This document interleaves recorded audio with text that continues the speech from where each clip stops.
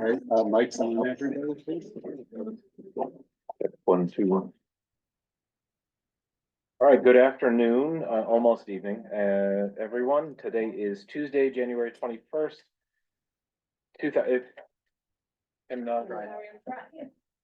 Just mute your speakers. 2025. It is 4:46 p.m.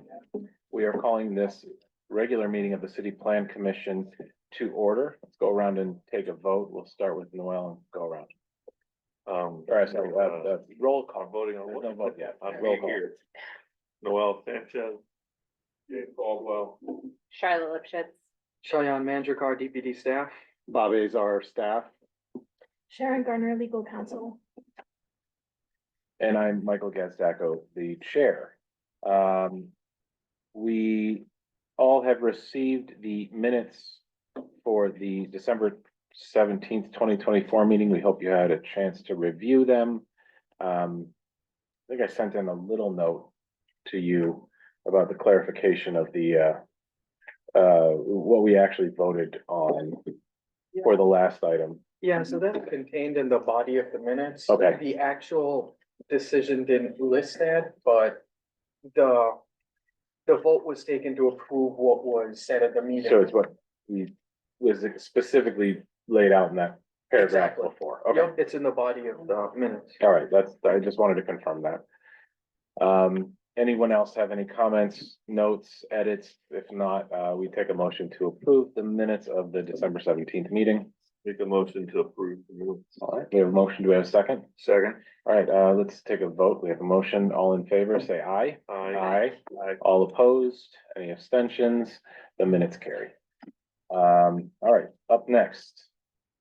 Election of officers. Mr. Azar, do you have anything you'd like to say about that? All I'll say is that we thank all of you who have been officers in the past year. We feel like you've done an excellent job, and that we appreciate continuity, and we think that the three of you,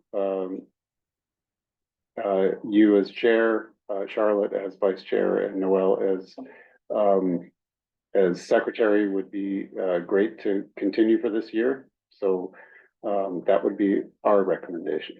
All right, are there anyone who would like to put forward that or another slate of nominees to be? I'll be the one to put that one forward. Okay. Display to the current You don't nominee. wanna be- Before anyone nominates me for anything. All right, we have a motion. Do we have a second? Second. All right, all in favor as nominated, say aye. Aye. Any opposed? Any abstentions? All right, congratulations, and I'm sorry. Director's report.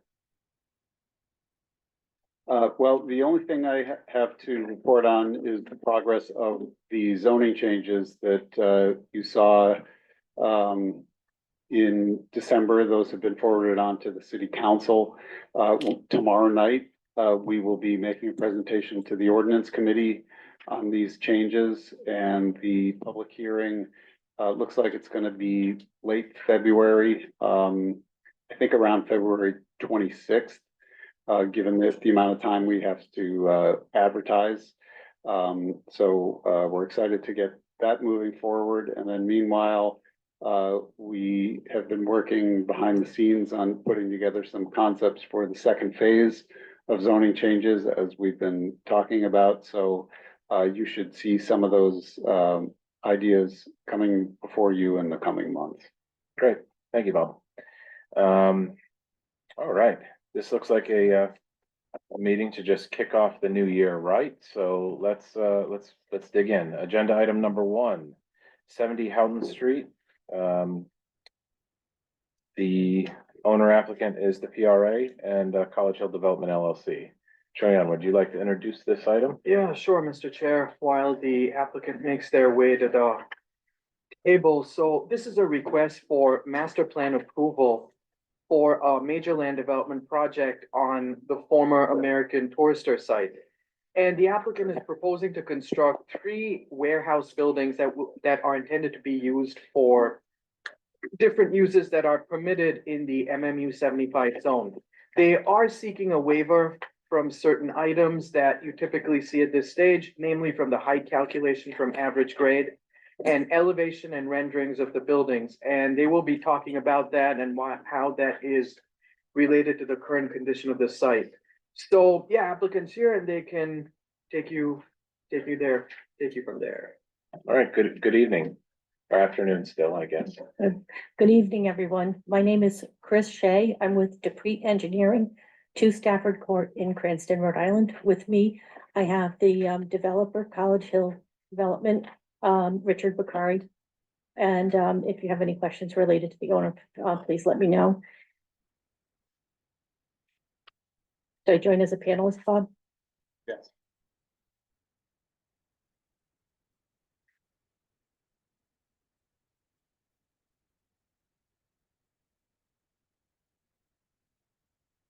I'm going to share my screen. I have a short presentation.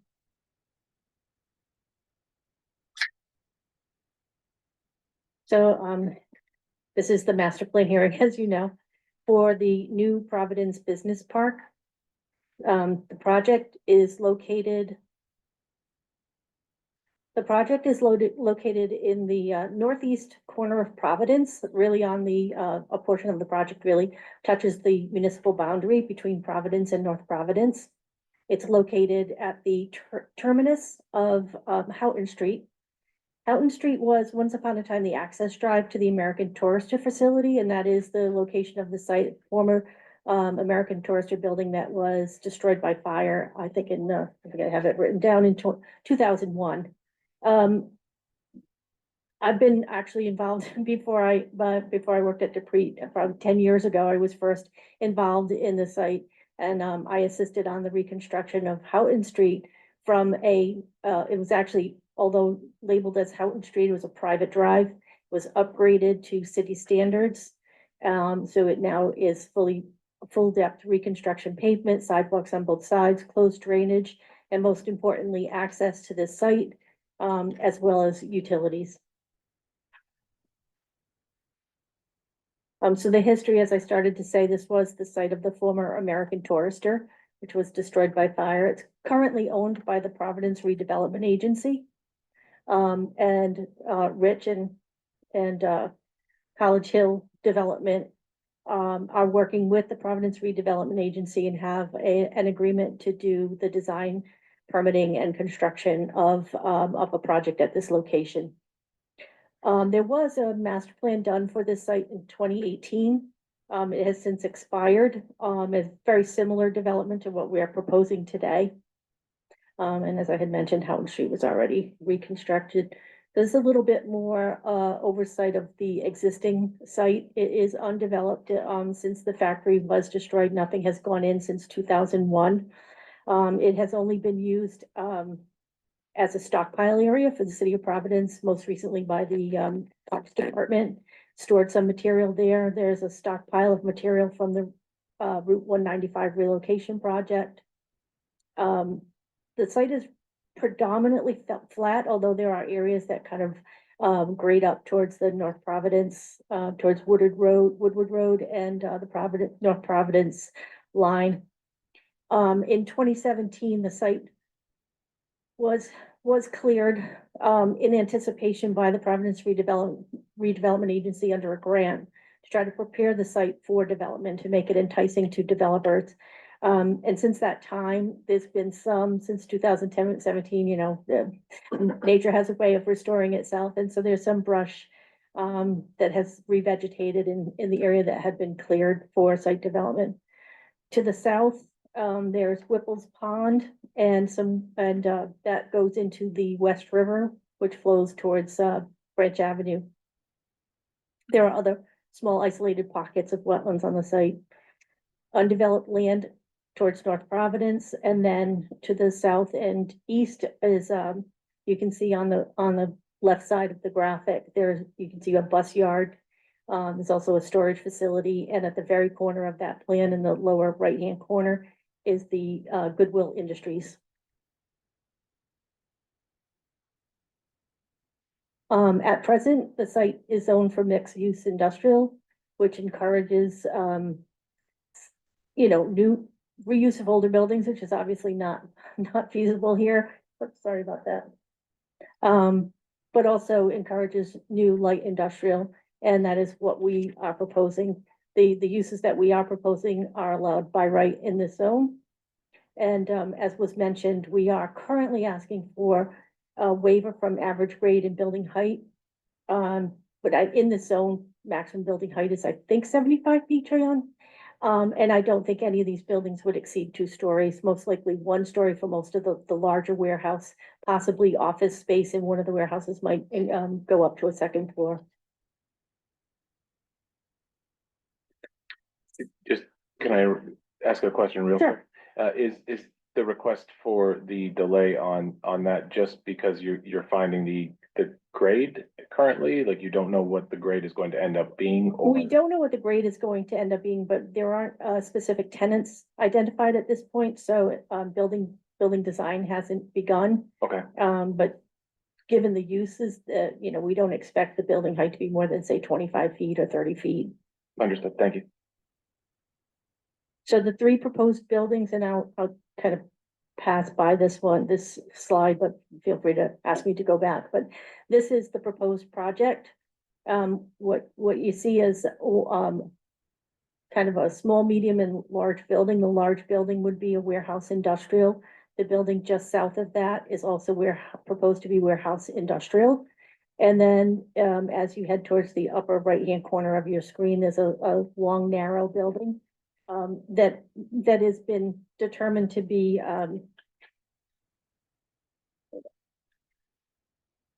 defined by the Providence ordinance as a contractor storage yard. What is its intended use at this point in time would be for small contractors, folks like painters, plumbers, electricians. It's a place to store materials rather than at a home, to be able to have a small space for that, to store, meeting subs, meeting employees, picking up materials. So the contractor storage yard is proposed at 16,200 square feet. The large warehouse building is approximately 45,000 square feet. And the smaller warehouse, which is the one closest to Houghton Street, is proposed at 14,785 square feet. They all meet the dimensional requirements of the zone. And as I said, the only thing that that is in question at this point, because we don't have specific tenants, is the building height calculation. The project, because of the Houghton Street reconstruction, we do have access to all utilities, municipal water, sewer, and private utilities, gas, electric, telecommunications. When we do take this further along, the stormwater will be designed to meet the Rhode Island Stormwater Design and Installation Standards Manual, as well as City of Providence stormwater standards.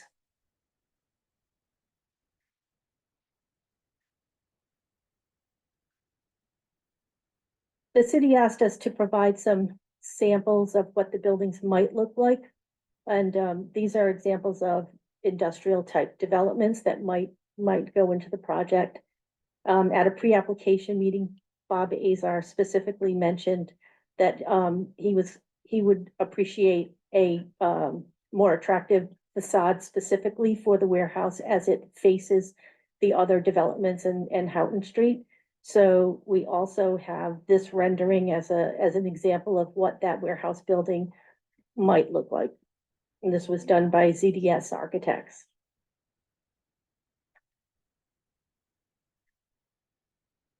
So our next steps, the site does have some remediation issues, so we will be working with the Rhode Island Department of Environmental Management, both on the solid waste department for permitting and wetlands and stormwater for based on the size of the project and the location relative to wetlands.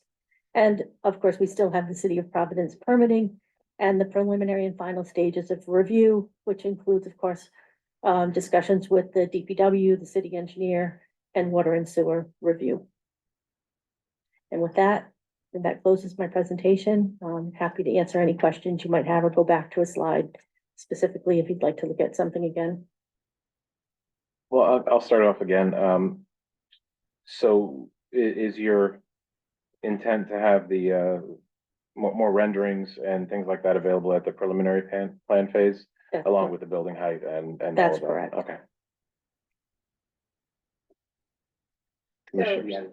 do we have to approve the building height tonight? No, that would just get approved at the next. Right. Okay, Yeah, so it looks like Joanne will get to the staff report, but the recommendation is to push those decisions to the preliminary plan phase. Dave, Noel, any? I mean, it seems like an appropriate use in an appropriate area, and obviously it's a PRA site, so we want to get that moving. All right, we reserve the right to call you back. We have questions after we hear the staff report, but do you have something, Noel? No, so I'm just trying to Can you clarify turn your where mic we're, on, Noel?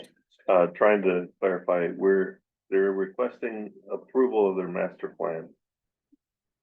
And then the height waivers, we don't know. So we're not asking for a waiver from height, but just simply from the calculation, like we asked that the height of buildings be calculated from the average grade, and they just don't have that at this They point. don't have average. Yeah, They- so they'll have that at the next The phase. next phase. They've testified that they don't anticipate needing relief from the height because they're allowed 75 feet in this zone, and they don't believe anything will be. And because Above they that. have average, well, it's mostly a flat site. It undulates a little bit, but yeah, it's mostly flat. Yeah. So there'll be a survey and all that, it'll be at the next steps. Yeah, I assume when they do all the engineering, they'll come back a little bit more at the preliminary phase. All right, with that, thank you. We will hear the staff report and then we'll open it up to public comment. Sure, thanks, Mr. Chair. And the applicant's gone through the basics of the project. And based on our review, we do find that they will comply with by providing uses that are permitted in the MMU 75 zone. They did speak about the dimensions and site design, and as stated, they are requesting waivers from the items that you discussed. And we are in favor of granting those waivers at this stage, just given the current state of the site and because it would allow the applicant more time to develop more fleshed out plans. You do see in your staff report, they have provided samples of what they expect the buildings to be like, and they aren't expected to exceed the maximum height of this zone. They will meet the landscaping requirement. They're expected to meet any environmental requirements at the preliminary plan stage, and they will meet the parking requirement.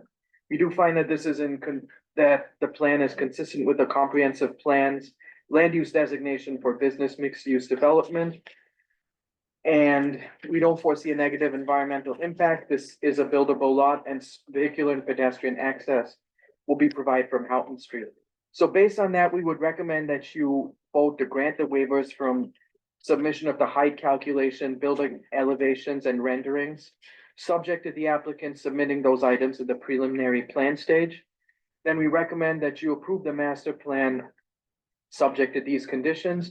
One, that the applicant shall provide more details on the design of the southeastern facade, which they just did. And also that they present a traffic impact study, and this was requested by the city engineer.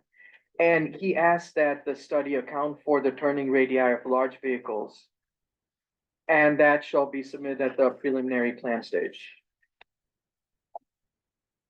Okay, thank you very much, Troy. And just one clarification, and he was particularly concerned about the corner of BZ Street and Branch Ave. Okay. All right, this is a public meeting, so if we will open up public comment now. If there's anyone here in the physical room who wishes to speak on this item, please come forward and start a line at the post right here.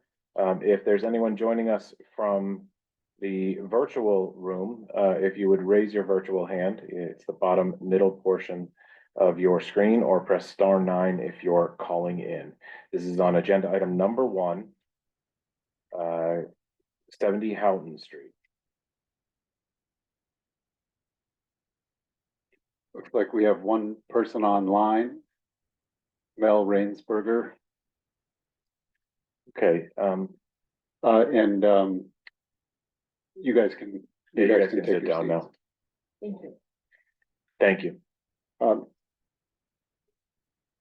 Mel, can you hear us? Yes, I can hear you. And can you hear me? Yes.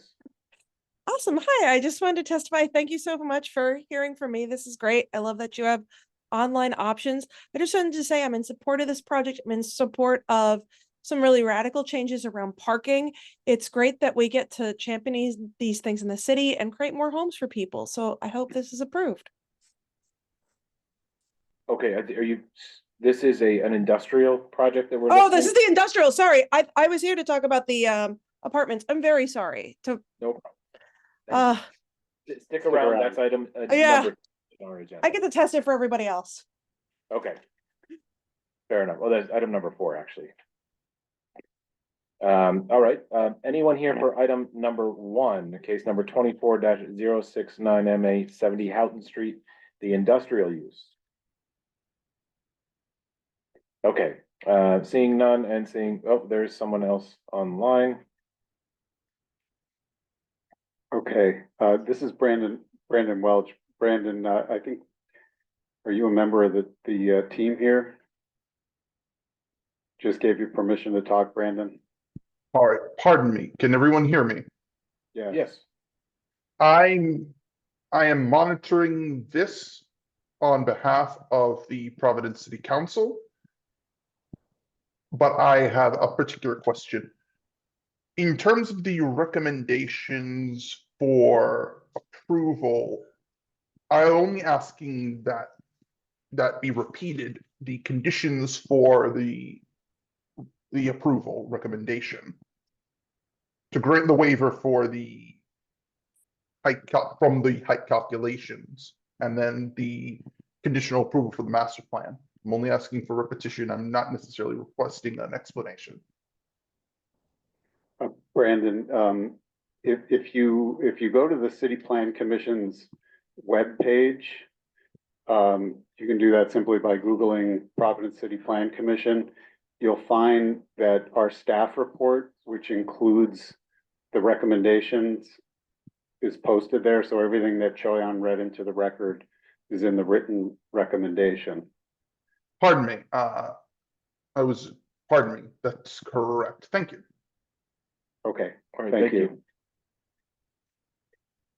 Is there anyone else who would like to comment on this agenda item? Seeing none in the room and no one else online, we will close the public comment portion of this agenda item. Well,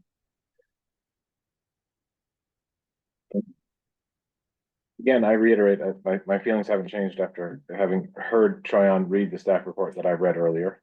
I think this is a good development, a good area for it. I'd be happy to see something that's not asking for any relief, just some waivers as far as the timing goes for the submission of certain items, which I am certainly in favor of. If we do move this forward to a vote, we will need 2 votes. The first would be a vote on the waivers that were requested, and then the second on the master plan approval. Yeah, I agree. I think we should allow these guys to get moving as quickly as possible. Yeah. All right, I guess we'd accept a motion to approve the waivers on the height calculation, building elevations and renderings, subject to the applicant submitting the items at the preliminary plan phase. So moved. All right, do we have a second? All right, we'll go around and do a vote. Noel? Aye. Dave? Aye. Charlotte? Aye. And I vote aye. The next would be a vote on the master plan to approve, subject to the following conditions: that the applicant shall provide more details on the design of the southeastern facade at the preliminary plan phase, and that a traffic study that accounts for the turning radii, large vehicles, specifically the intersections that the DPW director BZ Street and Branch. stated, shall be submitted at the preliminary plan as well. So we have a second? Second. All right, we'll go around with a vote. Noel? Aye. Dave? Aye. Charlotte? Aye. And I vote aye. Best of luck. We'll see you soon, hopefully. Moving right along to agenda item number 2, it's a city council referral. It's referral number 3591. It's abandonment of Steele Street. Sure, thanks, Mr. Chair. And a quick introduction. This is a request to abandon a portion of Steele Street, specifically the portion that's located between lots 314 and 469. 469 is owned by the petitioner and can be only accessed from Steele Street, and that's why they're requesting this abandonment. So a portion of this street is paved, but it's largely undeveloped. It's a paper street. And we have the applicant here that can elaborate on what's being requested. Thank you, Chairman. I do have a copy of the petition as submitted. I did not see that uploaded. This is what was filed with the council's office. If I could hand that out. I think that's we have included in your package. You all have that? Yeah. Okay, all right, excellent. What I want to walk through is the orange, green, blue, and yellow squares. So the yellow square is our lot. The blue square is the existing portion of what is not quite a paper street, a little bit short of a real street, maybe in the realm of a cardboard street. But it is public property. You see, it's the number 13 seems to be right in the middle of that blue box. As I understand the DPD recommendation, the green area, which is the area that immediately abuts our lot, at least the half of it that immediately abuts ours, there's no issues or concerns relative to those portions. There does not seem to be an objection to the abandonment of each of those portions, assuming the agreement of lots 314, 315, and 316. We have been in communication with lot 316 in the past. We have not been in communication with lot 15 yet. We have not been in communication with lot 314 yet. But if you pull up the other image that I submitted in the application, you can see that there is a very steep slope. And so the way that house is set back relative to the grade on that side, I don't know whether or not they would even be able to access the area immediately abutting. It's a steep retaining wall. But we're very happy to communicate with everyone. Our primary objective is just the green area there, but with a favorable recommendation requiring us to communicate with each of our neighbors prior to the council meeting. We would do that simultaneously with our work on a survey. And if it was agreeable to the other parties, we would seek for the abandonment of the entirety of it. And if not, we would only seek for the abandonment of the portion immediately abutting our property. I've been in communication with DPW. They do not have any objections. There's a potential sewer easement, which we would agree to. I believe that's also in the recommendation.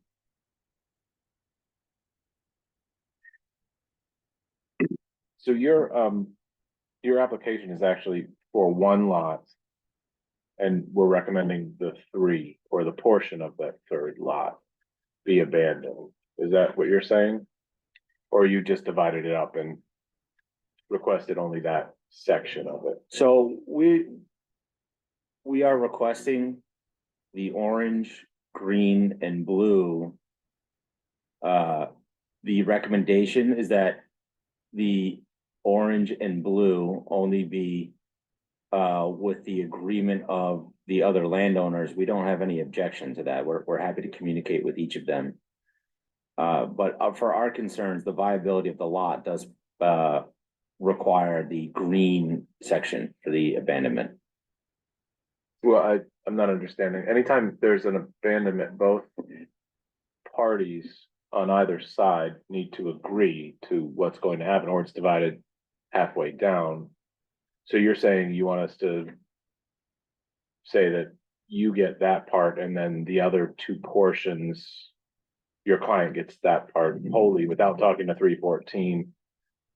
No, Maybe I'm confused. I'm sorry, Mr. Chairman. We are merely requesting a finding that this paper street, as identified in green, blue, and orange, is no longer a public use, and a recommendation that we were able to acquire the portions of it subject to the consent of the abutting property owners. Yeah, so I think that's a good way to, Yes. that's a good way to put it. I did go out to the site and walk through it. This blue portion is paved and accessible. It appears that people might park on it. It kind of looks like a driveway, but it's public right of way. These areas here and even down here, I believe this is called Ford Street. This is overgrown. It looks like there might be some pavement under all of this. There's a lot of brush. It almost looks like the owners of 469 have been dumping their grass clippings over a retaining wall because it's now just sort of built up with compost.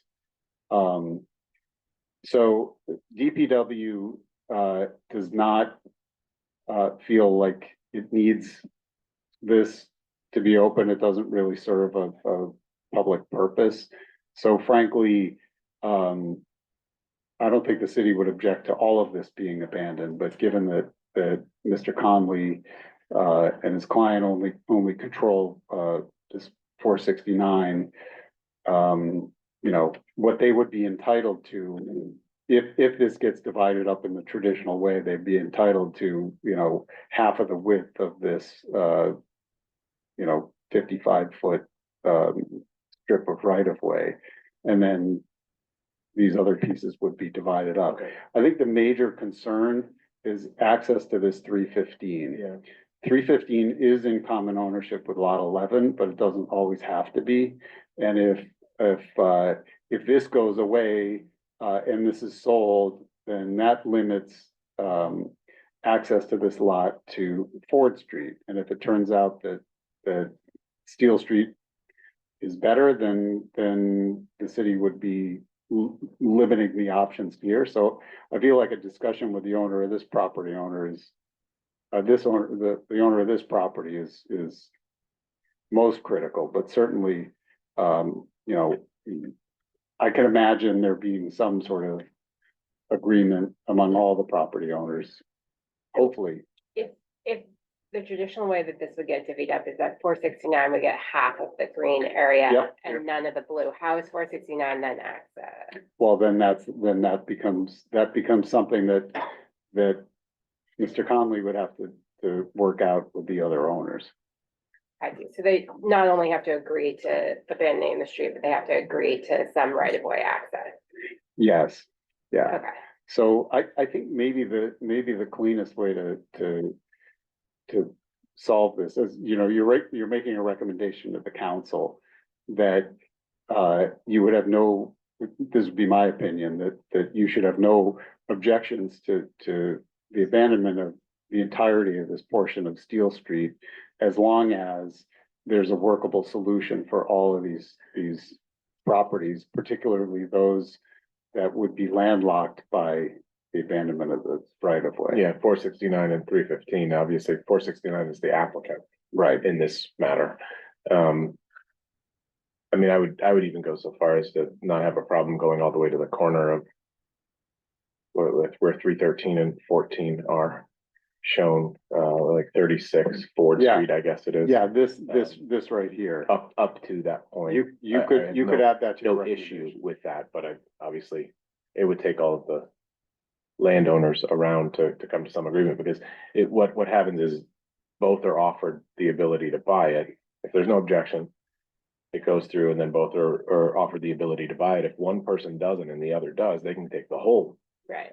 instead of half and have I use guess of I'm a it. little confused why the request isn't just for the the green box. Because then that would allow access to that 469.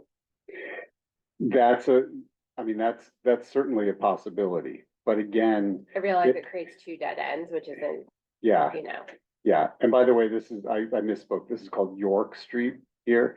The problem with abandoning just the green, without consultation with the yeah. owner of parcel 315, I think that could create some issues. But if this owner says, no problem, I can get to it either through York or through parcel 11, which is currently in common ownership, then maybe this isn't the worst thing in the world. And this little stub end, if it stays open as a public right of way, still provides access to this larger lot, especially if these owners can get permission from 314 to get access to the whole thing.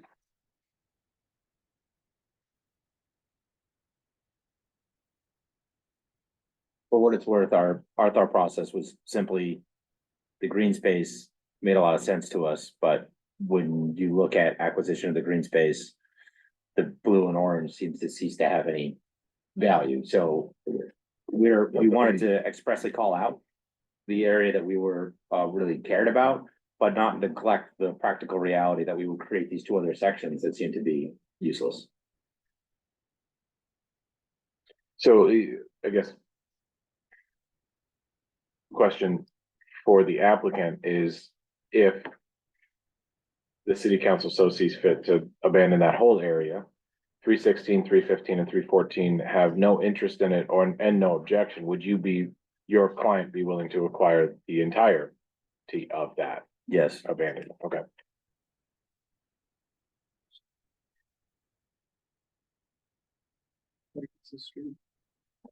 Yeah, what is the objective for 469? Just out of curiosity, like, Side by side townhome, how would you access it?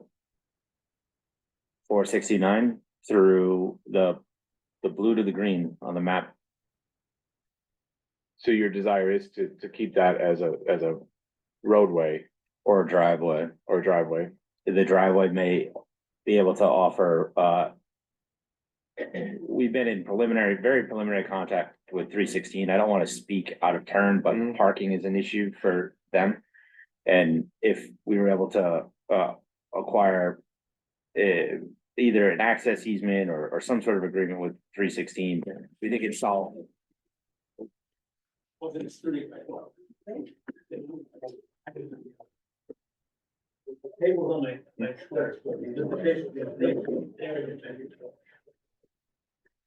Yeah, me too. I thought that's where I should leave. But obviously, this is not the case. So I apologize. Are you all right, Mr. Zagarian? And fine. Bike like is not a happy bike. It doesn't like to be stationary for longer than 5 minutes. So I get up and sit down, get up and sit down. I thought I could leave. Please, folks, don't lean on the tables. They will fold. Sorry about that. Table, you gotta face that way. All right, sorry. Okay. No, I'm fine. I'm fine. Like it. All right, We thought it would just allow us to solve more problems, in the area. And relative to 314, the grade change is very dramatic, so Yeah. we just don't perceive them having a lot of interest so in it. you've had contact with 316, Yes, even if it's preliminary off the record? yes. You're not asserting their opinion one way or another, but you've discussed this with 316, Yes, and that's the impetus of this. yes. Okay, that makes me feel a little bit. Yeah, I'm fine with any outcome. I'm more just was wondering how they were planning to work it out, but I think I don't have any objection to whatever portion of this they want to abandon. Dave, well, any questions for the applicant here? And if they have to take care of it rather than the city, it seems like a Oh, yeah, so win he gets for the paid and city. less liability for the city, as far as I'm concerned. All right, let's hear the staff report, and then we will open up the public comment if there is any. Sure, commissioners, and when reviewing requests for street abandonment, you have to check if there is a public interest was demonstrated. And so what we found is that there wouldn't really necessarily be an adverse impact on the public interest if this were to be abandoned, given the limited amount of connectivity that the street provides. We don't foresee a negative impact on existing land uses or future plans as a result of this abandonment. Based on our discussion and also on our analysis, all abutting landowners would need to come to an agreement regarding the proposed abandonment, given that abutting landowners are eligible for a certain portion of the abutting portion of the street. We don't foresee any physical or legal access being denied. And as of now, it's unknown if any public services or facilities need to be protected, and the applicant will need to grant any easement as necessary. And they have provided a petition and plan. So based on that, we would recommend that you advise the Committee on Public Works to approve the abandonment subject to these conditions. One is that all abutters on Steele Street shall come to an agreement on a plan for an abandonment prior to them appearing before the council. And also the petitioner is required to provide an administrative subdivision showing how that portion of the abandoned street will be merged with respective abutting property. And finally, the petitioner shall grant any necessary easements for utility access and maintenance. Okay, thank you. All right, this is a public hearing. If there's any public comment on this agenda item, then we are on agenda item number 2, abandonment of a portion of Steele Street.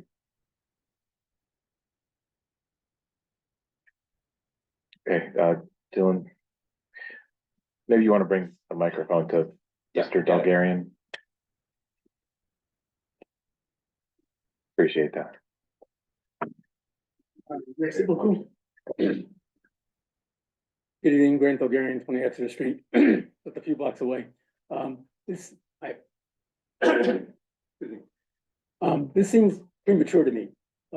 Why aren't all the folks that are directly abutters, let alone the folks that are just maybe one lot away from being a direct abutter, involved in this process instead of the City Planning Commission being the initiator of this process? I'm concerned.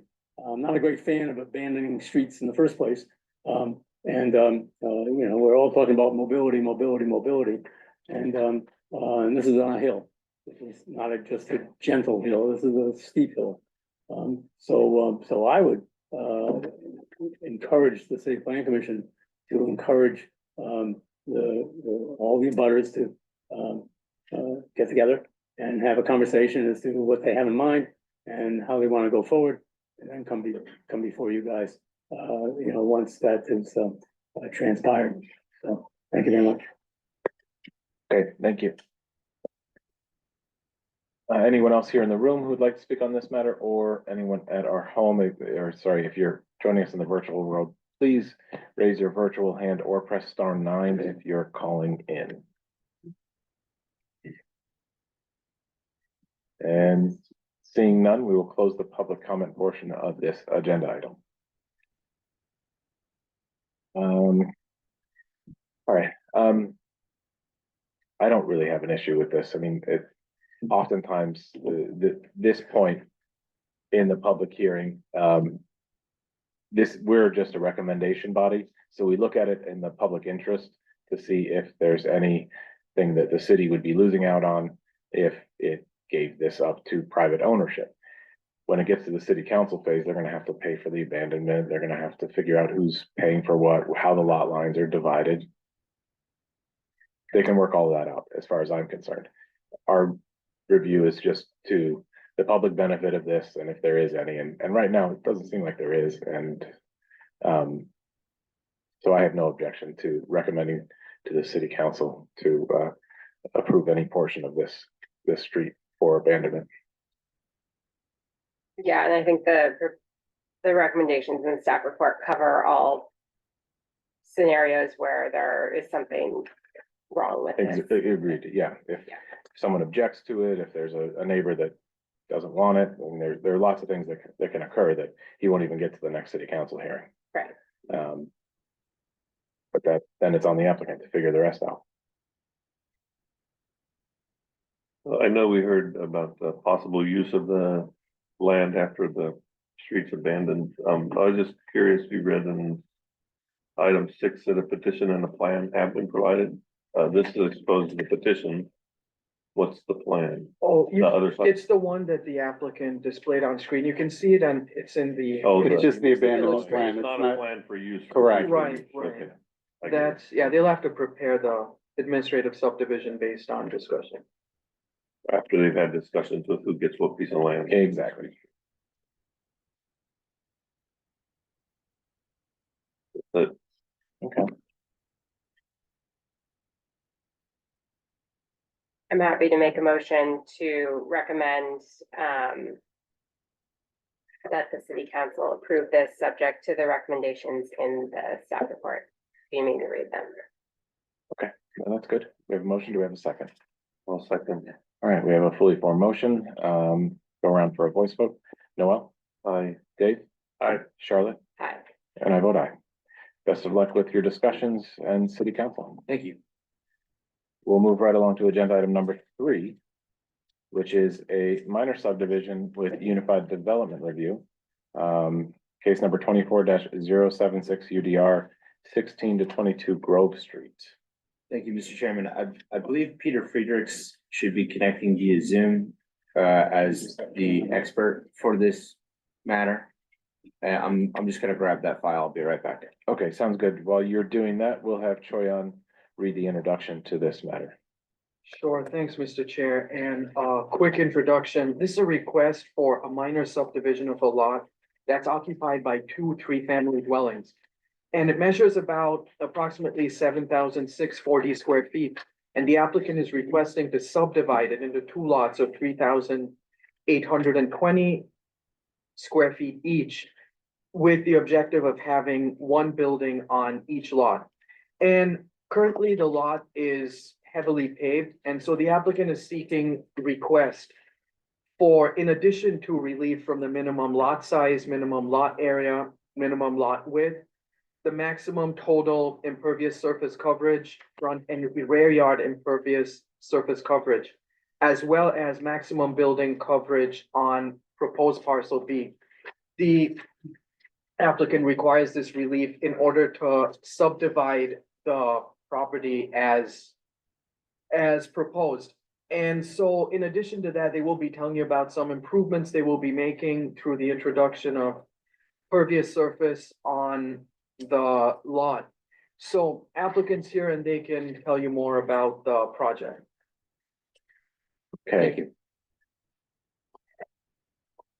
I believe, Dylan Conley on behalf of the applicant, I believe you do have in front of you the package, the aerial view of the site. This is sort of an oddity, a bit of a quirk. I don't know why the lot line between these 2 buildings doesn't exist. It's got almost identical 2 buildings on 2 separate lots immediately next to it to the east, and similarly, I believe 4 roughly identical lot splits to the north. The GIS wasn't up and running, so I have an exhibit, but it doesn't have any lot lines. So that isn't particularly helpful, but you can pull it up in the GIS and you can see it broken out. But I think for my purposes right now, I do want to turn it over to Peter Friedrichs and to discuss the elements of the dimensional variance. Peter, before you get moving, can we have the stenographer swear you in? I think you're muted. There you go. Yep. So, could you raise your right hand, please? Do you solemnly swear the testimony about to give in this matter will be the truth, the whole truth, and nothing but the truth, help you God? I do. Thank you very much. Just state your name for the record. Peter Friedrichs. Thank you. Thank you. Go right ahead. Loud and slow so that we can hear every word. So I'm testifying as an expert on the dimensional variance requests. Testified in front of the commission a few times in the last year. As Dylan mentioned about this project, it's two existing multifamily properties on one lot. From an outward appearance, it looks like two separate properties with a common driveway. It's a little narrow in between the two buildings, but not out of context with what you might see in this part of the city. Sorry, was there a comment? No, Noel Okay, Blues, no. all right. I do live pretty close to this area, pretty familiar with it. And I've reviewed the application. I don't have a written report today, but I can orally go through the required findings for the board. The first, yep. The Go first, ahead. the hardship is due to the unique characteristics of the subject land or structure that's been talked about. You have, again, essentially two multifamily buildings on one lot, slightly undersized, once subdivided, but not out of context with that part of the city. Again, this is not, hardship is not due to the general characteristics of the surrounding area. This type of use on one lot does occur on occasion in Providence, but is not by any means the typical land use pattern. There's no evidence of physical or economic disability of the applicant. The hardship is not the result of any prior action of the applicant. Granting the requested variance will not alter the general character of the surrounding area. It will provide small improvements to the site through the reduction of impervious surface. But by and large, there'll be minimal physical changes. It will make it much easier for owner occupancy. The 3-family is a different financing mechanism than a 6-unit. So it creates greater opportunity for home ownership. This will not impair the intent or purpose of the zoning ordinance. It promotes a balance of housing choices. This has followed the city's application requirements. Granting the requested variance will not impair the intent or purpose of the comprehensive plan. This is a dense part of the city. There's a great housing need, and the proposed lots are within the future land use map designations. And finally, the hardship amounts to more than a mere inconvenience if the dimensional variance is not granted. Again, two properties on one lot, atypical to the history and the practices of the surrounding area. So it really frustrates the city's goals in terms of increasing owner occupancy. Thank you, Mr. Chairman. I'm happy to answer questions. I do think this is the sort of example that you will not likely, the law just recommended for approval to the council considers these lot splits. And I do think this is good planning policy. And I do think it's a good case study in what might be effectuated in the future in terms of increasing home ownership opportunities. Just out of pure curiosity, next door looks like exactly the same situation. Are you aware if those have been subdivided or if they're on a single lot as well? They are split. They are split, okay. Yes. Because it looks like exactly the same. Two houses with that common drive, two houses with that common drive, same size, same shape, same everything. Yes. Interesting, okay. My only question is about access to, well, maybe we need to hear about the improvements and specific improvements as to pervious coverage, but it seems like no one's gonna own the access to the parking in the back, or is that gonna be a shared driveway written into the deed somehow? Yeah, how many parking spaces are you going to maintain on both lots when it's subdivided, and what are the improvements? Obviously, this looks like a completely covered parcel as far as concrete or pavement and building. We will be reducing the total amount of pavement.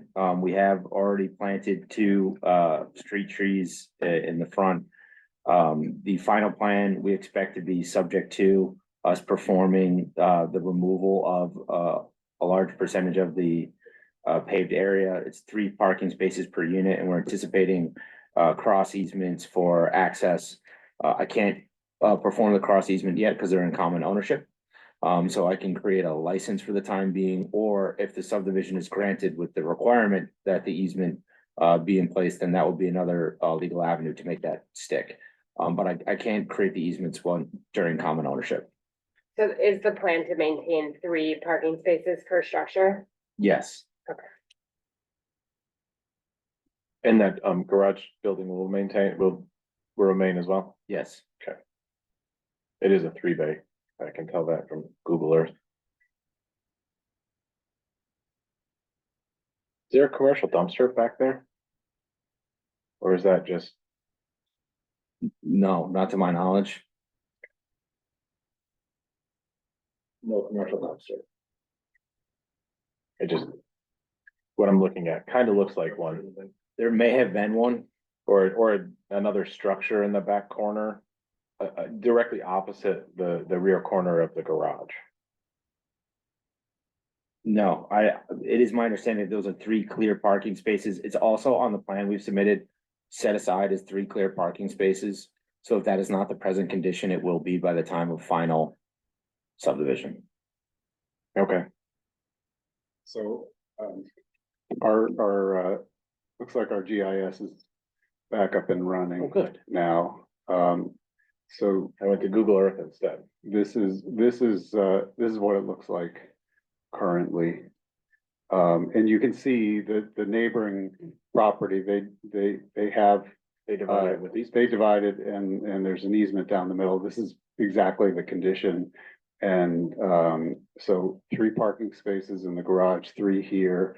According to the plan, this is a 10-foot wide easement, looks like 5 feet on each lot. Give or take, to get down through the middle. And then, I think they can talk a little bit more about the pervious surface. Mr. Conley already indicated that they had planted street trees. And you can see on the plan the improvements. And this is something we've been in discussions with this applicant for many months about. And we've insisted that, even though nothing really changes on the ground, the houses remain. Whenever we see something like this, especially if somebody's asking for zoning relief, we want to try to get as many non-conforming aspects of this at least moving in the direction of conformance. And this is one of those situations where we've supported situations like this before, where it's currently non-conforming by having 2 principal buildings on a lot. But the lot is of conforming size. You'll end up with 2 lots that are non-conforming by size. But I think especially if the owner wants to sell maybe one of these houses without getting into complicated condominium arrangements, being able to have these separately is a benefit. For whatever it is worth, it is an owner occupant. It is not a developer client. This is an owner occupant.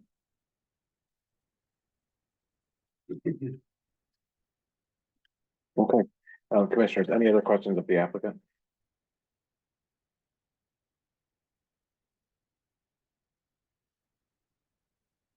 All right, let's hear the staff report and then we'll open up to public comment.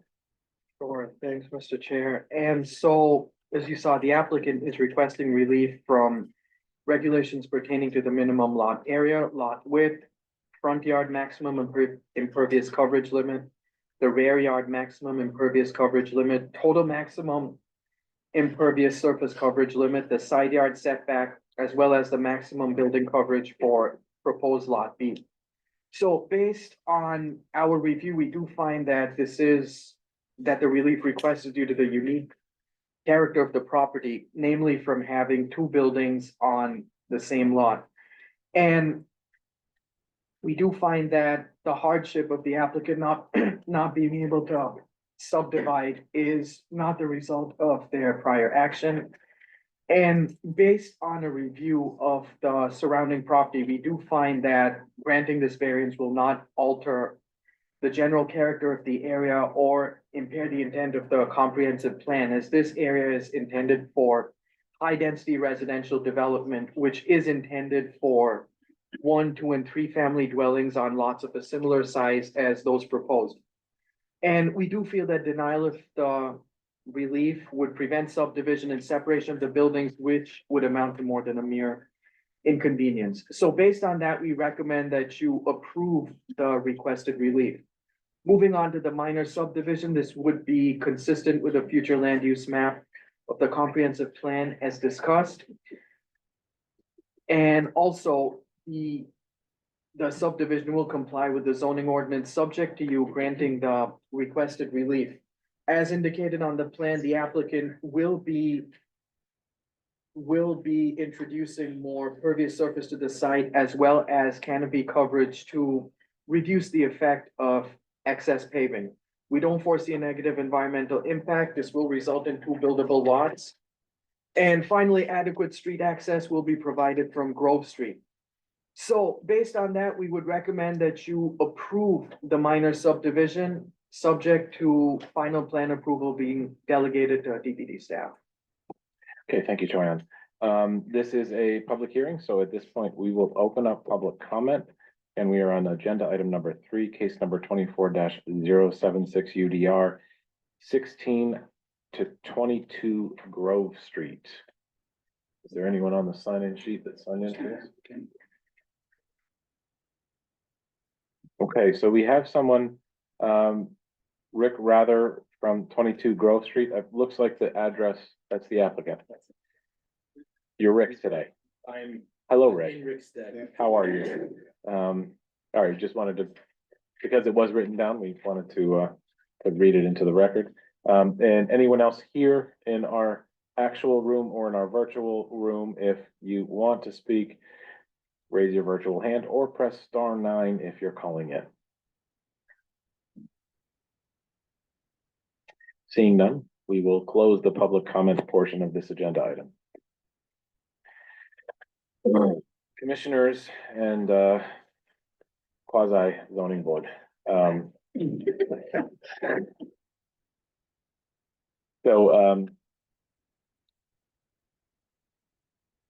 Obviously,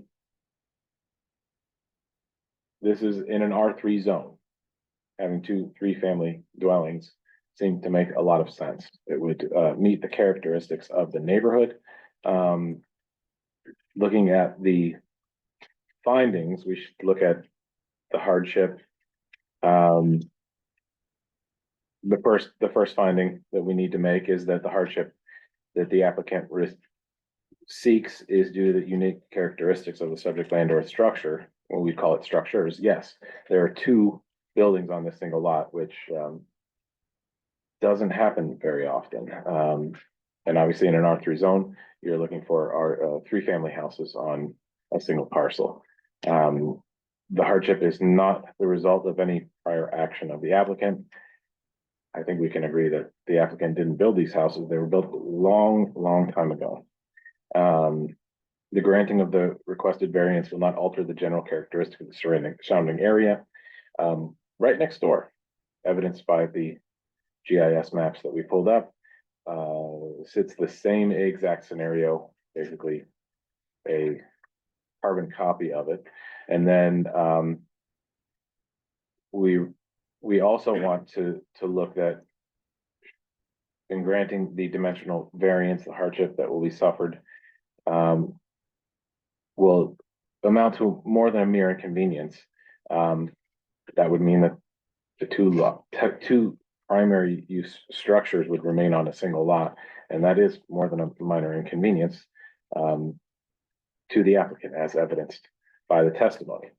So, seeing that, and based on our discussion, I would recommend we make a motion to approve the requested relief. So moved. Do we have a second? I have a question. Oh, we have some Sorry. discussion. So I was looking at the proposed pervious surface. Seems to me that they may be creating a problem at the sides of the house if they make that pervious surface. If they don't already have basements that are moist, this will help them get. You know, it doesn't really seem to be the right thing to do for the houses. Not saying that I like pervious surfaces, but those two on the side of the houses might cause more problems than they'll meet the requirement now, but I think it'll be a problem. And so to require that as a condition, I'd be happy to require the ones in the back, and if there was another place to put more pervious surface, that'd be great. It doesn't seem like there is on the lot. So you're in favor of the front, the back, and along the parking areas? The two on the side seem to me like they're gonna, because there's asphalt on either side of them already, there's paving to the other buildings. In this drawing here, Yeah, it looks that way. I know because I'm, working on some houses where this is a condition, Yeah, I mean, these Trying old to get houses, the water out the of there. basements are, a problem. Yeah. And taking the asphalt or the covering off might create more problems for the owner. I mean, but there's ways to remediate that as well, you know, French drains and whatnot. Is there any other, That's the only, area that it doesn't look like there's doesn't much, look like there's much places to take out. I mean, between the house and the 3-car garage possibly? Close to the basement. I mean, I think the only other thing I see just by looking at this is they could maybe plant another tree in the backyard and in the corner of the lot. So, The idea for the impervious is, yeah, stormwater and how much runoff goes right into the street and the maybe you could make storm well, drains. they could paint drains in the backyard, but that's a I whole mean, different thing. they're pledging to do it. So, you know, I mean, I know when you have earth up against the foundation, you want it to be pitched away from the foundation. And that may be possible. But they're saying they're gonna do it. Some dehumidifiers down there. Well, I mean, we don't wanna create problems for them, but, you know, this is their plan. So I They understand that submitted this this is one, their, you know, we're not here to evaluate the construction of the thing, but seems to me like if they did some kind of in the back parking lot where they would, I know in bigger projects, we've done some, there's been dry wells and things like that to allow the pervious, the water to go into the property. I know we don't really talk about that much in the building codes at this point, but residential stormwater management is a thing that's on the horizon. So, I'm just saying that to require those two pieces to be put in, I don't think there is a conditional request anyways. The recommendation wasn't conditional, which. Well, I think the recommendation is that they comply with the plan that they submitted. And, you know, I wonder whether it could be boiled down. Again, I realize this is their plan, but I wonder if it could be boiled down more towards an area rather than a specific all plan. right, so this is. All right, I'll say a couple things. One is, in my house, the only places I get water seeping into my basement is from the areas that are impervious, that directly adjacent to my foundation. The landscaped areas that go right up to my foundation, I've got my downspouts going out away from those areas, and I don't have any problems. That's one. Number two, they gave us this plan. Number three, they didn't want to do any of it, and we insisted that they do this as a condition. So, I mean, I get what you're saying, but they're not asking not to do this. I understand. I think my only concern is that if we're requiring, are we requiring it? May not be helpful. We're technically, we're not requiring it, they're asking us to approve this plan Okay. that they submitted. Technically. Just wanted to point out what I see in the. I mean, I have both scenarios. I have where I have, you know, concrete sidewalk right adjacent to the house, and then, but then there's also areas that are, you know, landscaped, just grass going right up to it, and it's a 100-year-old house. Do I have a damp basement? Yeah, I have a dehumidifier, and that's that. But it's a 100-year-old house. I don't have water seeping in. There's moisture in the basement. I have water coming out of the floor of my basement, so, That sounds like a different problem. yeah. I luckily do not have that. Yeah.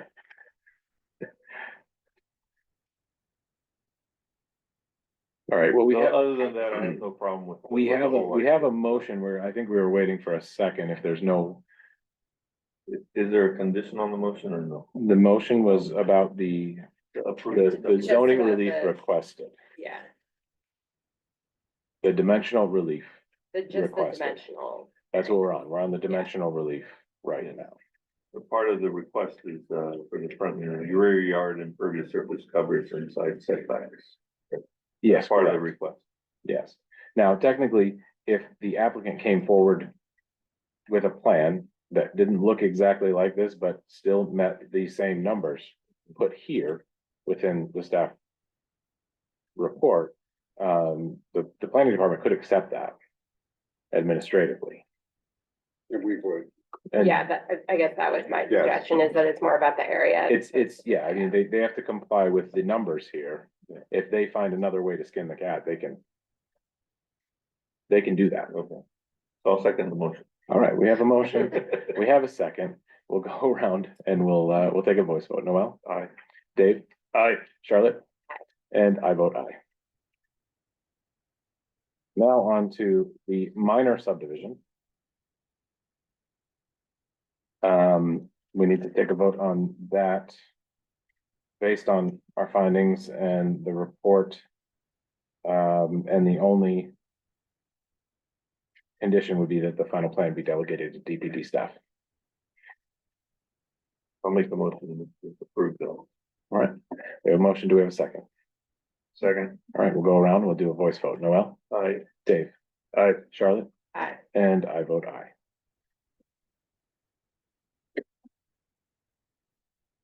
That concludes agenda item number 3.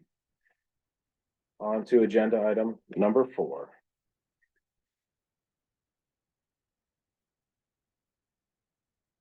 Okay, agenda item number 4 is 269 Wickenden Street. The applicant is Fox Point Capital LLC.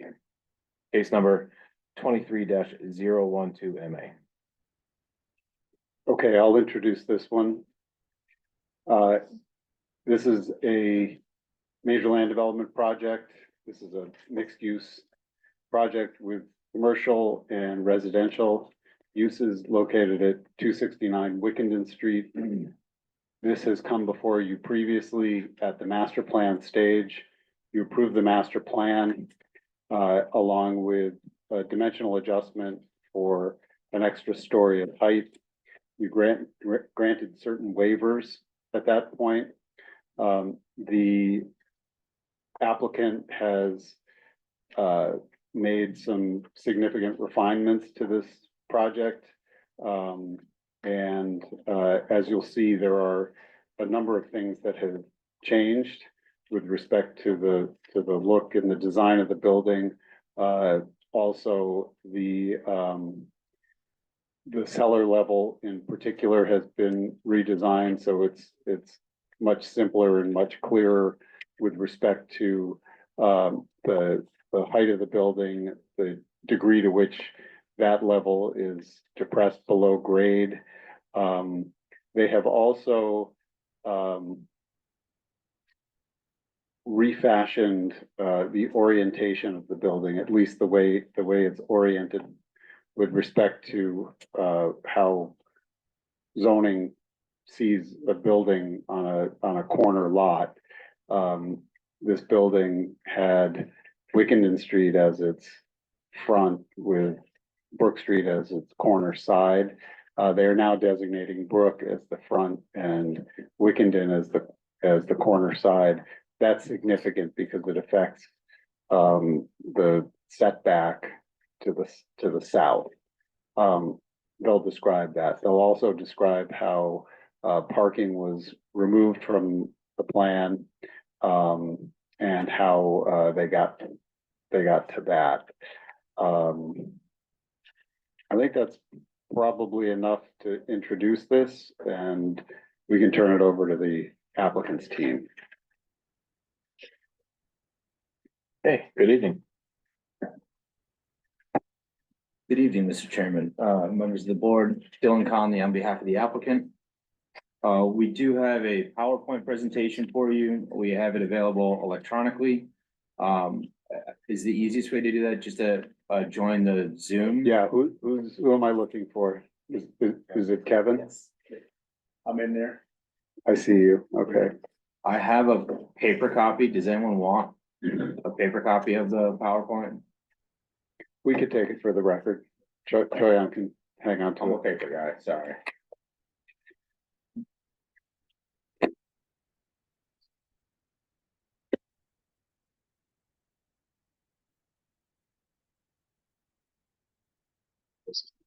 Right.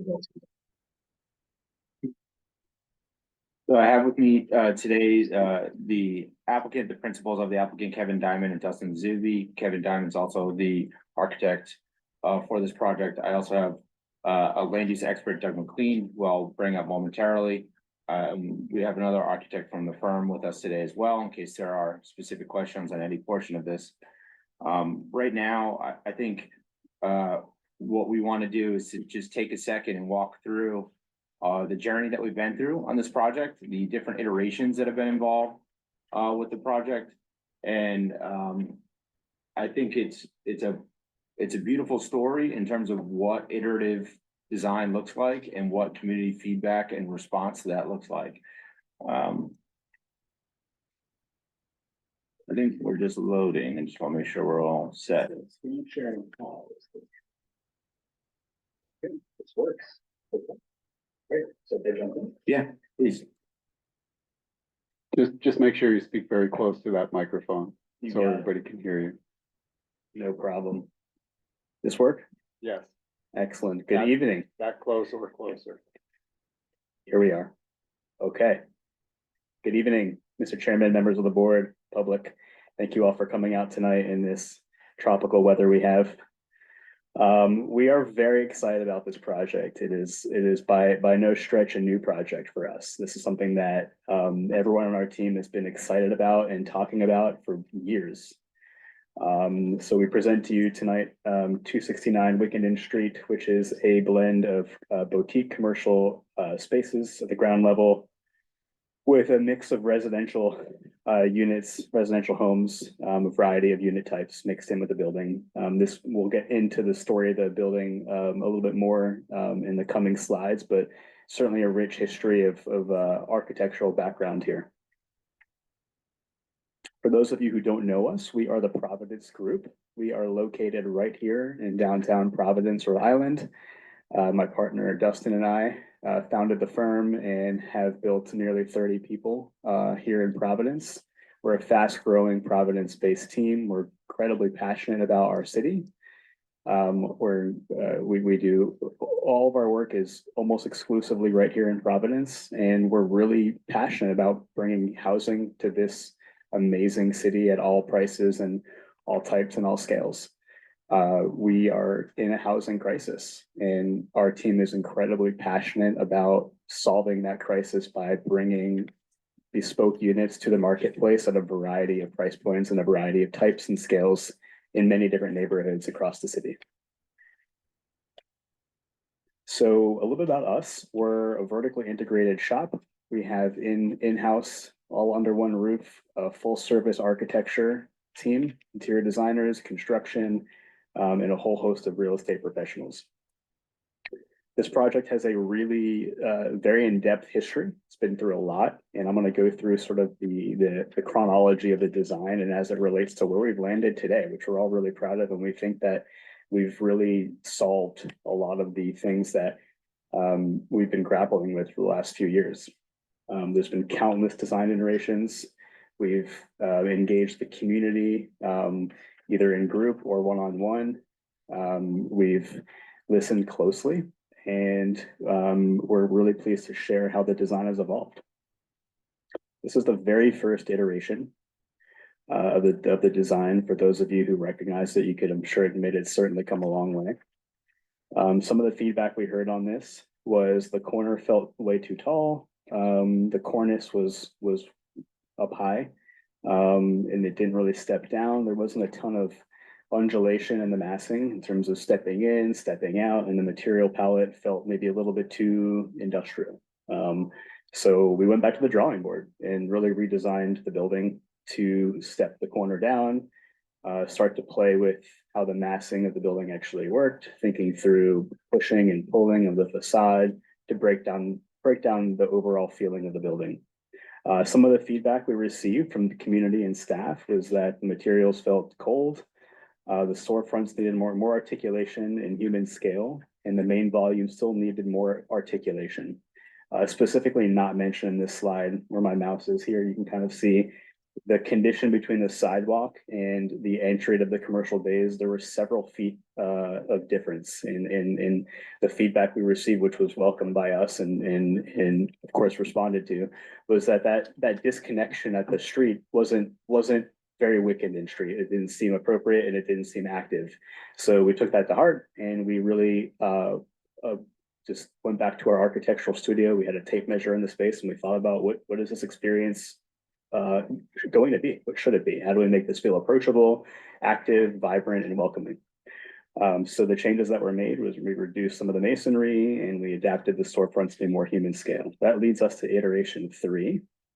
Slight difference. We've activated this corner here at iteration 3 and started to step down this part of the facade here along Wickenden Street. So pretty vast improvements from 2 to 3. Some of the feedback we heard was the building felt too wide. It didn't fit into the context of neighboring structures. The main commercial storefront still felt removed from the sidewalk, etc. So we took that feedback, and again, we went back to our architectural studio and we continued to iterate exhaustively to come up with other solutions. The next step was to take this building and think about it, instead of one mass, think about it as a collection of 3 volumes. And part of the architectural narrative was, okay, let's understand what is the average width of the volumes that surround this building, north of it, south of it. There's a pretty predictable typology that marches up that street.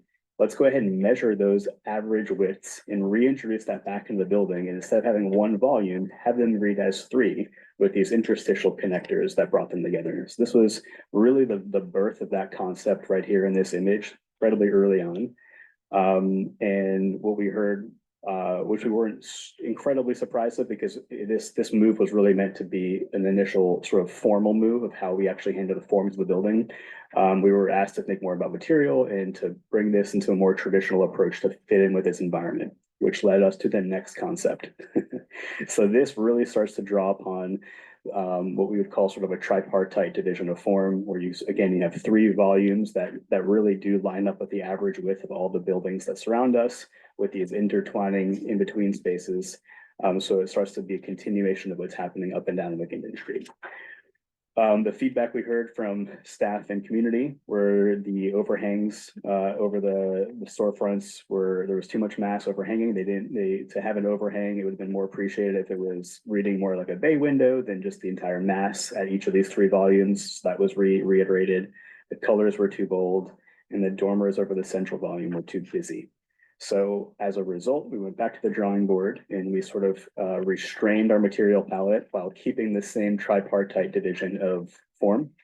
And we streamlined the dormers and we moved all the mass back inwards toward the building, which was actually a fairly drastic cut in square footage, because if you can imagine, all the mass that was overhanging past the storefronts came and sucked in, and only a small piece is now basically bumping out in the form of a bay window. Which brings us to the next iteration, iteration number 6. Iteration number 6 was really starting to come to life here. Again, looking at this as 3 separate forms with these in-between spaces, we've received feedback that there was opportunity to, I think the quote was, which I loved, we want to see more jazz. I'm a musician. I've always actually, my research in school was about the cross-pollination of music and architecture. It's super exciting. I loved that comment. And the idea was, let's make this more exciting. This is a really fun building. This is a great neighborhood. This is vibrant. This is a lively street. Let's come up with something on the corner that's fun and interesting and a little bit contemporary, but let's not make it steal the show. Let's allow this building to still play off of the cues and context around it. And that brought us to the next iteration, iteration number 7, where we started to take the window patterning on the corner volume, and at the request of more jazz, we introduced what we like to think of as syncopation, where the windows slip past one another, and there's this really playful push and pull on how the building is articulated. So as you can see, we're only at iteration 7, but there was a lot of thought, a lot of energy and creativity that went into responding to every single one of the feedback pieces that we were able to. And then the final design, where we're at today, is this. And again, this is really a manifestation of all the forms that we've thought about, sat with, and worked with over the last several years with the community, with staff, with various stakeholders. And what we have here are 3 distinct volumes that have 3 different roof forms. All 3 roof forms are pretty vernacular for the neighborhood. And I think there's a fair amount of jazz on the corner still, but it is toned down a little bit to be a little bit more approachable. I think the street life in terms of the sidewalk experience is as vibrant as it's ever been in any of our designs. And I personally think it's going to be an outstanding addition to the already stellar streetscape of Fox Point. So we feel like this really blends in with the surrounding area in terms of the average width of the surrounding buildings, a ton of glazing and light that comes right in off the street, and a really approachable sidewalk experience. I want to turn the floor back over to Dylan to talk a bit about average grade. And the reason being is, for those of you who are new to the room, there's been questions about how the number of stories for this building has been calculated. And we just wanted to make sure we were being really clear about how we understand this. Thank you. What you have here in this slide is just a snapshot of the Providence zoning code. And it describes the differences between a basement and a cellar, which has an impact on what constitutes the first story. So the difference between a basement and a cellar, the image on the left, you can see that the lowest level is considered the first story because it's a basement, because more than 50% of the grade is above the average grade. More than 50% of the volume is above the average grade. And then on the right, you see a cellar depicted, because you can see that the average grade is more than 50%. More than 50% of the volume is below the average grade. So it makes that first story the story above. I think in 2-dimensional in concept, when you take a look at this, it's fairly readily digestible. But what we had in our original proposal is quite complicated, because it's not a flat grade. The grade changes over the course of the site. And also our cellar heights changed because we had structured parking. We also had a loading space in that area. So it was a very, very complex, and this board requested that we create additional clarity on that front. I do think it is quite clear in our plan set, but I think clarity also requires understanding the code and how the code works. We just pop down one slide. So this is a zoom in. This is what we are doing. We have a cellar. So the first story is the story above the cellar. And I think when you take a look at this image, you get a really clear sense of what a cellar is and how that less than 50% of floor to floor height is above the elevation of the finished lot grade. If we go to the next one. So this is us doing that, right? This is basically the same exact approach. It was requested that we do both cross sections and three-dimensional images. They are littered throughout our plan set, but for our purposes right now, that blue area is indicating that 50% below grade, which what constitutes the cellar. So the first story is not that story, but the story above it. You can see sort of the cross section indicating how the grade is different, right? So the complexity that remains is the varying grade in terms of visual from the public perception of what is or is not a cellar. But in terms of code, it's just average grade, so it is a flat line. It doesn't change over time. So that level right there, that blue level, is a clear indicator of what is constitutes below grade in your cellar space. You can see it indicated throughout the entirety of the plan set. Each one of our height markers indicates where that level falls. If we could go to the next image. This is my extreme talents in Microsoft Paint, dropping the two images on top of each other so that you can see that we are presenting this material to you in the exact form that is presented within the zoning code. And so you have your definition of the first floor and cellar as presented within the zoning code. So you see that the first story is that story above, but a great deal of the complexity was removed by eliminating the structured parking and the loading zone now comes off of Wickenden. So we no longer have a series of angles changing volume and floor height everywhere. It's a much more straightforward project. If we can go to the next slide. And this is where I get out of my depth. So I think Kevin can jump in and just explain to the extent that we want focus detail, it is in the plan set. We did not know if the board wanted us to go through any additional focus on this, but this is the image that really walks through exactly what cellar is and how it works. Yeah, what I would say is that, you know, the way you measure this is it's average where the ground is hitting this building all the way around. You can do that in a bunch of different ways. You can take it at just, you know, the inside and outside corners. They've taken spots all the way around and averaged them out. We've analyzed this with the zoning official and we agree with their approach. The number they came up with for average grade. I forget what's the actual number. It checks out. 25.74. Yeah, so, you know, and if you look at the existing grades on the site, it's right smack in the middle. So this is I think they've done that calculation appropriately and the zoning official has agreed with that. Happy to answer questions about it. We have the calculation table in the plan set and also in the top. Use the microphone, please. Oh, my bad. Yeah, and certainly happy to answer any questions about it. We've got in the top right corner of this slide. Not sure if this happened here.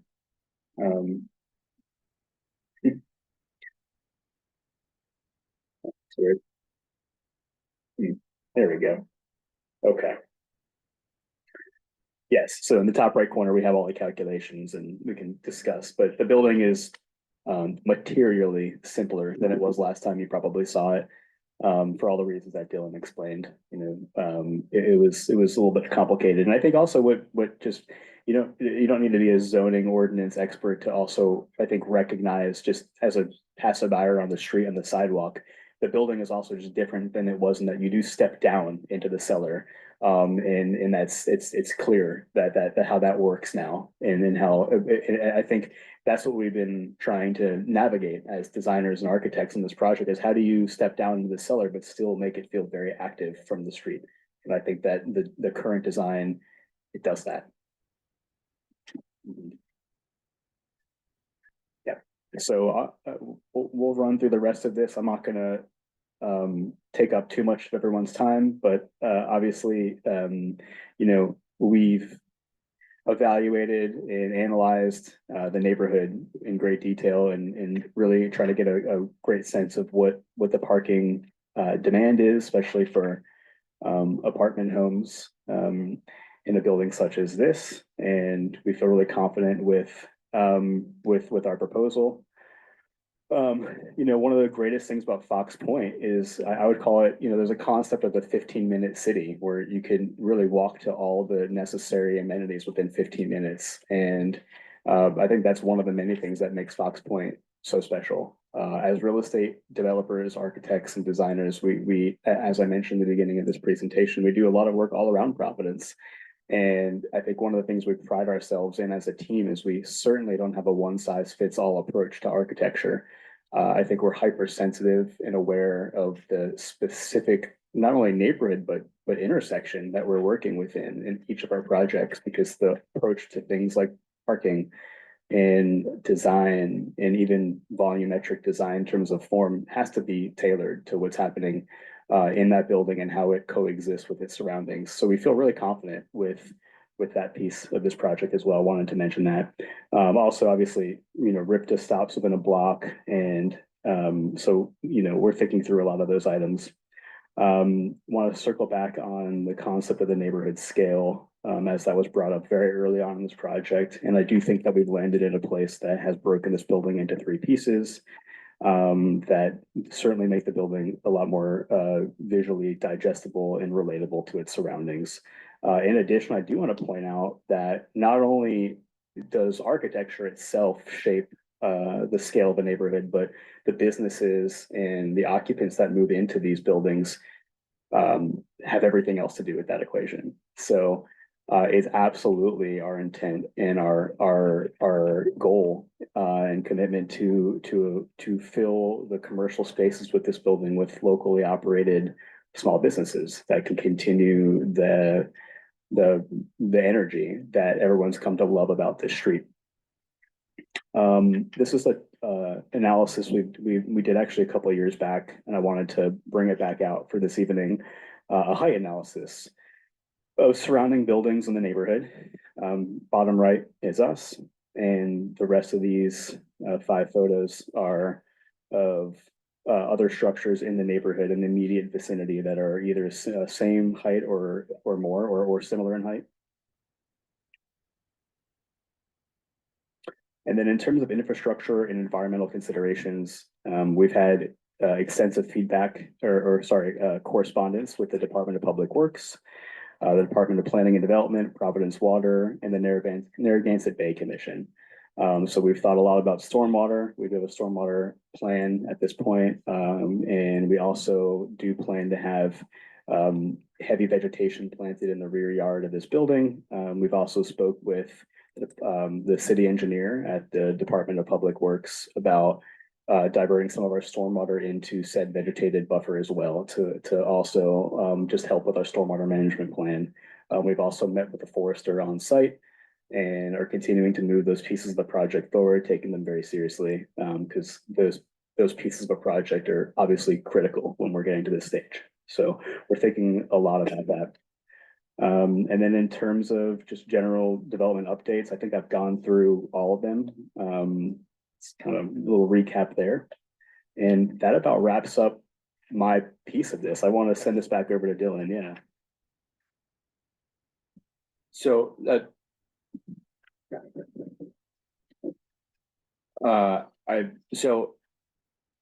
it came to my attention earlier today that there were some questions regarding the street trees. I guess there was a street tree issue at another site, which we are not affiliated with, some other location on Wickenden. I've been in communication with the forester, and basically our intent is to make every effort to maintain the existing street trees. We do have some, he has some protective measures that he recommends, and so we've been in communication with him. We're gonna try to do that. The recommendation from DPD includes that the final plan be subject to forester approval. I will say that he's been a joy to work with, and we have the same goals for the site.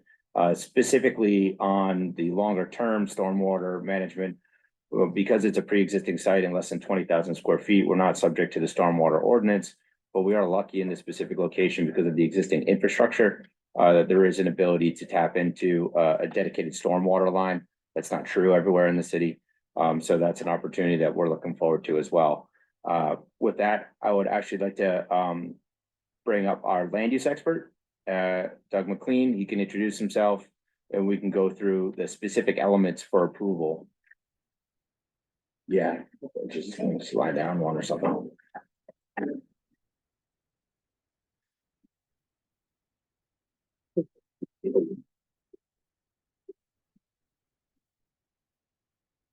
Good evening. I'm swearing.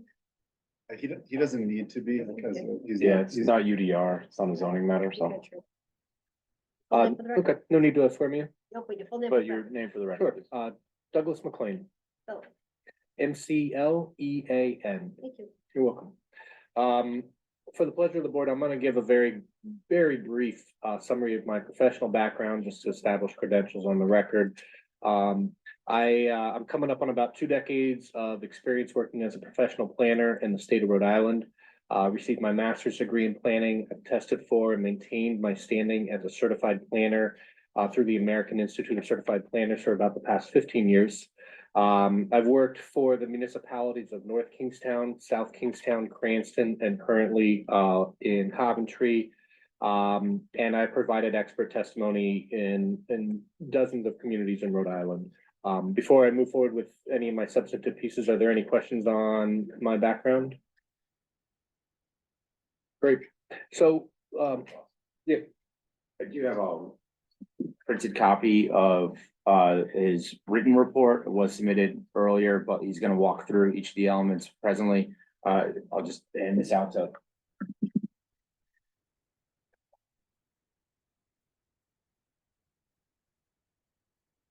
So my goal for tonight is just to provide a very high level overview of my report, just to hit the highlights and then provide my professional opinions for the record.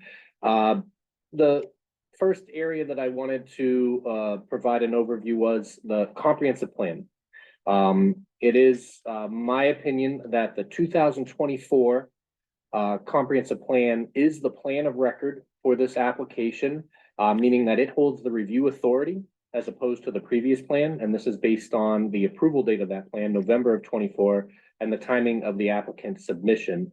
I would note, as in an abundance of caution, my report does spend a bit of time making an analysis of consistency of this application with the previous comprehensive plan.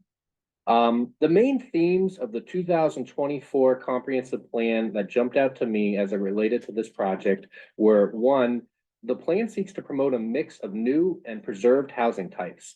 We are living through a housing crisis, and I believe this project is delivering on that vision of the city by providing 74 new housing units. Next is the plan emphasizes a mixed, basically a goal for mixed use development, which this project is by definition. The plan is looking for projects that are located on and serve to provide access to public modes of transit. This project again on Wickenden is right next to public modes of transportation. And the fact that the application is providing no additional off-street parking is well supported by the plan and its direction for reductions to parking, which is implemented through the zoning code. I'm going to spend a bit of time talking about the future land use map of the 2024 comprehensive plan, as that's a particularly important component of the review. This property and the area right around it is designated as neighborhood commercial / mixed use designation in the future land use map. This project, in my opinion, is completely consistent with the plan's description of this future land use map designation, specifically that the applicant is seeking a mixed use building that is cohesive and complementary to the surrounding neighborhood. This future land use map is intended for this property to support pedestrian needs and buildings oriented towards the street. And the design of the building meets these desired elements of the plan. This is a mixed-use building that is pedestrian-oriented.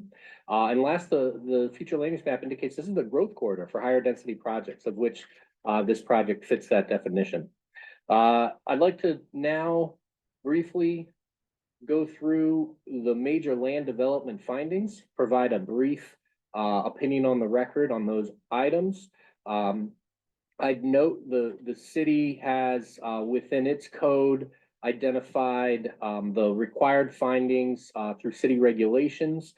These findings are very similar, if not completely parallel to the state required findings. I'm going to go through them very quickly, just one by one, and make my findings on the record. For the city regulations, section 1006 A1, which is the finding on consistency with the comprehensive plan. It's my finding the subject application is consistent with both the 2024 comprehensive plan as well as the 2014 comprehensive plan as detailed in the previous analysis that I've presented. The next finding, it relates to the compliance with the zoning ordinance. It's my finding that the subject application is in compliance with the standards and provisions of the Providence zoning ordinance. The proposal includes both residential and commercial uses, and such mixed-use developments are permitted by right in the C2 zone.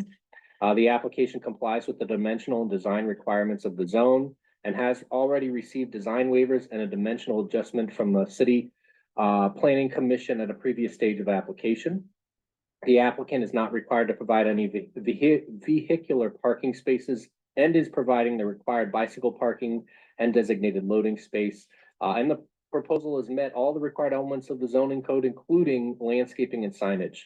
The next finding relates to environmental impact. The subject application will not create significant negative environmental impacts, and the development will come into conformance with applicable environmental regulations. And I believe this is demonstrated by the immediate stormwater management and soil erosion and sedimentation control approach, among other environmental impacts that are shown in the application materials.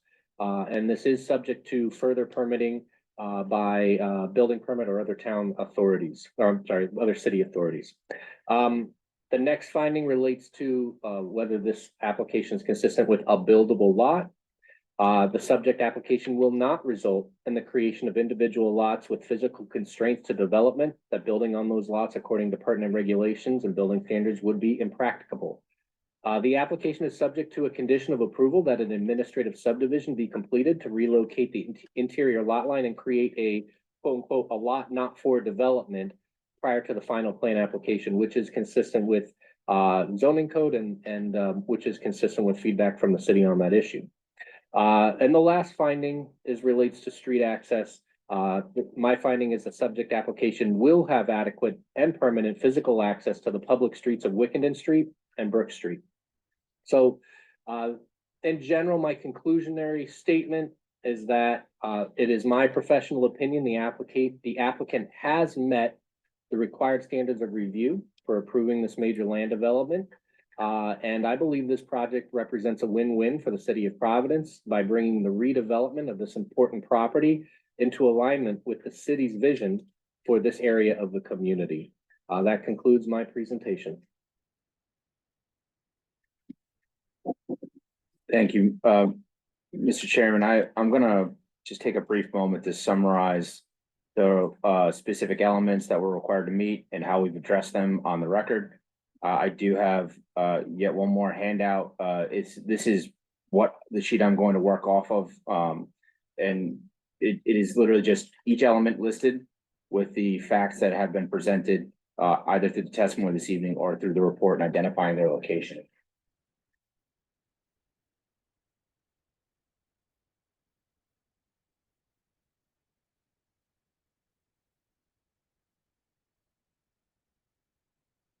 On the first page, you have the 452330. This is the Rhode Island General Laws, general purposes of land development and subdivision review ordinances, which requests we address each of these points. The orderly and expeditious review and approval of developments through subdivisions. I think Kevin's presentation in particular showed how there was iterative coordination with the city as a matter of the administrative record. This application went through several sets of hearings, 2 master plans, zoning board, land use court. So, and we did it through 2 sets of rules relative to zoning and now 2 different comp plans. So we've gone straight through, I think, every single regulation that could be conceived of within a 2-year window. And I think we've met the benchmark every single time in every case. Promoting high quality and appropriate design, that's the second requirement. Again, I think the presentation from Kevin this evening, and I want to give a credit, and I know the rest of the team wants to give credit to the amount of effort that city staff has put into this as well. Everyone involved, city staff, the applicant, has taken the community feedback very seriously. I think you saw that proof of that through the iterative design process that we presented. The promoting the protection of the existing natural and built environments. I think our expert walked through that in his testimony just now, but I'll also cite to pages 3 and 6 of his report. The next item is for promoting design of land developments and subdivisions which are well integrated to the surrounding neighborhoods. Again, I think our presentation on how the design kept changing and altering and to get to that space was important. I think the slides from the height comparisons is important. I also think the administrative record is important, as this is a preliminary plan on the heels of 2 different master plan reviews and a zoning board review, as well as a land use court review. And the expert report on pages 3, 4, and 6 specifically identifies how that our application addresses that element and encouraging local design and improvement standards. What I thought was a little bit interesting on this one, this is, I will say that this is specifically addressed in the expert report on pages 3, 5, and 6. I did take a little bit of authorship privilege here. There was a parcel 500 yards away that had a design contest in the Providence Journal to see what design would win, and one of the 9 proposals ran away with like 50% of the vote.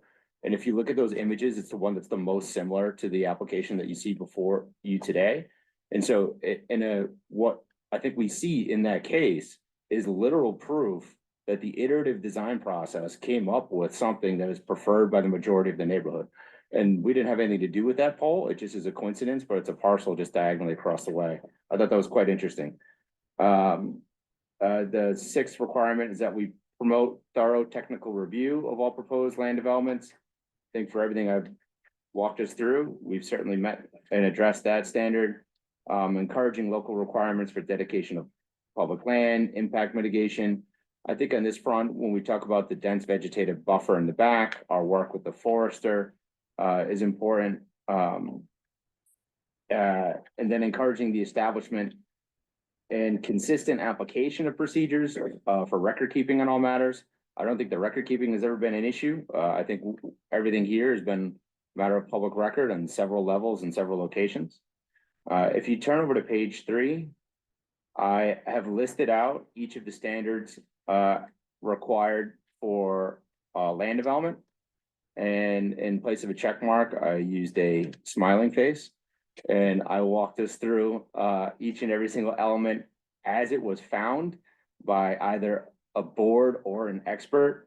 So for all 5 elements, the first master DPD recommendation, our expert at master plan, our first CPC approval at master, our second master DPD recommendation, our second master CPC approval, which was then substantiated by the zoning board review, which was then substantiated again by the land use court. So this evening, we've been presented with a preliminary plan recommendation from the DPD, which also makes favorable findings as to each of the 5 points. We presented from an expert this evening, which made favorable findings as to each points. So there are 1, 2, 3, 4, 5, 6, 7, 8, 9 examples of this application meeting all the standards necessary for major land development. I will not go through each of the citations with you, but for our purposes, we have specific references to the site page and testimony, which was presented this evening in support of each of those elements. Lastly, if we go all the way to page 5. Master plan required conditions of approval. We are not seeking relief from any of those conditions. We have met each of those conditions, and I have a specific citation to each point in the plan set and application which meets those standards. I believe that concludes our presentation, Mr. Chairman. I'm very happy for anyone to be able to answer questions from the commission, or we can defer until after public comment and be more responsive in that manner. Commissioners, do you have questions for the applicant at this time?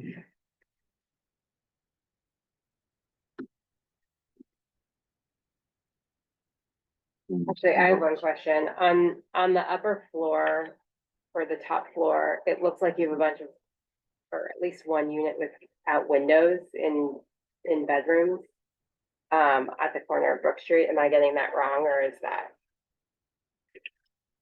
That does not ring a bell. There are no, I don't believe that condition exists in the building. One that I can take a look, yeah. Which, Okay, I'm looking at sheet A 1.04 on the right side of the plan. yes, let me take a look here. One moment while I pull it up.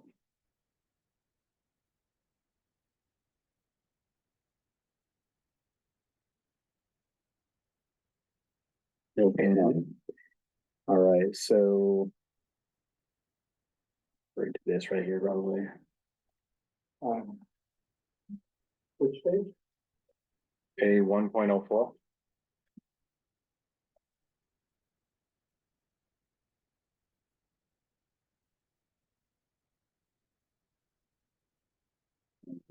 There are new windows there. Yeah.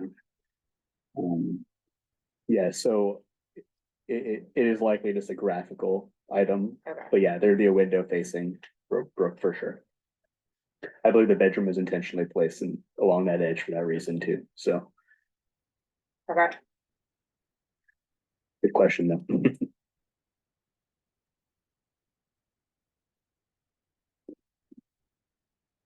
Other commissioners?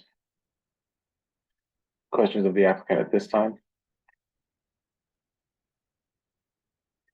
All right, with that, we'll hear the staff report. After the staff report, I think it's due time for us to take a short break before getting into public comment or other deliberations and discussions. But let's have Bob read the staff report, and then we'll take a break.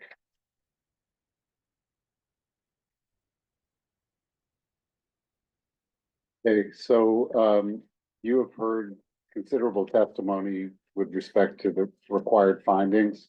I'm just going to summarize the findings that we recommend that you make in our staff report. First is consistency with the comprehensive plan. This is an area designated as neighborhood commercial and mixed use. This project as a mixed use building that has multifamily plus commercial uses fits perfectly within to this designation. This is also consistent with strategies in the built environment section and in the housing section. This project conforms with the zoning ordinance. The uses are permitted with respect to dimension. It conforms to the dimensional and design requirements of the C2 zone, and particularly with the dimensional adjustment that you granted at the master plan stage and also the design waiver.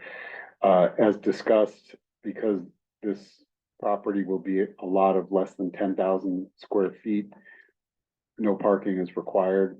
They are providing bicycle parking in accordance with the zoning ordinance. They're also providing a loading space as required since the residential floor area exceeds 40,000 square feet. The applicant will meet the landscaping requirement by retaining or and or planting street trees and making plantings within the site. A compliant plan for signage is included. We don't expect any significant negative environmental impacts. They will conform with applicable environmental regulations. There are no physical constraints that impact development of this property as described. The lot will comply with dimensional requirements. There are no impediments to development. And with respect to the lot not for development, the applicant is agreeing that that lot will not be developed. So it doesn't need to be designated as buildable. And then with respect to street access, they will have adequate pedestrian and vehicular access from Brook and Wickenden Street. Actually, pedestrian from Brook and Wickenden, and then vehicular for the loading space from Wickenden. Our recommendation is that you approve the preliminary plan subject to the following conditions. The landscaping plan shall be subject to the city forester's approval. The drainage and erosion control measures shall be subject to the city engineer's approval prior to final plan approval. The applicant shall obtain encroachment permits at the permitting stage. Those would be for any underground or above ground encroachments into or over the public right of way. The applicant shall apply for an administrative subdivision prior to final plan approval, and that final plan approval shall be designated to TPD staff. Okay, it seems that the Councilman Gonzalez has requested to speak before we go on break. We'll allow you to do it if you're brief. We do already have written testimony from you, sir. And I do have to go to the bathroom. Once I leave this room, we don't have a quorum. So please, applicant, please go back and we'll allow Councilman Gonzalez to say a quick, brief word, right? Right, Councilman? Brief. Thank you. Well, we'll cut you off because once I leave, you have to stop talking. It's a real issue these days, so I totally get it. Thank you for your commitments, and glad that several of the members are here tonight. So I've got copies of the letter if you need me to you've got them, right? So we all received it and read it, sir. For the record, I'm John Gonzalez. I represent Ward 1 in the city of Providence, and I appreciate the opportunity to speak about 269 Wickenden Street. Obviously, I submitted that letter for the record, and as I wrote in August 2023 about this project, I once again want to implore the commission to listen very carefully to the neighborhood tonight and to take the thoughts of our neighbors into consideration.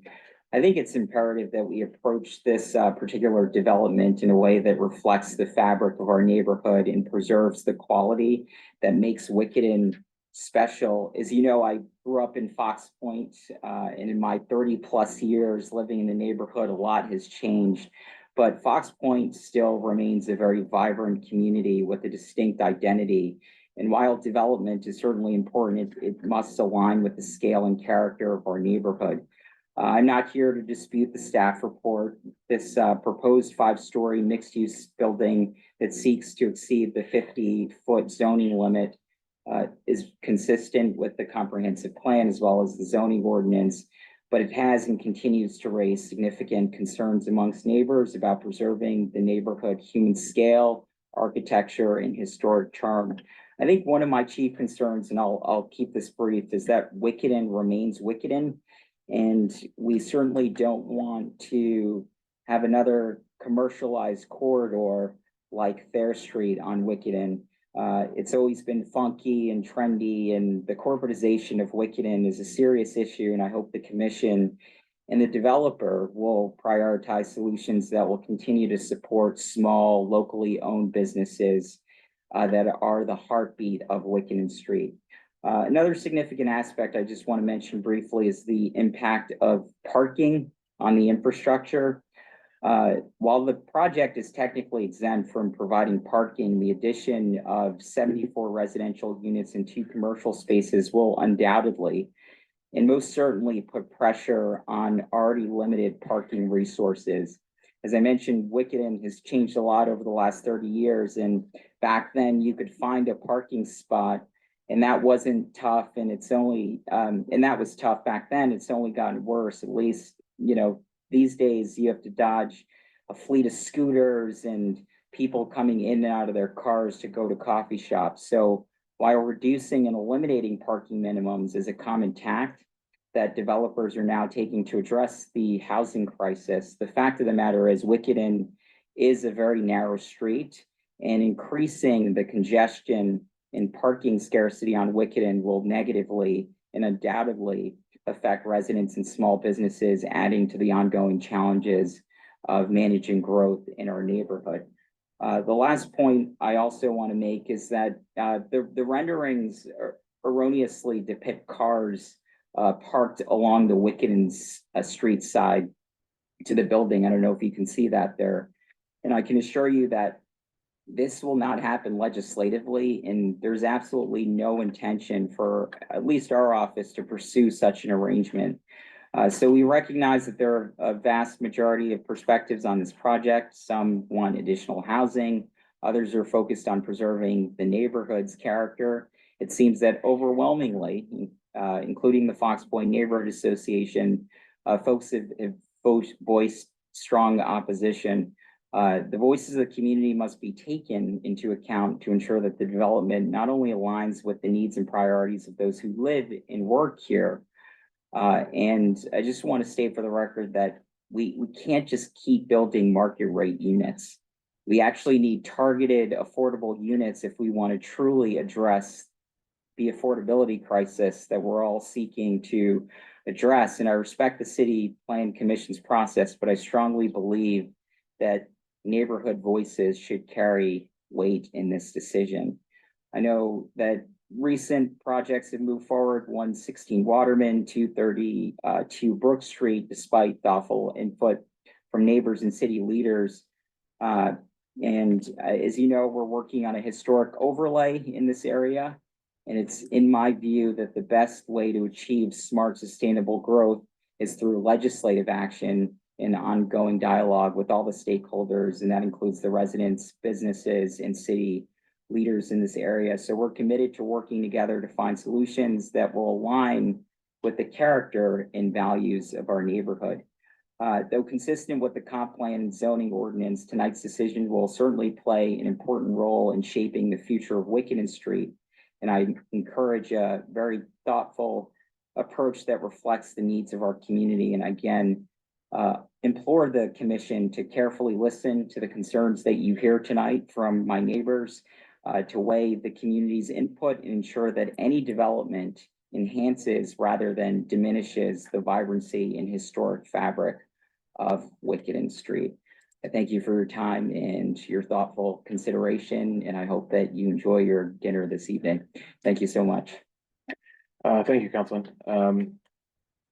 With all due respect, sir, before you go, Councilman, Yes. before you go, a few of those things that you would like us to consider would require legislative action by your body. Yes. Like affordable housing and things like that. Right now, we can't take those things into consideration in projects. So I would implore you, if you would like us to review certain standards, that you can take those up at the city council as well, because legally we're not allowed to include those as part of our deliberation. Absolutely, and that's why we're laser focused on the legislative piece. And I know that you don't often see me here at the CPC, and it's because I'm laser focused on that legislative piece. I know we're working through the comprehensive plan right now and those zoning amendments. I think one of the things that we're looking forward to bringing before this committee is the historic district overlay, which we've been working very rigorously on. So we hope for your consideration during that time, and hope to continue to work with the members of the CPC and my colleagues on the council to move the ball forward on that. Thank you, Councilman. We look forward to seeing that petition. Thank you. All right, at this point, we're going to take a short break. We'll come back. We'll still try to make it at 7:05. That went a little longer than I had hoped, but we will take a break, come back at 7:05 to continue this meeting of the City Plan Commission.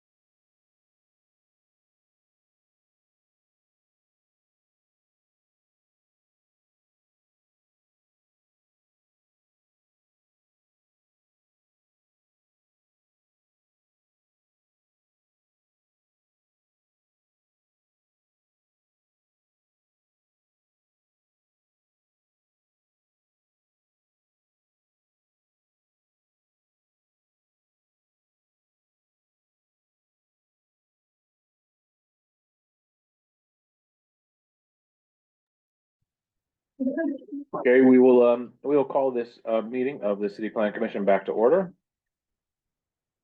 At this point, we've heard from the applicant and we've heard from the staff. We've read the staff report. And we kind of opened, public comment, but we will officially do that at this time. I believe there's a sign-in sheet that, Lev has that he'll bring up, and then we will start calling people from the virtual room afterwards. Please raise your virtual hand or press *9 if you'd like to speak on this matter. Again, we're talking about agenda item number 4, 269 Wickenden Street. If you're in our virtual audience, please raise your virtual hand if you'd like to speak.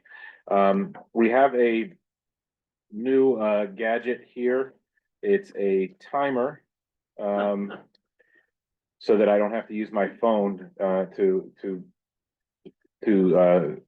tell how much time anyone has. So we're setting it for 2 minutes for each person, because we know that there's a significant amount of public interest in this and we want to make sure we hear from everyone.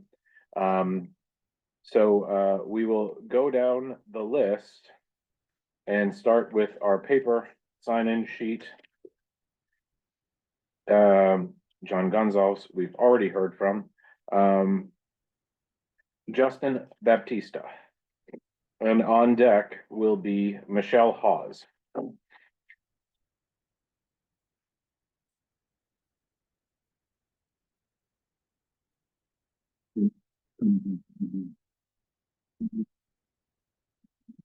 Sir, state and spell your full name, please. Justin Jamal Baptista, State and spell can you spell your full name? Justin, Justin, Jamal, Jamal, Baptista, Baptista. All right then, okay, before I begin, I just want to applaud the men who sat here before for a thorough presentation. You got all your bases covered, that's great.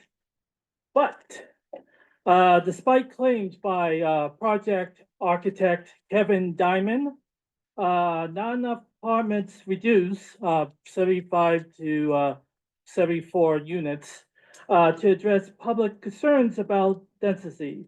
Not enough height for the building reduced down only to 8 inches to address public concerns about height.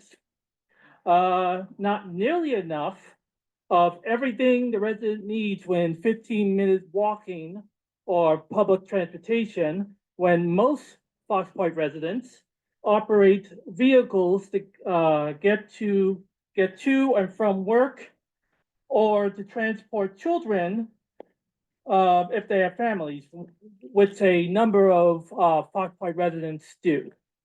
None of the 74 units offer affordable housing, without which would make this development pointless in the fight against the housing crisis. On a side note, the level 4 ability should be specific, affordable for those who make minimum wage or a bit above, whatever. And garage entry space remains woefully insufficient for the expected level of daily deliveries, leaving Wickenden Street vulnerable to traffic both ways. On top of these facts, and the building still possessing one of the ugliest, unimaginative architectural designs I have ever seen. Maybe it's the jazz element, I don't know. There's the matter of the mature Easter elms that line the streets. I know that it was said before, public protective measures will be considered and they will try, but these trees are in danger of being the latest line of precious trees in the Wickenden Street area being cut down in the glorious name of progress. And to wrap it up, as he's clearly pointed out, I think every bit of this matters. If this goes through without the proper changes, Every bit will be felt throughout the neighborhood, by those of us point in this room, by those who are viewing this Zoom right now, and those who weren't able to attend. Either way, every bit will be felt and remembered. Thank you. Thank you, Mr. Baptista. Michelle Hawes, you're up. Meredith Pearson on deck.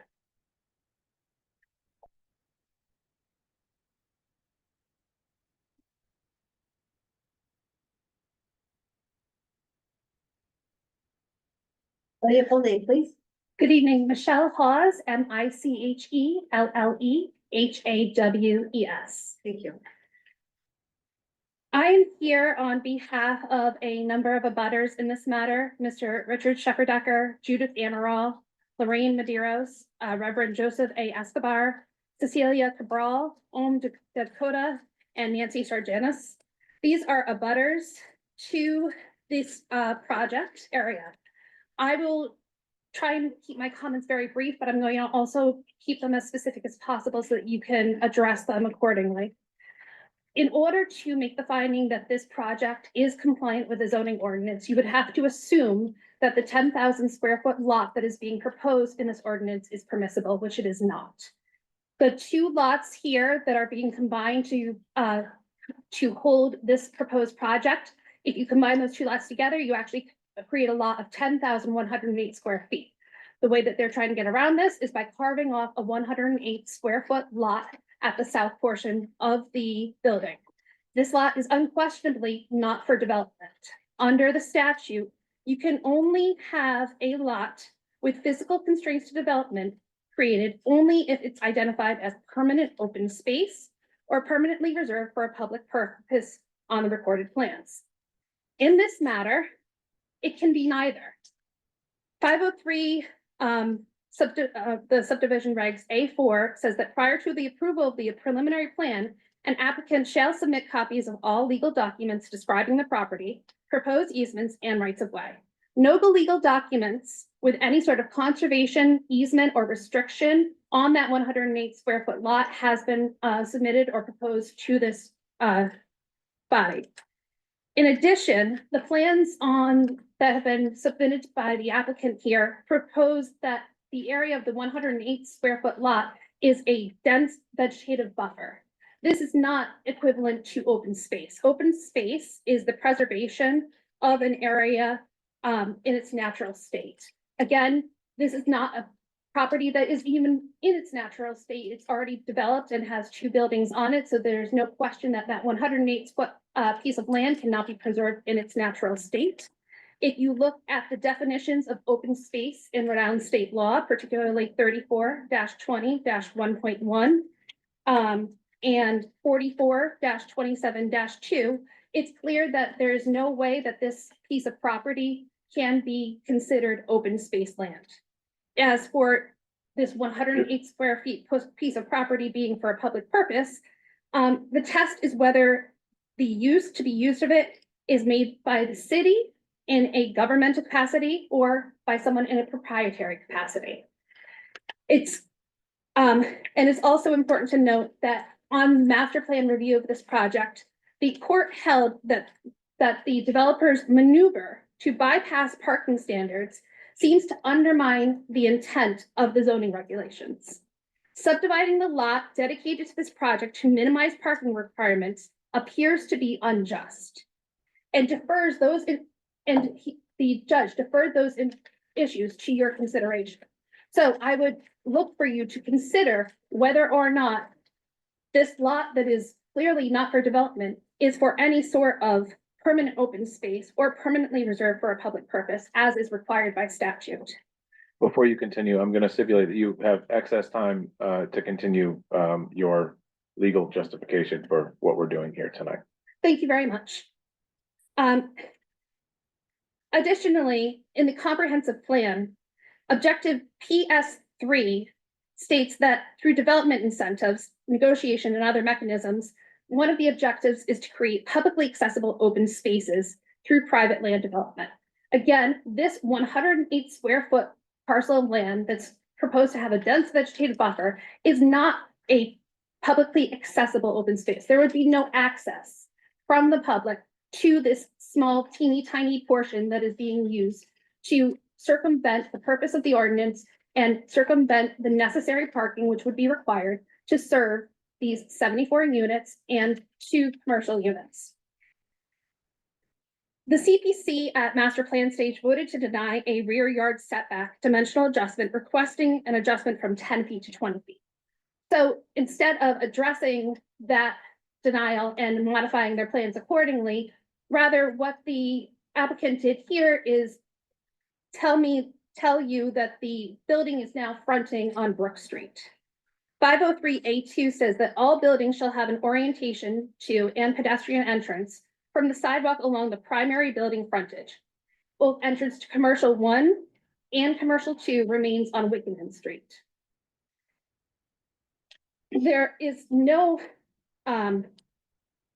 pedestrian building entrance access anywhere on the for the residential units, anywhere on the quote unquote ground floor as presented by the applicant here, because the ground floor they are calling a cellar.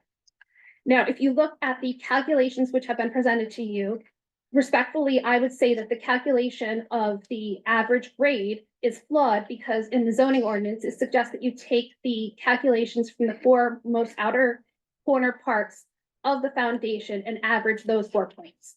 If you average those 4 points based on the values presented in the plans, you come to a different number rather than averaging each portion along the wall. And again, I would suggest that that is what the ordinance says to do, and that's the way that the calculation should be done. And that would make the average building grade actually lower than what is presented there. This is important because the portion of the building that they're saying is above grade is 5 feet 10 inches. And the portion of the building that they're saying is below grade, the average grade, is 5 feet 11 and a half inches. This is a difference of 1.5 inches. So the positioning of where the average grade is incredibly important here. Additionally, to achieve this average, to achieve the portion of the building being below average grade, they have dropped down the commercial unit 3 feet. So you now need to enter from the street level and descend down 3 feet to the floor of the commercial unit. This is not the type of pedestrian ease of access which is envisioned in the zoning ordinance, and calls into question how both people with strollers and people with disabilities are going to be able to access these portions of the building, which are dropped down below the level, just to avoid having it be above grade. There have been substantial changes to the master plan, which require additional review and public hearing pursuant to Rhode Island law. The GFA of the residential building square footage went from 35,427 in the master plan to 47,447 square footage in this preliminary plan. That's a 34% increase.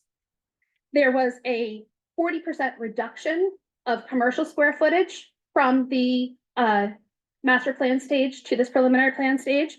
A total GFA 24% increase from master plan stage to preliminary plan stage per 1008 BC, 1008 B3C and 1008 C. That would be a major change to master plan approval because it exceeds that 20% threshold of GFI. Also, the plan went from 12 parking spaces to 0. That's a 100% reduction per 1008 B3E. This is also a major change to the master plan approval. The changes that have been made to the bicycle parking spaces appears to bring the project out of compliance with the bicycle parking requirement of the zoning ordinance. 1402A3 requires that all other required bicycle spaces other than long-term spaces are designated as short-term spaces, which are areas where bicycles will be left for short stops requiring a high degree of convenience. And in the bike spaces, everyone agrees that 15 spaces are required, and 80% of those pursuant to the ordinance are required to be long-term.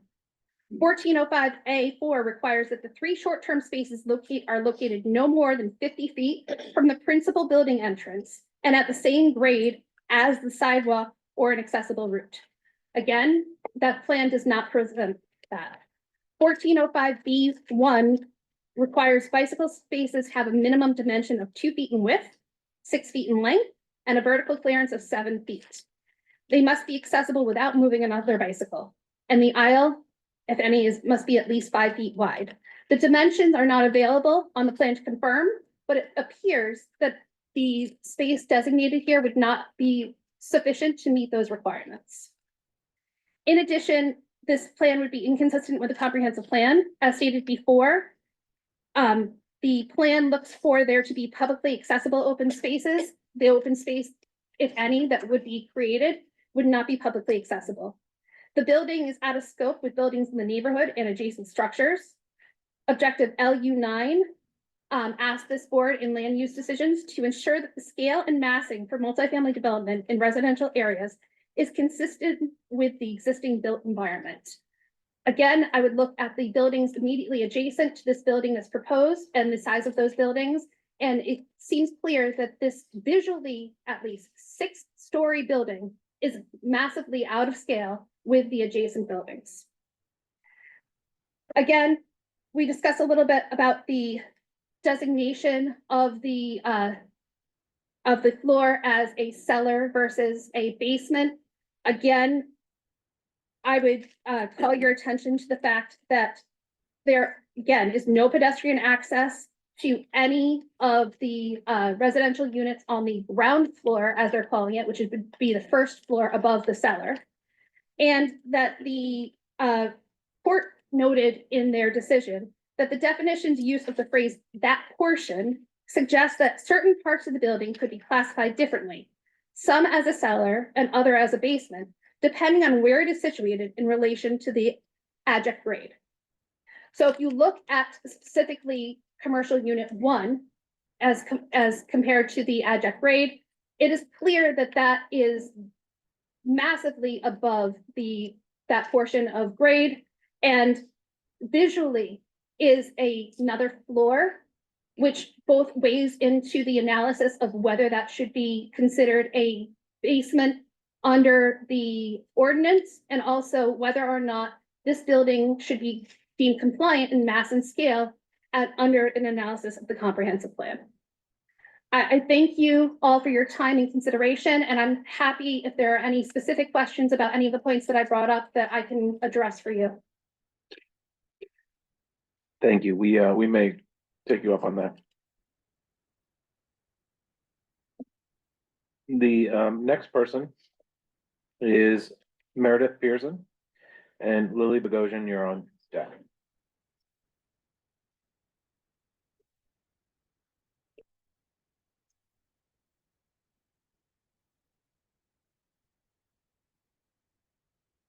Spell your name, please. Meredith Pearson, MEREDITHPEARSON. Thank you. And just before we begin, I just want to let the commission know that she did send a letter that was circulated to you. Thank you all. I know that mostly this is a conversation about ordinances and adhering to the comprehensive plan, but as a almost 2-decade resident of Fox Point, I just want to interject a little common sense into the conversation here. And I so appreciate the aspirations of Providence to want to be a 15-minute walkable city. And I have lived in walkable cities, and it's lovely and it's wonderful. And you can walk to a lot of great places in Fox Point for sure. But Providence is not a walkable city. You can't get to everywhere you need to within 15 minutes from Fox Point. You can't get to all the shopping you need to do. You can't get to schools. You can't get to work, certainly. And, you know, the walkable cities that I've lived in, you know, have also had really robust public transportation systems where you can hop on subways and metros, you know, and there are extensive bus systems that will take you where you need to go. And again, Providence does not have that.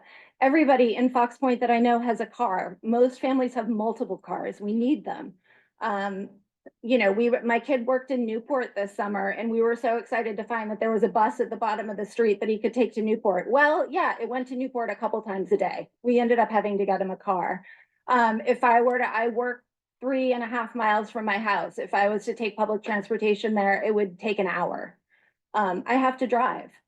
And so, you know, the reality is that these people that live in these 74 units, I mean, is that one person, 2 people, 4 people? You know, how many cars is that going to interject into this neighborhood? I live a block away from where this building is going to be, and already there isn't enough parking. If my kids come home late at night, you know, they have to park a couple blocks away from our home. It's not safe. You know, we're already fighting for parking with people that are, you know, coming into the bars and restaurants, which, you know, is part of living in that neighborhood for sure. But I don't know where these additional 7,448 cars more are going to go. I think it's not realistic to assume that people aren't going to have cars in this building. You need them in Providence. It's unfortunate, and I wish we didn't, but we do. Thank you. Lily Bogosian, and on deck is Ian Sexton.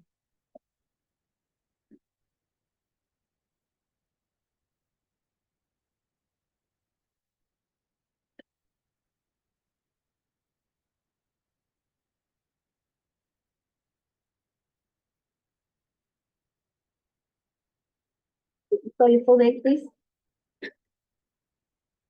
Lily Bogosian, LILYBOGOSIAN. Good evening. I'm the president of the Fox Point Neighborhood Association. Nice to see you again. And thank you to Attorney Michelle Hawes, who spoke quite a bit to some of the issues that I was going to talk about. One thing that she didn't mention that I think is important is the loading zone, which is now facing Wickenden Street and the very narrow 2 lanes that Wickenden is accommodating. We will never be able to see a truck back out without halting traffic in that area, which is very busy in the morning and at night. So tonight, I've talked to you about scale and massing before, and I think you know where I stand on that. But tonight, I believe that the decisions you're going to make will help remind people that you intend to respect existing land use laws. Infrastructure lies at the heart of this Wickenden Street development decision, and Providence's land use judge, Lamphere, wrote that the applicant Dzubi's maneuver to bypass parking standards seems to undermine the intent of the zoning regulations, and that subdividing the lot dedicated to minimizing parking appears to be unjust. Just last week, citing social and political trust now at crisis levels, the U.S. Secretary of Transportation, Pete Buttigieg, spoke to the nation's mayors. The mayors, he said, are needed more than ever to build this trust and common purpose.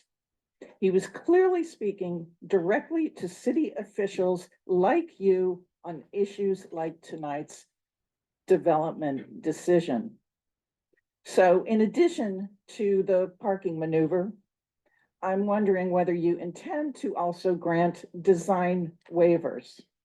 And if so, will the applicant be held, be held to the design quality he is showing in the latest renderings with glass storefronts, bay windows, and gables, or will he be allowed to downgrade these drawings in the future? You'll hear about the line of mature eastern elms that Dylan Conley spoke about. We are hoping that he will commit tonight to preserving these trees. I'm going to say on behalf of the Fox Point Neighborhood Association members, with the words of Judge Lamphere and Secretary Buttigieg, you are entrusted with Providence's future, and you can choose to improve Wickenden Street by requiring the applicant to adhere to the intent of the laws as they are written. Thank you very much for your time tonight. Thank you. All right, if you can please refrain from clapping after every person. Ian, you're up, and John Tejeda, you are on deck. So, thanks my full name. My full name is Ian Saxene. Saxine, like Maxine, but with an S. Thanks very much to the CPC for all their time and hard work. I'm glad public trust came up.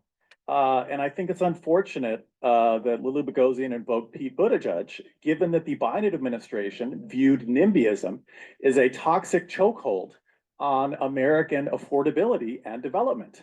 And if we're going to talk about responsive government, the people of Providence spoke loud and clear about housing costs being too high. The city council voted on this new comprehensive plan. And it's true, it's not what the Fox Point Neighborhood Association wants, but happily, they don't represent the neighborhood. Now, I live right down the street from the beautiful, majestic Fox Point Manor, 8 stories tall. It makes my heart sing. I wish this building was 8 stories tall. It's not. I don't get everything I want. We live in a democracy. That's how this works. Speaking as a member of the steering committee for the Providence Urbanist Network, who speak for the people who maybe haven't been able to live here for 20 years, but would like to be able to afford to live here. We love the fact that there's no parking included. This kind of a development is going to attract more people who don't have cars. And just because someone doesn't have a car doesn't mean they should have to have every neighborhood in the city cater to the more automotively inclined. We will never become a 15-minute city, or in fact, the creative capital that we claim to be, if we allow a loud, obstreperous minority again and again to tell us what is impossible, because they might have to drive around the block to find a parking space every week or so. I live on Wickenden Street. It's great. I walk most places I can. Finally, I was in Dallas 2 weeks ago. Rhode Island is better than Texas in every metric, and it saddens me that Dallas, everything is under construction, and you can get starter homes for under $200,000. Why is it we can't do that? The answer is not because Texas is better than us, but we allow entrenched incumbents with a crabbed vision of what we can be, stop everything, even after people vote again and again and again for change. So I think when we think about accountability, as I know you are, you keep that in mind as well. Thank you. Thank you. John Tejeda, you're next, and Marjorie Pounding, sorry, you're on deck. What is my time starting? When you're done introducing yourself to the stenographer. Thank you. Hi, my name is Johan Tejada, JOHANTEJADA. I'm actually an owner at Fox Point, and I'm 31. So I was able to achieve that. I just want to make sure that that's on record. Did it myself, but I do want to make sure that I just wanted our voices to be heard. For me, honestly, the parking thing is a big issue because I go to PBD Donuts. You know what PBD Donuts is? You know how hard it is to find parking? Just to get some donuts. Just to get some donuts is hard enough to find parking.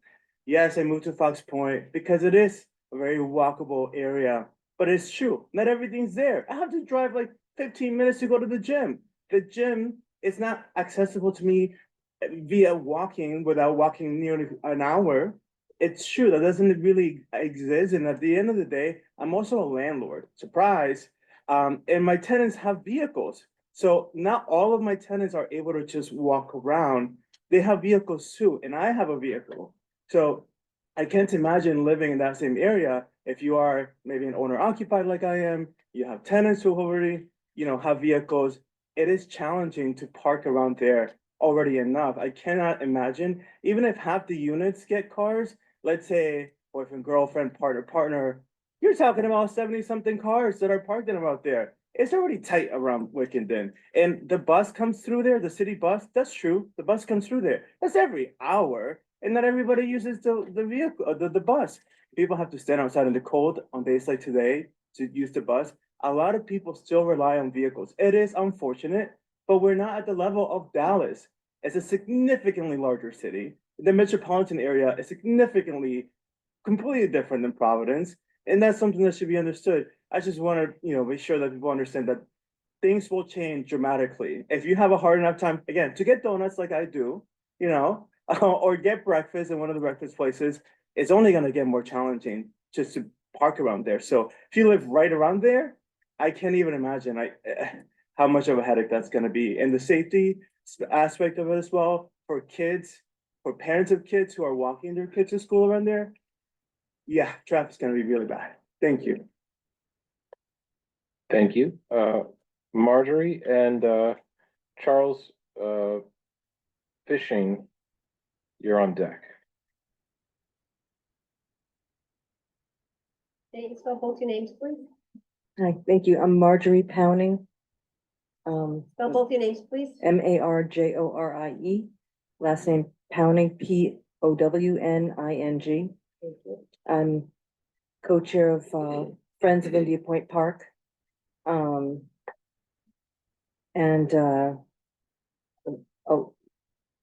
My adult life has been entirely in Fox Point. I worked a lot in the neighborhood after graduating from RISD in the Division of Architecture.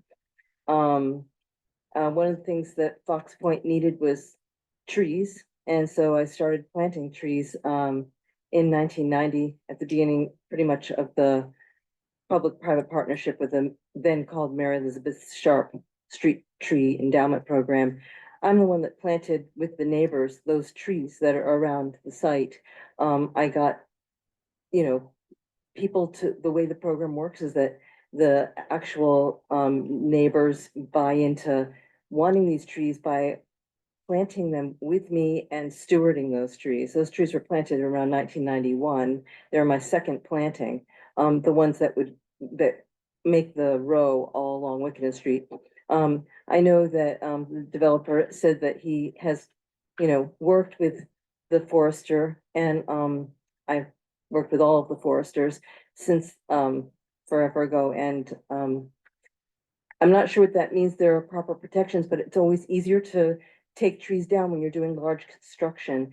But I just wanted to say for the record, even though my main issue is the building and its massing and its lack of parking and its lack of, access that is helpful to the street on the same level, and all of the things that have been said so far. But in terms of the trees, they could not be really replaced by putting new trees there. It took neighbors many years of stewarding those trees so that they could be the way they are now. Carbon sequestering would not happen for decades if new trees were planted. And the grace and the beauty and the fact that trees block the wind so it's not becoming a wind tunnel and make the neighborhood not recognizable to the neighbors who live there.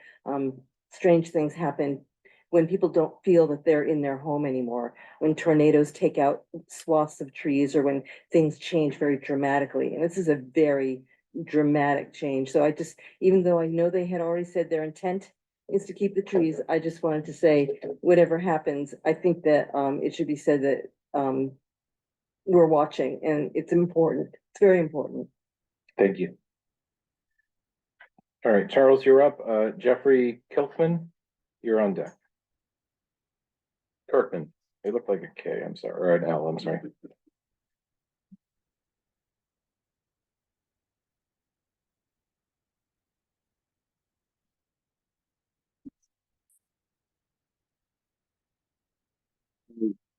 Charles Fishbein. ISA? Yeah, CHARLES FISHBEIN. Thank you.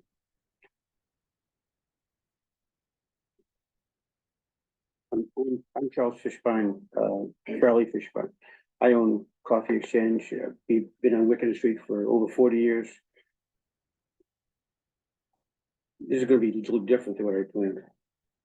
We have a situation where parking is already a neighborhood problem. And the solution, add 74 apartments, which means upwards of 74 cars with no parking.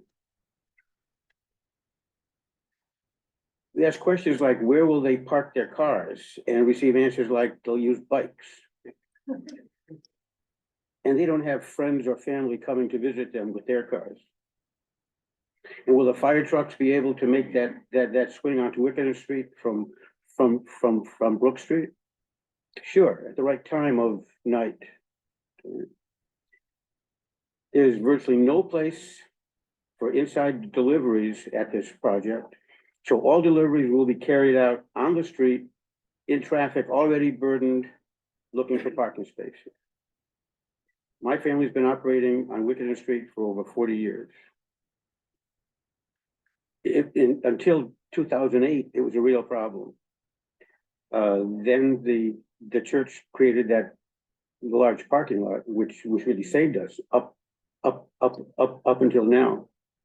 Now it looks like there'll be a plethora of cars looking for a place to park during the day and at night. So I can look forward to managing a parking lot and towing cars and looking at that as the great welcoming image for customers.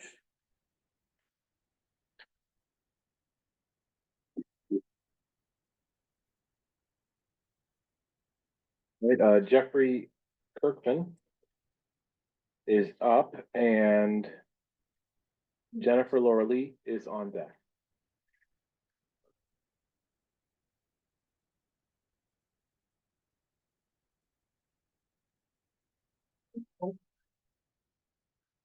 State and spell both your names, please.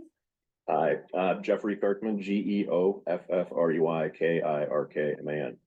I'm in a butter. I live on Sheldon Street. I've lived there for 20 years and raised 3 kids. We abut, and it's kind of cool now that my kids are two are in college. We abut a sex shop, a bar, a restaurant, a tattoo parlor, and a liquor store. So we live in Fox Point happily. We love the urbanity of it. We love the the liveliness of it. We're near Brown, we're near RISD. But it's changed a lot in 20 years. And 3 things that are really noteworthy here in this conversation I'd like to talk about, because there are 3 things that the commission talked about a lot for the 3 projects we talked about before, which were little itty bitty projects about 1 unit or 2 units, but they're simply absent from the staff report. They're absent from what I hear you guys talking about. And I've served on public commission, so I empathize with and I'm grateful to the role you play. First of all, thank you to the attorney for talking about the legal issues. The law of common sense seems to be missing here right now. So the size of this project, the fact that there was a design and height variance given at the very beginning means that those 8 little iterations we saw at the very beginning, those look the same to me. They're all really tall and they don't fit it on Wickenden Street. And that's just the reality. That you can talk about big tall buildings in the neighborhood. But I think that the church was actually listed on that slide as one of the tall buildings in Fox Point. Like that's like 3 blocks away, and it's a cathedral. Like you can't compare these things. Like Wickenden Street is a bunch of 2-story, 3-story buildings. Like putting that giant building on the corner, it just doesn't fit in. I heard concerns about in the 3 previous projects you all raised of the character of the neighborhood and making sure you preserve the integrity of the neighborhood for little like the combining 2 lots. This is going to change the character of the neighborhood in a huge way. And so I think that's a reality. It just needs to be talked about.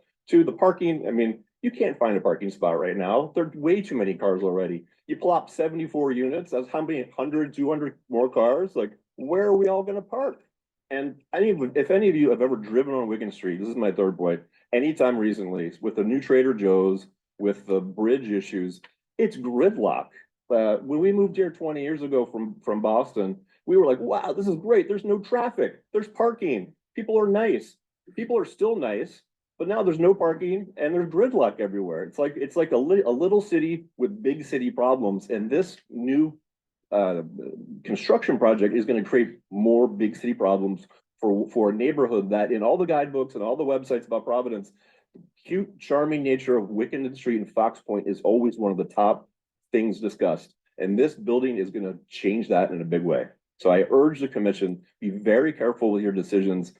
Go tell these developers to go back to the drawing board. This is not cutting it. This has a lot of problems, even more problems than I thought when it came in the door today. Thank you. Thank you. Jennifer, you're up. That ends the sign up list. So if there's anyone else who wanted to speak on this, please start lining up at the pillar here, and then we'll go to the virtual room for the next set of speakers. State and spell your full name, please.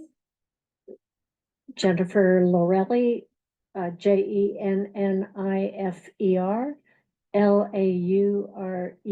Laurelli. I live on Press Street and I visit businesses on Wickenden Street often. While the developers have indeed made plan changes over the past years, I ask that you delay your decision tonight until you have carefully reviewed all of tonight's public comments. I have several questions I hope that can be answered this evening by the developers, if that's possible. Relative to concerns about proposed delivery zone on busy Wickenden Street, where will large moving trucks for the residents load and unload? Can they answer that? No, they can't answer. This is not a back and forth, so you have to Oh, state your okay. questions and then. Well, if that's my we heard you. question. Okay. Yeah, I'm asking, where will large moving Yeah, trucks? we heard the question. Okay, good. All right. So another one.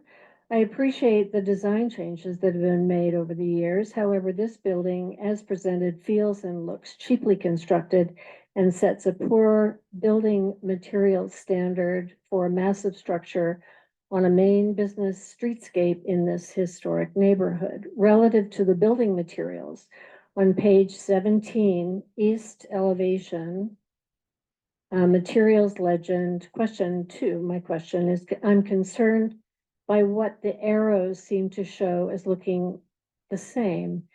A says fiber cement horizontal siding, and G says architectural asphalt shingles. They look the same. How do they differ? Because I'm wondering, is this building going to be covered in cement with lines in it that make it look as if it's shingles? Because that would be not up to standard on this main street in this massive building. In appreciation of your concern about the need for housing in Providence, I have a question. What percentage of your apartments will be classified as affordable or low income? I think that needs to be established. And my fourth one is, when does the new comprehensive plan design review standards come into effect? If they're already in effect now, has this project been reviewed by those responsible? If not yet reviewed, I ask that this decision-making group delay your decision until that design review can be made. Thank you. Thank you. Mr. Delgarian? Bring that mic to me. Thank you. Oh, well, okay.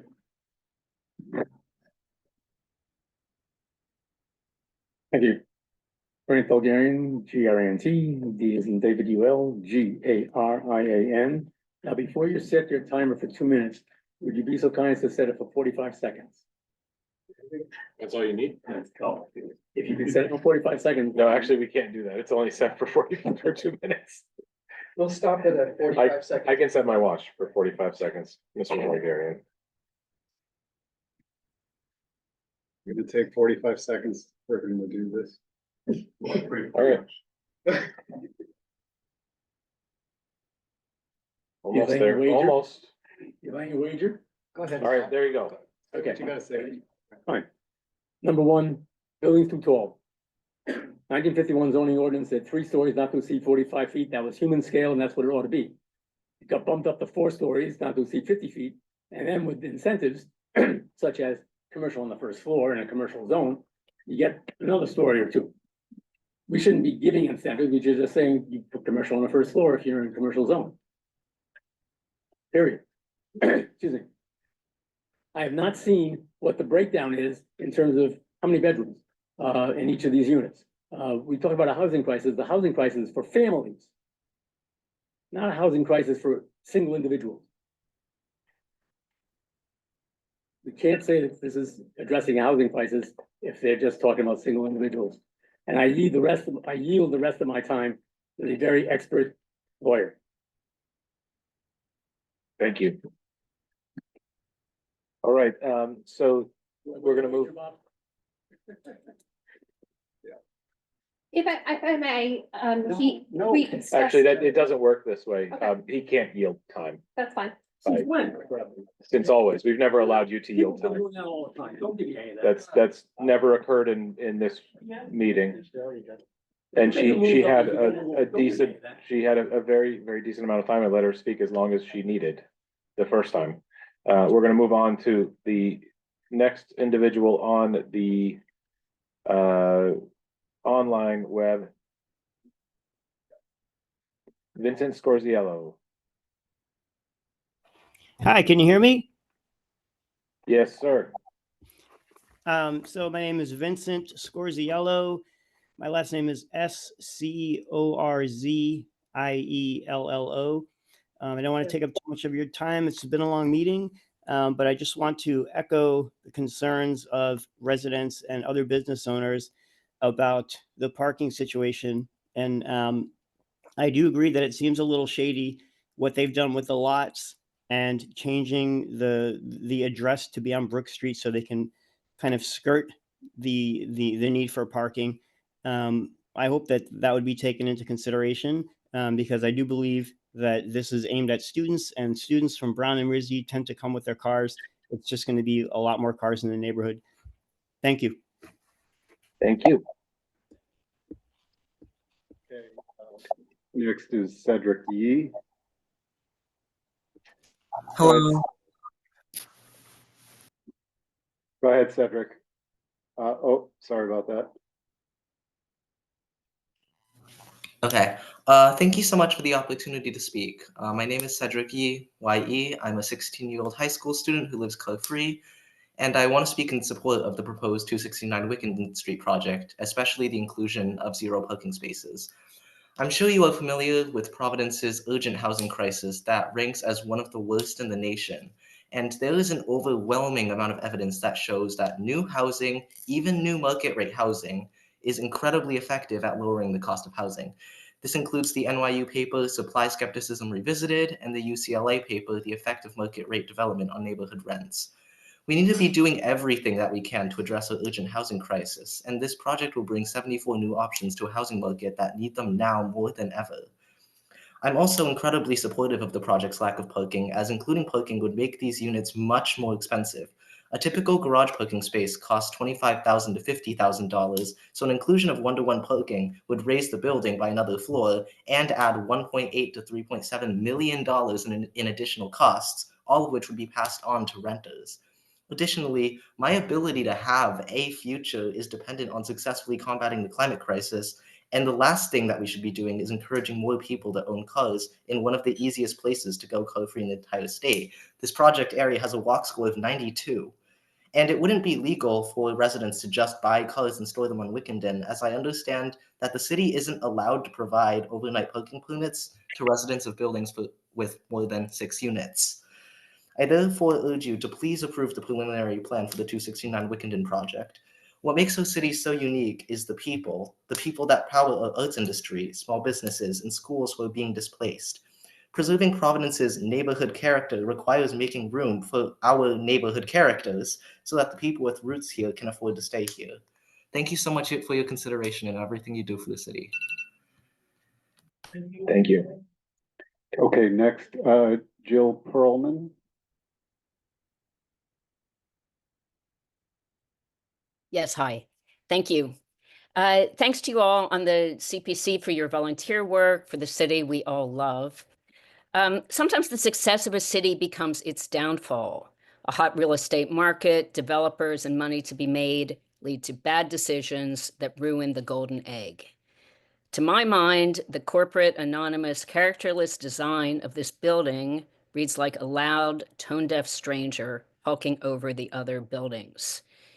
I thank the lawyer and the Fox Point Neighborhood Association and neighbors for all the detail. My feeling here is that you can't beat City Hall and that the powers that be want this. But it doesn't seem like community-worthy governance in a small, beautiful city. And I know that, I do thank you all. I know in general, your heart is in the right place. And I just want to urge you to take into consideration the heart of the neighborhood, of the neighbors, and the pressures that everyone is under, but that there is a tremendous amount of love and heart to keep this city and neighborhood from becoming more and more nightmarish. So thank you. Appreciate it. Thank you. Okay, next, Candace Pounding. Hi, my name is Candace Pounding, CandacePowning. I grew up in Fox Point, right just a couple blocks from where this new building is proposed. And I guess I wanted to add a different perspective to the densification argument. So really the densification arguments we've heard here have been in support of this project, but I find that this project ignores the goals of what we probably all understand to be sustainable densification. So just building more and more and more and more housing to make a city increasingly dense does not constitute sustainable densification. We need to make sure that we're building these new housing units in an environment that is prepared to have those additional people. And Providence is currently not equipped for this type of densification. And we need to be having things happen simultaneously to encourage sustainable densification rather than just having more and more housing. I'd like to acknowledge this housing crisis, but I'd like to also add that those that can afford luxury apartments are not the ones that are not the people that are in crisis. And the argument about how market rate apartments tend to reduce rent prices. Well, another thing that reduces rent prices is regulating developers and encouraging owner occupancy and enforcing affordable housing properties. Thank you so much. Thank you. Okay, Catherine Prevost.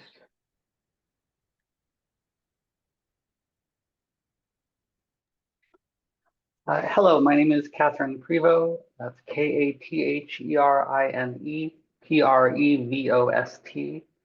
I'm one of the apparently mythical people who gets around by walking and bicycling and taking the bus. Wickenden Street is in fact one of the places that I do that to from my home in Cranston. So you can get around if you care to try. And in fact, I'm frustrated to hear so much kind of chicken and egg thinking here, because when I go to meetings talking about transit, we're told that we can't have more transit because the density isn't there. And we come here and we get told we can't have more density because the transit isn't there. And all of these things go together. The only way you get denser working urban spaces that are efficient and allow people to get where they need to go and do the things they need to do is by building things. I've followed this development for a long time at this point, several years from I don't even remember when I went to my first meeting on this. And it frustrates me that it still isn't built. I think this design is beautiful. It is absolutely an improvement over the original design that I saw in that way. I think it will provide a lot of people homes. I applaud the lack of parking because I think we need more spaces like that. And I look forward to visiting Wickenden Street with this beautiful building on it and visiting the businesses within and people who live in the building. Thank you. Thank you. Okay, Sharon Steele is up.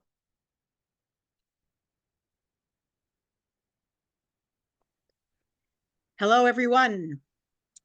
Sharon, Sharon, Steele, Steele, president of the Jewelry District.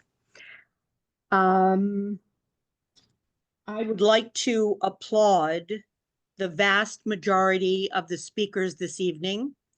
It seems that common sense is really alive and well. I applaud Michelle, the attorney who brought forward the 108 square foot fancy footwork, Judge Lamphere for what he said. I would like to suggest that there is a, shall we say, a white paper on housing affordability and things like appropriate statistics so that people can begin to understand by building another building, it does not do anything to the median housing costs. We are not Houston.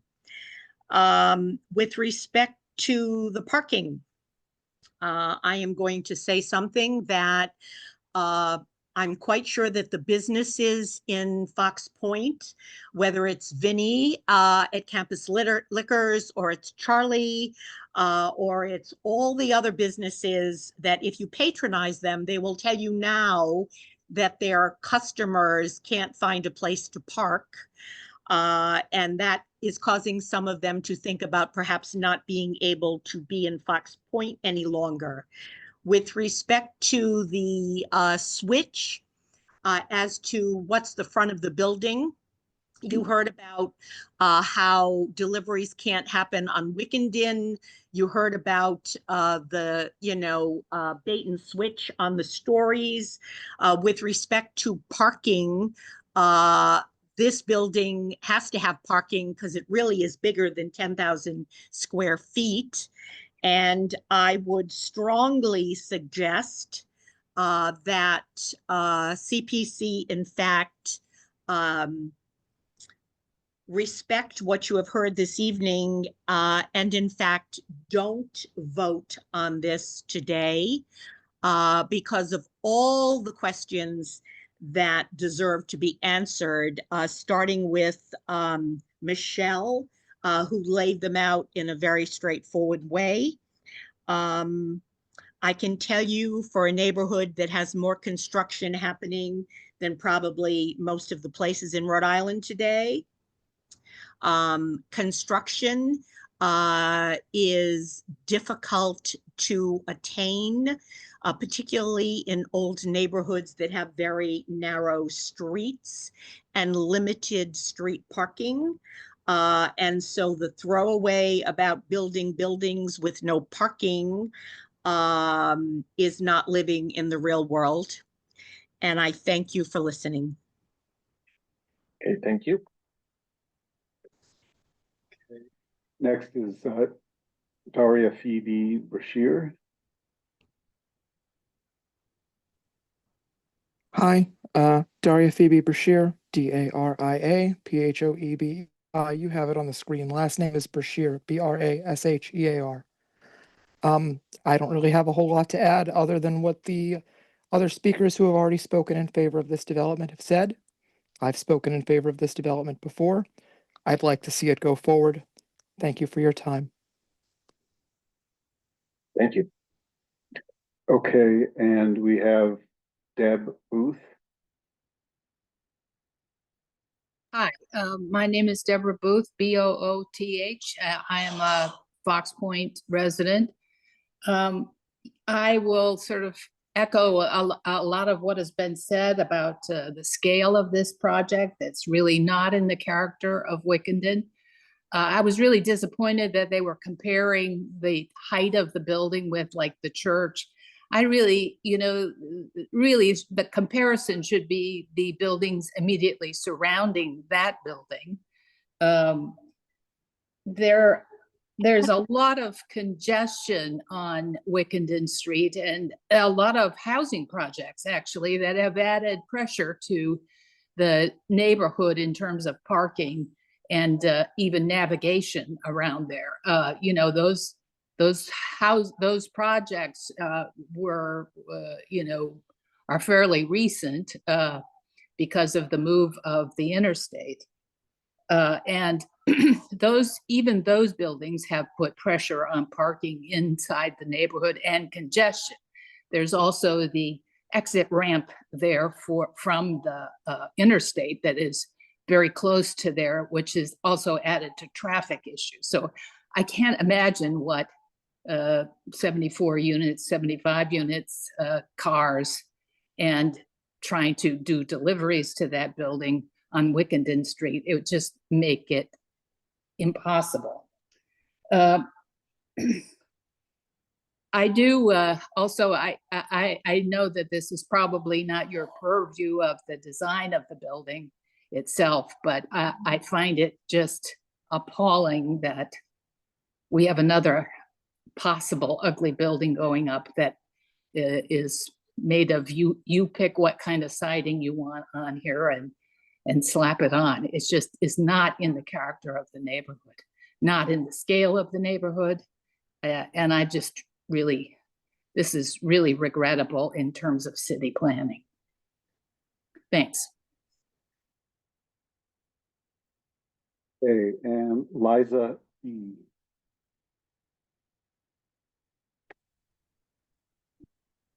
Hi, everyone.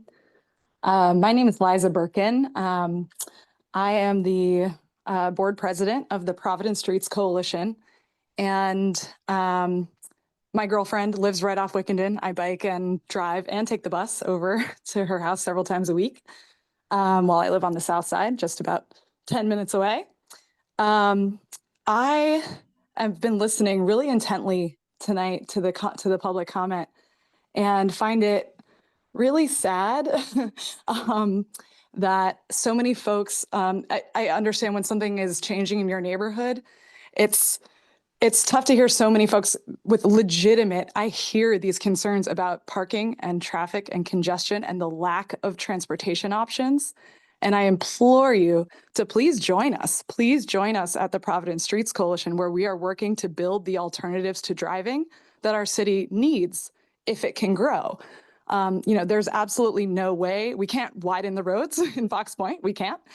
So the only way to make the quality of life better is to provide those options. And that's what we are fighting for every single day at the Providence Streets Coalition. So please join us, pvdstreets.org. We'd love to have your voice in proactive, positive meetings about building transit, funding transit, building bike infrastructure, improving the sidewalks so that people can get around without cars, rather than only coming out to oppose housing. Please join us. We would love to have you. Thanks.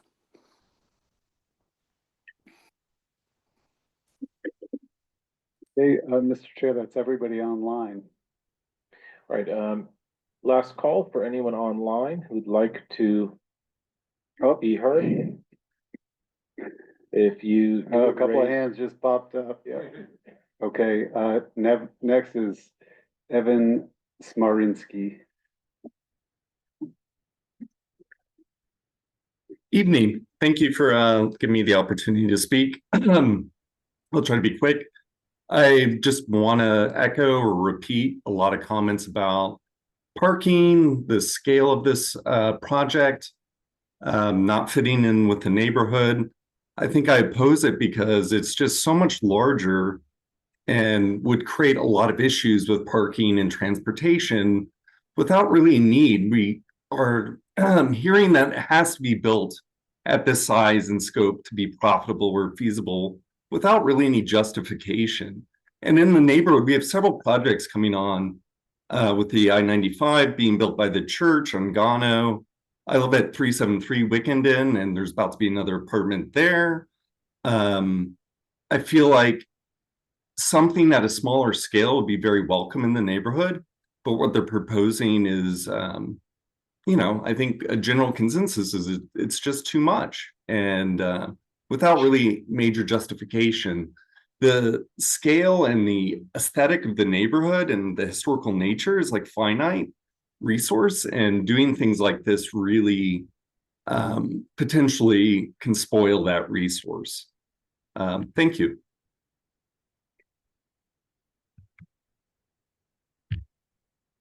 Hey, John Woolsey.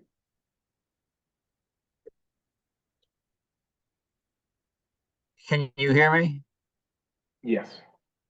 Hello? Yes, okay. Yes. we can hear Thank you for the all your work. I very much agree with Attorney Michelle, the second speaker, and her point-by-point criticisms of the project. I don't see any point in establishing zoning regulations of various kinds and then putting them aside when a project that is overscaled like this one requests to be excused from those same regulations. I don't think this project ever should have gotten this far. It isn't, the parking issues are, well, the many points that have been raised tonight, the parking issues, the aesthetics. And I don't think people are against development. The two buildings that are looking to be replaced are not particularly special. And I don't think many of us would object if somebody wanted to have an appropriately scaled replacement of those buildings, but that's not the issue. But what is the issue is the monstrosity of what is being proposed here, and I think we should turn it down or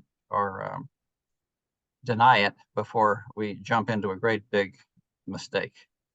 Thank you.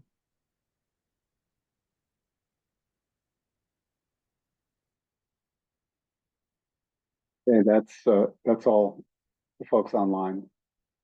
It doesn't appear that there's anyone new in the audience. Am I missing anyone here? Okay, with that, we will close the public comment portion of this agenda item.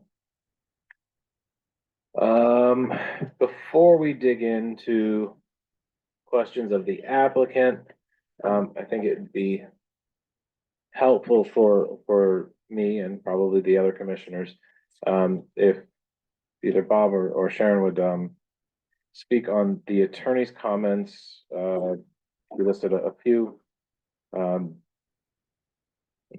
where she didn't believe that the application was either complete or lacked a stage of review. I have not seen, nor am I knowledgeable of the land court decision from Judge Lamphere, and what he said either. So maybe you can just start with that. I'll address several of the points that the attorney made. Okay, so the first one is about this idea of doing a subdivision to create a lot of 10,000 square feet or less in a C2 zone, and therefore create a situation where the property is exempt from parking requirements. This is legal.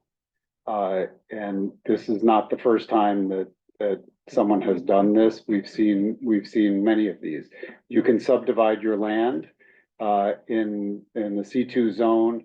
There are not minimum lot size requirements, so you can subdivide into lots of any size in that zone, so long as they meet the other required standards.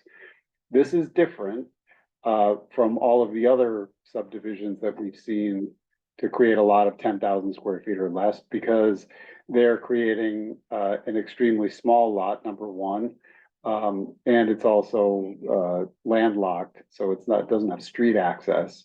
But they are allowed to create what's called a lot not for development, and that's defined as a parcel of land recorded in the Recorder of Deeds that is created or reserved for open space and conservation and has been or will be deeded to the city of Providence or the state of Rhode Island, or any privately owned parcel that cannot be developed due to size, physical limitations, or is lacking required frontage on a public right-of-way, with appropriate deed and plat restrictions forbidding any development thereon in accordance with state law. So they can do this. They're gonna have to put deed and plat restrictions forbidding any development thereon. Is it a unusual maneuver? Absolutely. Is it a maneuver that was intended simply to get the lot under 10,000 square feet? No question about it. Is it something that we didn't necessarily contemplate when we wrote the ordinance and the regulations? Yes. But can they do it? In my opinion, yes.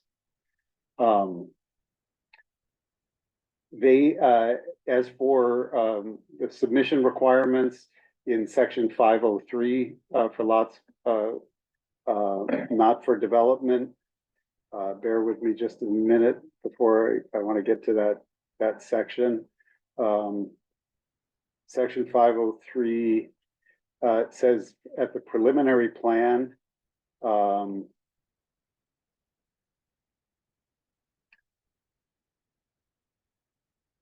this is 503A4. Prior to approval of the preliminary plan, an applicant shall submit copies of all legal documents describing the property, proposed easements, and rights of way. This is not an easement. This is not a right of way. This is a deed restriction. They don't need to submit that to us.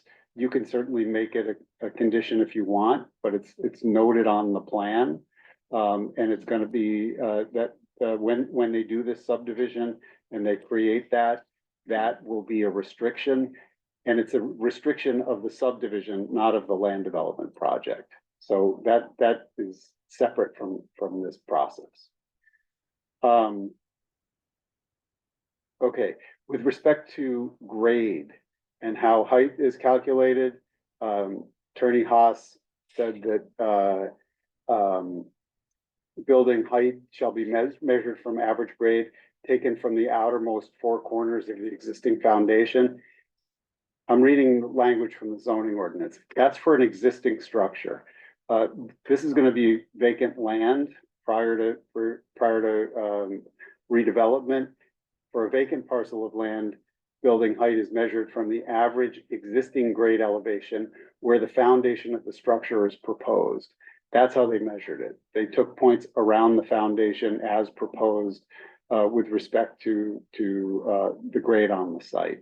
In our opinion, that's how you do it, and they comply. Are they very close when it comes to the measurement of the floor to floor below average grade versus above average grade? Yes, no question about it. They are right up against it. But you know, we spent a lot of time with them on this. We sent them back to the drawing board several times before we were given a plan that, in my opinion, and in the opinion of the zoning official, meets the standard for how you measure grade. There was a comment about this needing a major change. There are two types of changes to an approved plan: major change and a minor change. Minor change can be approved administratively. Major changes have to be approved by this commission. That is a change to an approved plan. If they were coming in and saying, we're still at master plan and we want to change master plan by eliminating parking, for example, that would require a major change, but only if they're at master plan and staying at master plan. They have moved on to the next phase, which is preliminary plan. All plans change in major and minor ways between master and preliminary plan. It would be redundant and I think absurd for us to say you have to file for preliminary plan and a change to master plan. That's not how it works. Preliminary plan is an evolution of the plan. Okay.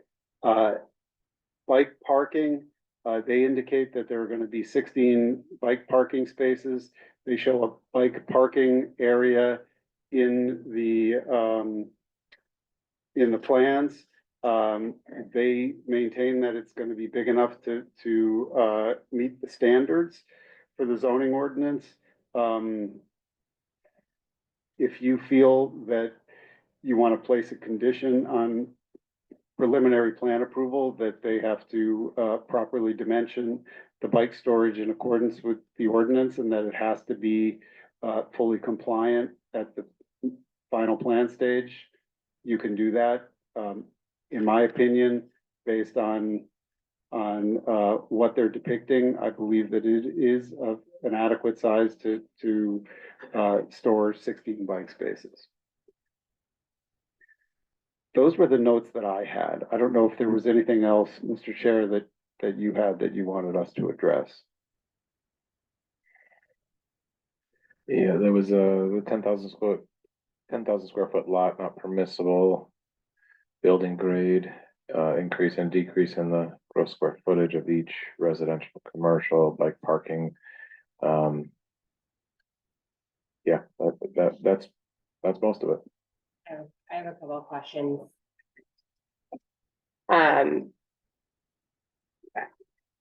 I think that a lot of people brought up loading and accessibility, and I'm wondering if that is something that has entered your discussions with them, or if we should be worried about the accessibility of the commercial space for one, and the connection of loading to the rest of the building. Okay, so with respect to, you're talking about ADA accessibility Yeah. to commercial space. I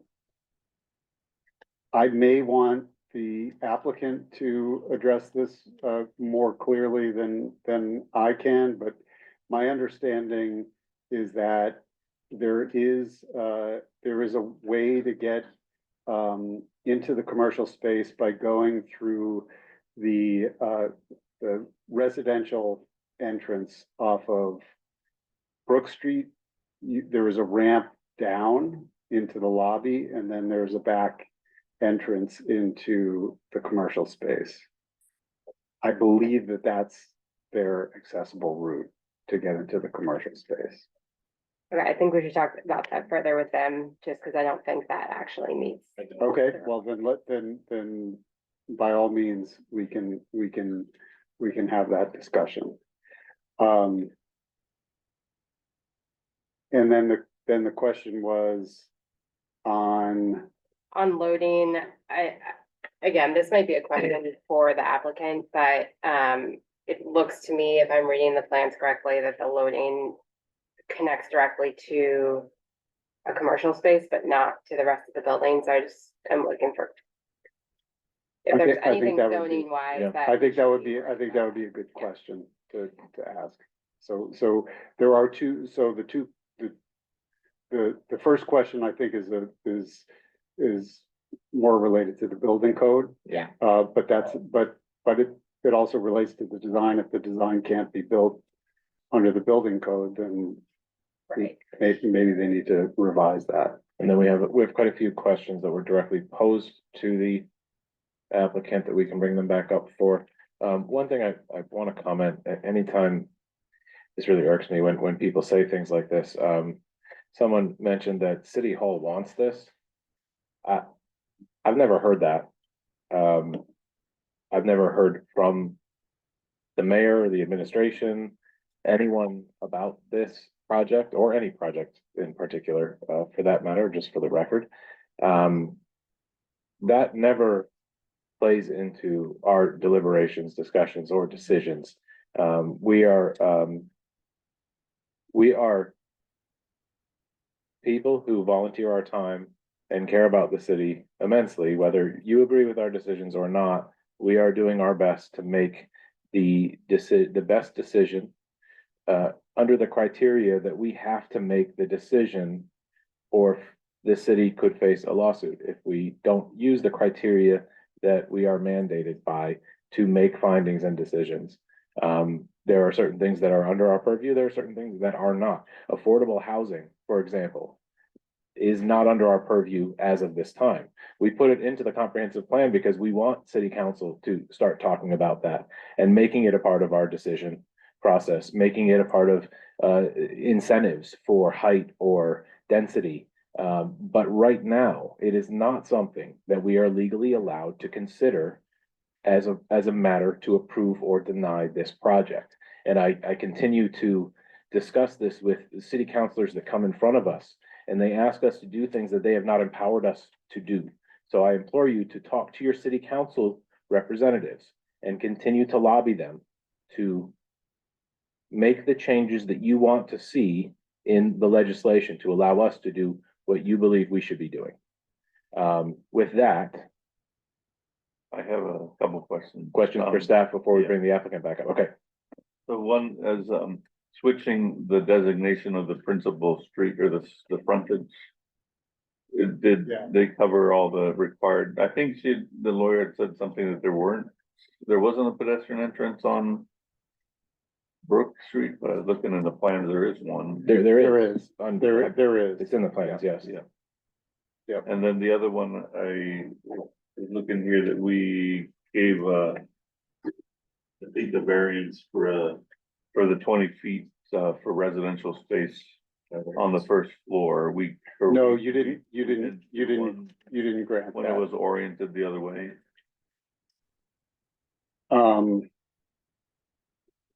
Let's see.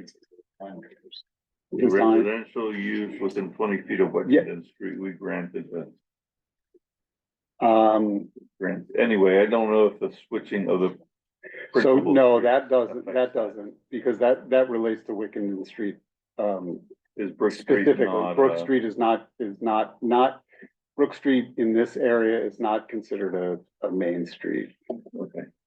I think that it was more to someone's comment who remembered this, and I clearly remember it as well. It was more that we didn't want to give the relief. I remember very clearly, I didn't, for rear yard setback that they were creating the problem by limiting the size of the lot. So we didn't grant them the rear yard setback relief that they wanted by them creating that 108 square foot lot. Because it was a self-imposed request. They didn't have to do that, but then they'd be over 10,000 square feet. But now it's become their side yard. Correct. So they've taken that space. Is that right? Yeah, Again, so, yeah, do you mind if I? Absolutely. I think, okay, so, right now, there's a setback requirement in commercial zones. When you're up against a residential zone, there's a side setback requirement of 10 feet and a rear setback requirement of 20 feet. You may recall that in the proposed zoning changes, that's going to be 10 and 10. But of course, that's not the law right now. On a corner lot, you can choose which of your frontages is the front, and that makes the opposite one the rear. So when this was originally proposed, they designated Wickenden as the front, and then the lot line to the south was the rear. They needed a setback, whether you call that the side or the rear, you need a setback because it's up against a residential zone. As you go up Wickenden Street, the lot line at the westerly portion of the lot doesn't require any setback because it's not up against a residential zone, it's up against a commercial. So they have decided to make the front yard of this Brook Street so that they can reduce the side yard setback to 10 feet. Now, what that does though, is it triggers other requirements that for the front of a building. For example, all buildings shall have an orientation to and pedestrian entrance from the sidewalk along the primary building frontage. If Brook Street is the primary building frontage, it needs an orientation to and an entrance from. It has that. There's the main entrance to the residential space that's along Brook Street. Now, the other thing about it is that ground floor facades shall contain a certain amount of transparency. This starts to get a little complicated because the ground floor of this building is not the lowest level along Brook Street. It's the lowest level at the top of Wickenden Street. That's the ground floor, otherwise known as the first floor. And what's below it is the cellar. So that the facade requirement, as you wrap around onto Brook Street, What it says, so the transparency requirement applies to the first floor, which is the floor above grade along Brook Street. They meet the transparency requirement there. It's a residential portion of a mixed-use building. It's supposed to be at least 15% transparent. They meet that transparency requirement. So they've threaded a needle here. Everything about the building is threading many needles through Can I just ask very small eyes. one more nuance? It's a very good way to So describe it. the 20 feet from Wickenden Street for residential uses Yeah, is, so you're saying that's still along Wickenden Street is where that applies, yes, right? because the And ordinance is specific to Wickenden Street. right. Is that, it seems like we're saying that's at the cellar level, not at the first floor. No, it's the first. It's the first floor, not the cellar level, right? But the first floor does have residential. We have to look up the master plan decision. because there may have been a waiver. Okay. There's a list here at the beginning of his plan. Right. So really, that we granted already. It's not really if it's a waiver.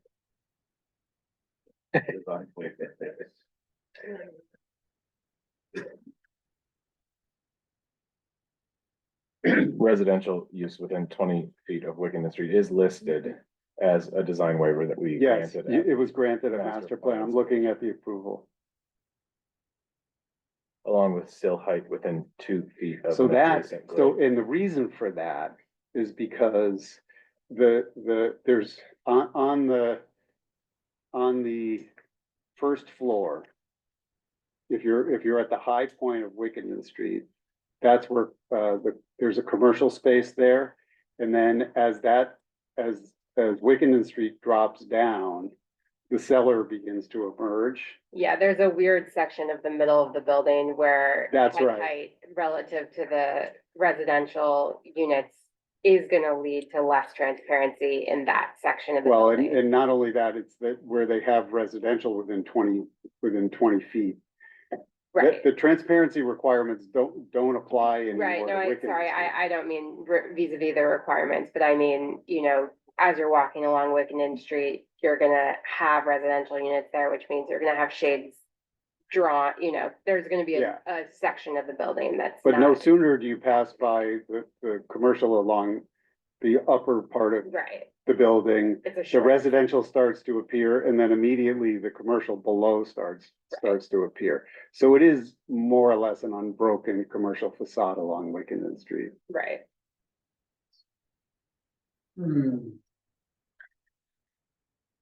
Yeah, threading the needle through a very, very fine eye is a very, very appropriate way to describe this project in every aspect, so. I'm sure there are a lot of developers out there that would have said, oh, I wish I thought of that. Obviously, some of the things we don't think of when we write these. Okay. I think it's time for the applicant to come up and answer some questions from us.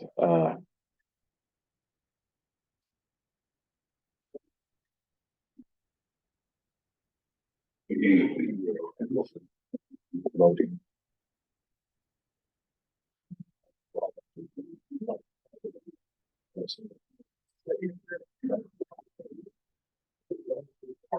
Okay, let's start off with the vice chair's questions. ADA and loading access, we'll start those two first. Is the mic off? Did it turn off? You gotta hold it. Hold it until the red. Test. All right, here we go. Fantastic. I also want to address the fiber cement siding comment to alleviate any. Oh, we'll get to those. Those are on my list too. Cool. I didn't forget. I was taking notes. All right, so I'll go in order of the questions asked. Accessibility, also sometimes referred to as ADA, but there's other accessibility considerations in the building code as well. There is an accessible route through the lobby that slopes down via an ADA accessible ramp to both commercial, to the commercial unit on the right that was mentioned. There's also the commercial bay on the corner was also designed proportionally so that depending on who the tenant is that moves in there, the commercial tenant, an ADA accessible ramp. I think we're running out of batteries. Hang on. Pause, please. I thought the Duracell bunny kept going. Oh, yeah, right. That's why we're using Duracell. That's the problem.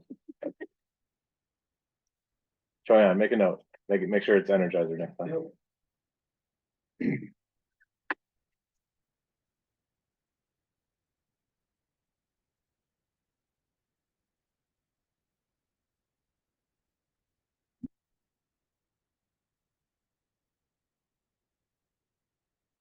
Actually, so disrespectful. You've heard 25 of us bring up major concerns about the impact of the.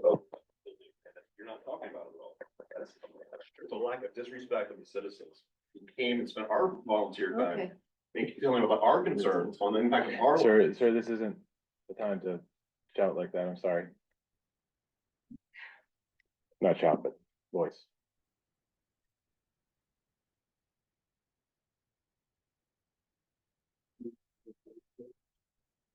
Back? Yes. There must be some, okay. Batteries are working.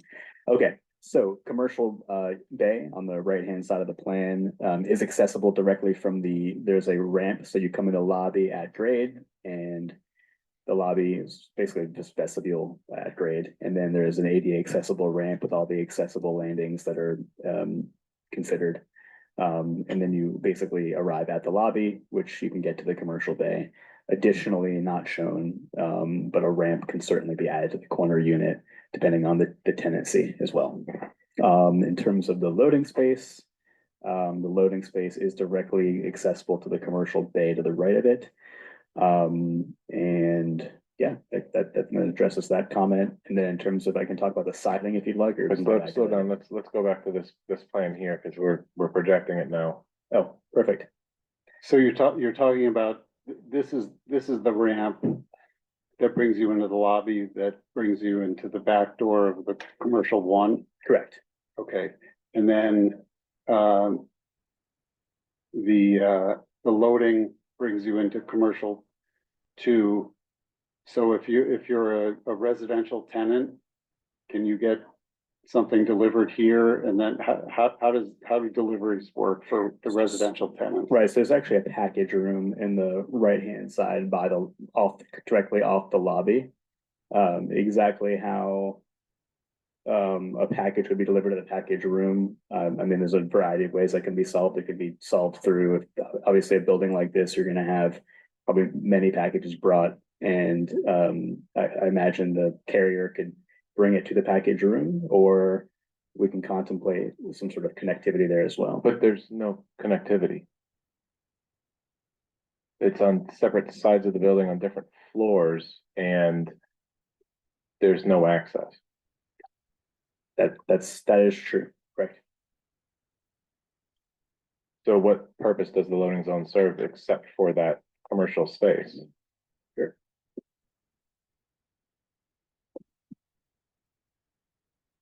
I think in terms of intensity and loading.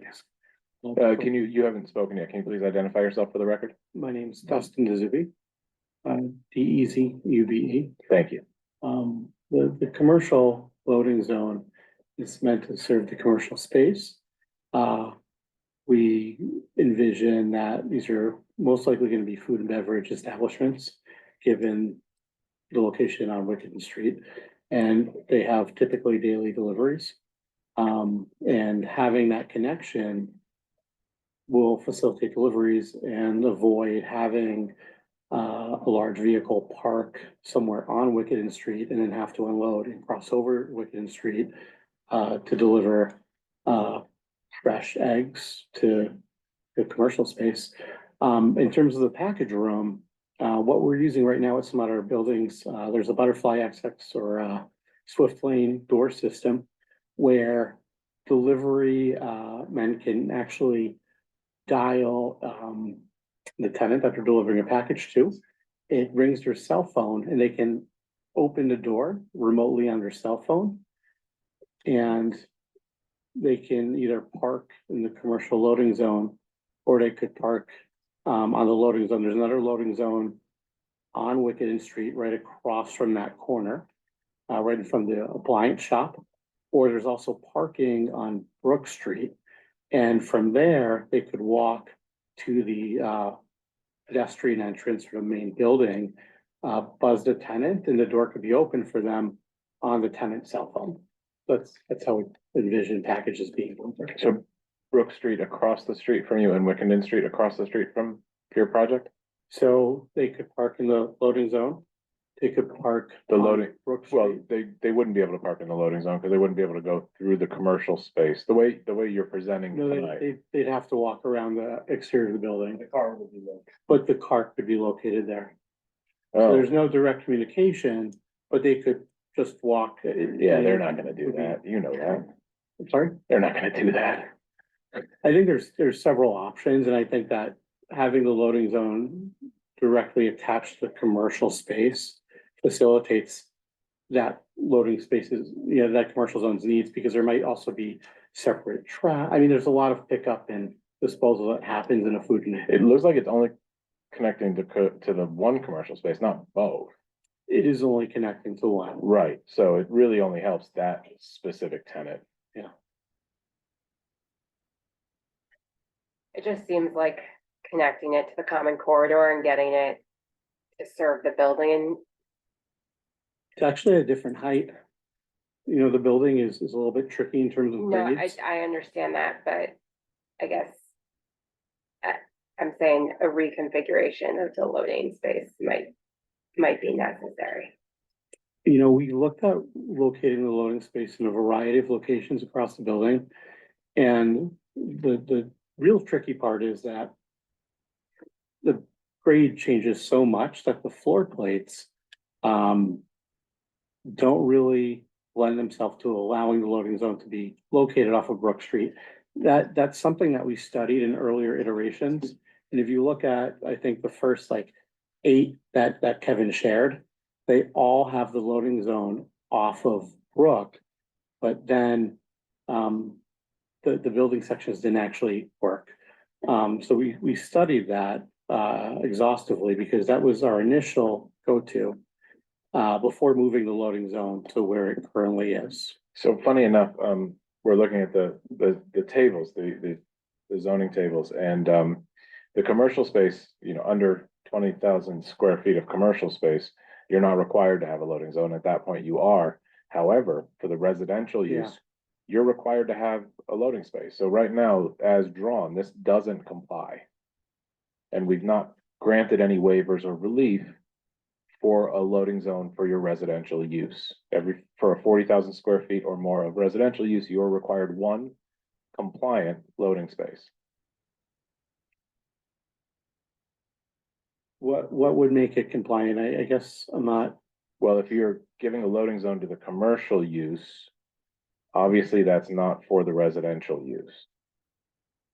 I thought it would serve both uses. It's not. It doesn't serve both. So we just discussed that. I mean, well, okay, we can have a difference of opinion. My opinion is that it doesn't comply. What would make it comply in your opinion? If it has direct access to the residential space and it is attached to the residential space, not you drive in here, you're connected to the commercial space. But if you want, you can walk around outside to the other side of the building completely and enter the residential lobby. The residential is in green, and I mean, the thing is, the residential is, it's about 5 feet higher. No, I understand. That's your choice where you stick it. I'm not gonna tell you where to put it. But right now, it doesn't communicate with the residential use at all. I think the use case here is somebody's moving into the building, they have 20 boxes and a bed frame. How are they getting it from this loading space into their apartment. And this is clear in the zoning code, it requires you to have one space, not for the commercial use, for the residential use. This is something that was studied exhaustively. If we just were to look at the older iterations, it really does not work along Brook Street. The grade change makes it, I mean, this is something that was studied.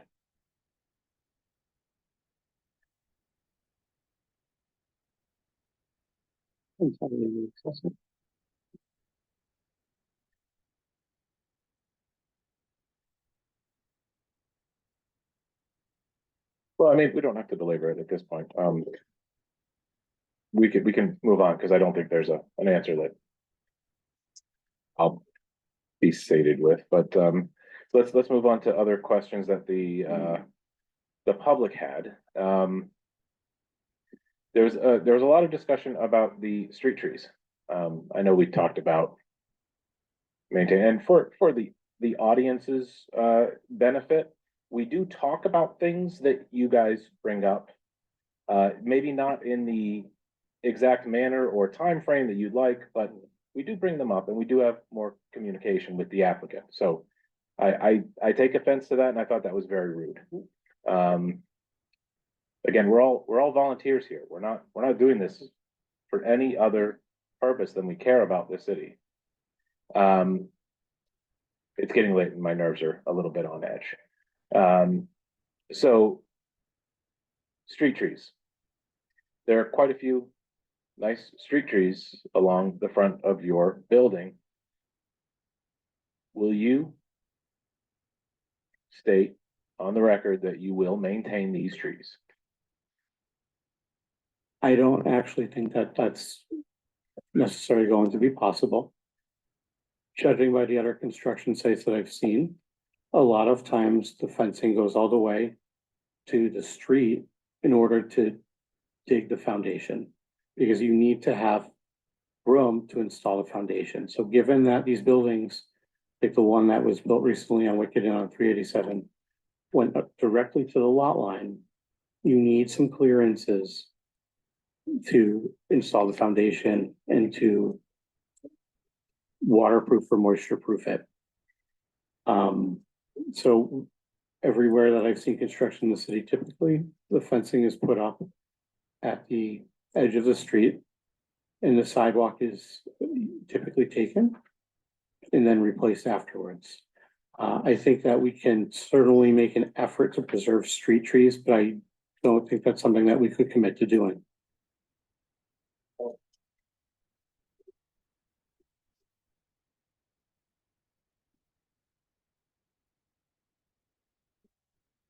Okay. Kevin, you wanted to talk about the materials.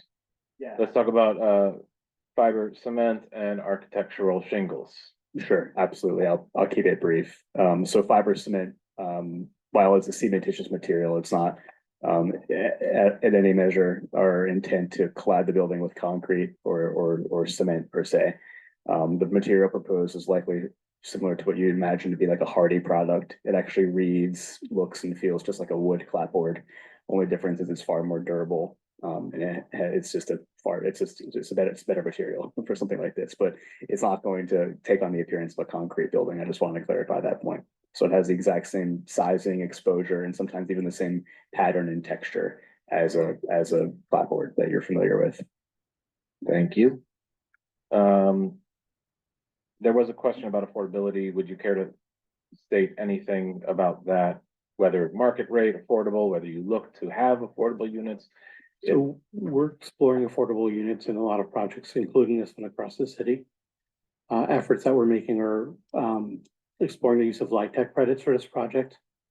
We're also very interested in the application of the 8 law and are interested in seeing how the litigation plays out relating to the 8 law and its usage.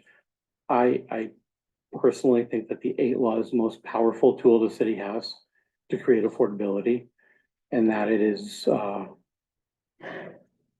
I mean, it has the ability to create affordability, so that's an ongoing discussion that I'm happy to have. Okay. Trying to see.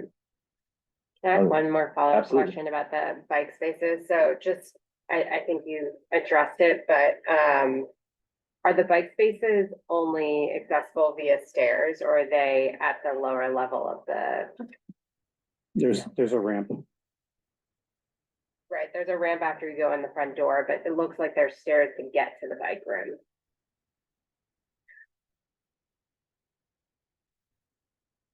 Which page are you looking at? Well, I'm looking at all the plans, but I can look at a bigger version of, Yeah, the plan sheet. yeah, hang on. A 1.00. Yeah, okay. It just looks like the placement of the door of the, I think that bike room slab is at the higher. Lower, hold on. Indoors. Oh, there's the bike one there. I've got it pulled up here. The bike. Oh, there it is. storage Yeah. is right here. The bike floor could just be raised to be at the main level Okay. of the rest of the lobby. Yeah, I think just while we're pointing things out, that Yeah. might help functionality. Yeah, I think, I agree, I think that's a good solution, I think that makes sense. And there's to access. While we're talking about the bike storage, it's not dimensioned. Can you, we do talk about design in section 1404A1. I'm sorry, that's not it. It's elsewhere in the design of bicycle spaces.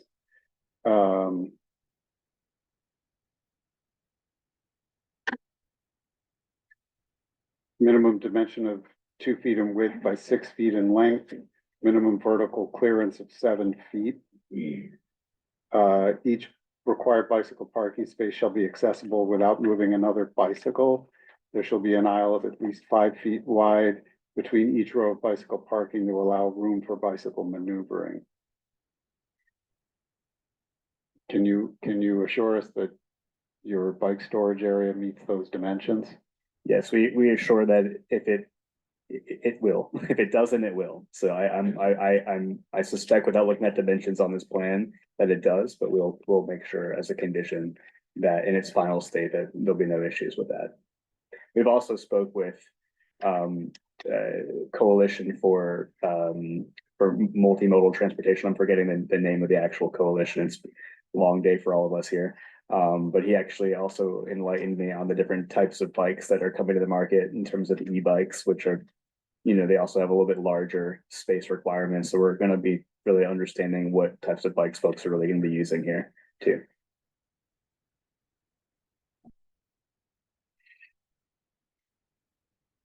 And this is the minimum required for this development is what you're showing here on the plan? I believe so, yes.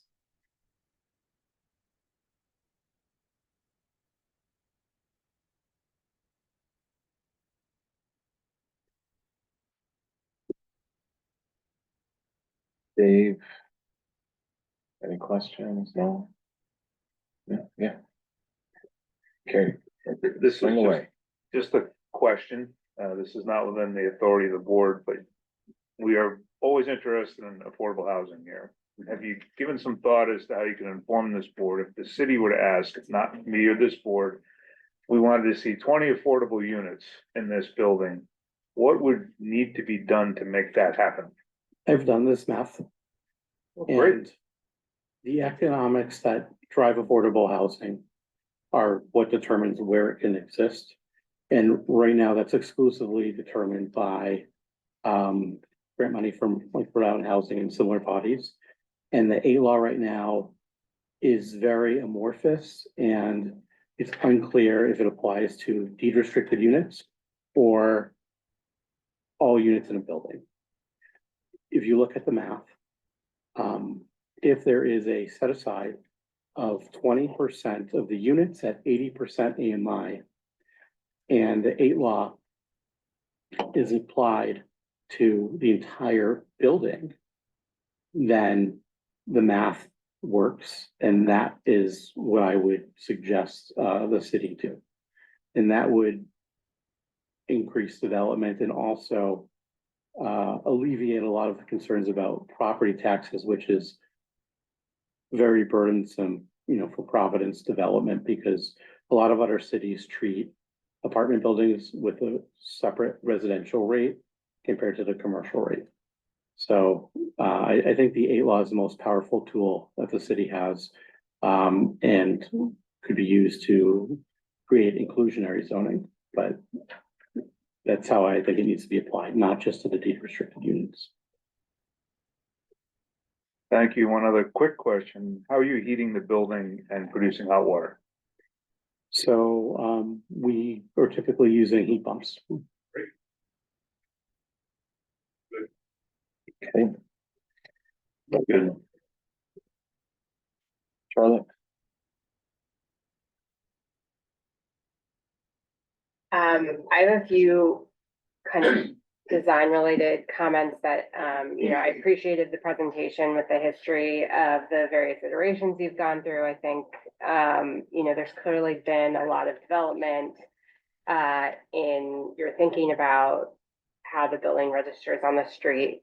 And I'm sure you guys have listened to so many voices that they're starting to blend together on this. I think at one point in your presentation, you mentioned sort of the vernacular forms, which I'm assuming you're kind of equating to the gable and the sort of almost mansard roof form. And I think, you know, again, this isn't necessarily a provision of us passing this proposal or not, but I'd encourage you to think about these quote unquote vernacular forms in terms of their actual uses and marrying the outside of this building that you've rendered clearly with a lot of care to what's happening inside. We spoke a little bit about the residential uses that are very close to Wickenden Street, and I think kind of the various forms of windows you're using and the bays all have a somewhat strange relationship, in my opinion, between the outside and the inside. You're pushing bedrooms into glass bays right on main streets, and I just, as you move forward through design, as you kind of develop this design further, I'd encourage you to think about kind of what window forms you're using. Not that, you know, there's one that's necessarily good and others that are bad, but just marrying the sort of uses on the inside with what's happening on the street and how the building registers in real life, day to day. I think that's a really good point. It's actually something that we're about to actively study, where, you know, as we go through, this is a very iterative process, and we're trying to make sure that all bed walls work, like they have enough room for a kid's bed or 2 night tables. And we do want to prioritize the bay windows for common space where possible. In studios and such, that's not going to be possible, but there's a number of spaces where I think we can make that happen. Okay, and then I have one last comment, which is, I think you've also thought about the upper story very differently. You sort of have a lower story, which I think is working maybe quite well, a middle section, and an upper story. And at this point, the upper story is feeling very much like a series of hats that have been placed on top of the 3 sections of the building. And again, I think kind of trying to think about that upper story as connected to the middle section makes a lot of sense to me. And perhaps, you know, I appreciate that in places the deep cornice is probably something that's hiding that upper story that, you know, is making it sort of feel not like it's a very tall building from the Brook Street corner. So I understand the impetus behind some of those things, but I think in some ways that sort of heavy cornice and the treatment of that cornice as a divider between the lower section of the building and the upper section of the building can come off as more overbearing. So again, I would encourage you to study the views and really think about the role that cornice is playing and what the character is of it as you're standing on those various corners. Yeah, point taken for sure.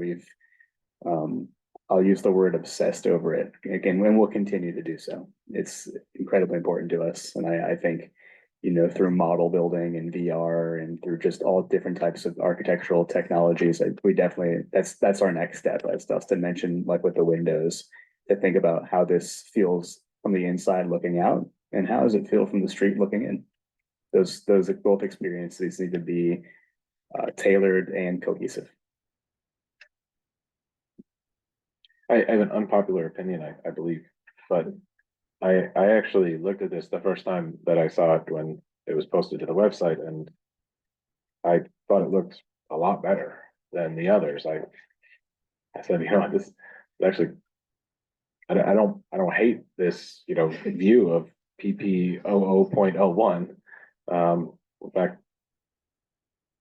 it looks nice. It does look like you put thought and effort into it, and I don't want to minimize that. There have been a lot of iterations. As many critical things that I will say about this project, I do want to compliment the iterative process that it has had. We appreciate that. It's certainly been iterative. Anything else for the applicant before we start deliberations?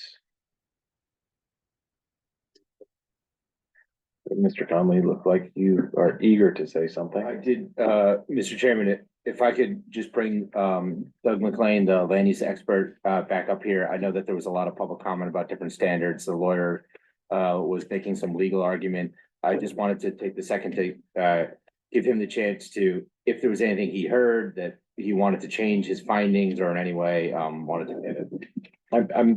I'll allow you to do it quickly, but I think Bob Azar took care of my concerns, at least regarding that, but feel free to add on to that if you'd like. Yeah, I'll be very brief. I heard the concerns. I do understand there's a lot of passion amongst the neighbors. However, my review of this is based on the required findings of fact as dictated by local code and state law. From my review of this, this project is very straightforward in that it meets the required findings of fact, particularly consistency with the comp plan and compliance with the zoning code. So while I understand that passion, to me, the basic parameters and the findings are still there, and my opinion still stands. Thank you. Thank you. All right. There's nothing else you want to commit to at this time before we start?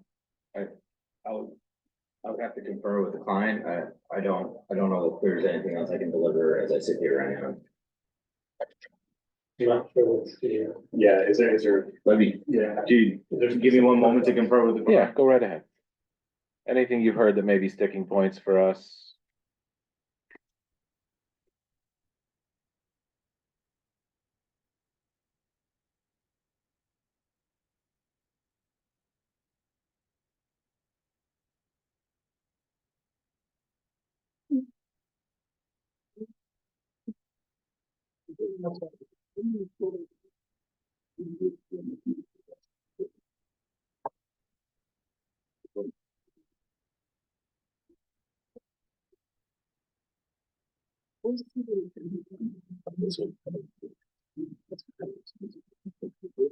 Yeah.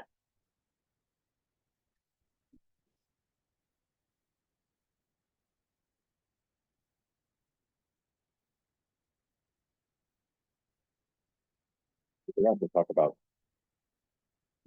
we had a condition about, about landscaping plan, and that it shall include a robust amount of plantings in the rear yard setback. There were notes indicating dense vegetative buffer, but no detail. I think that was to placate me, and I kind of offended. I think we'll tell them that when they come back as well. Yeah, I think I need more details on that, for sure. It's actually hard to find.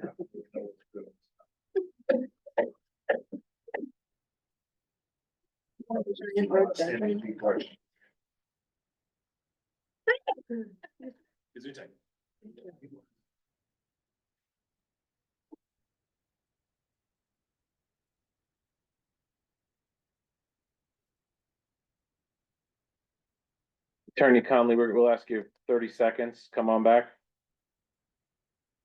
Hopefully you can hear us.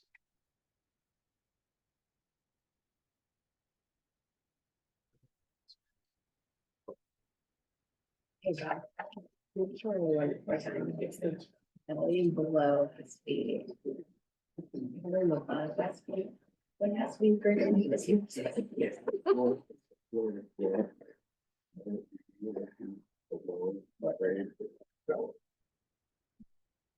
So while you stepped away, there was one other thing that I had forgotten to mention that I marked as a note on a previous page. And that is that there was a condition of approval, I remember, because I made that condition about the landscaping plan to have a robust amount of plantings in the rear yard setback that you're creating.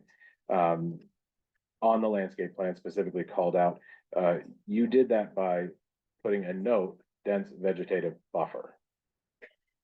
So I don't think that meets the condition of approval from the master plan stage. It's listed on it as a dense vegetative, but it has no details whatsoever as to what's going to be there. So it's a condition and it's not specified.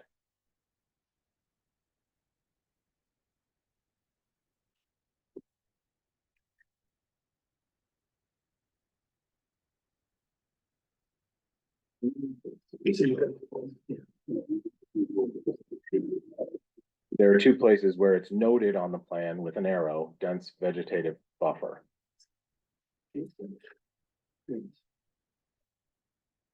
And Attorney Conley, I want to thank you for your paper handout because before that, I wasn't even able to find that. So it's really not apparent in the plans.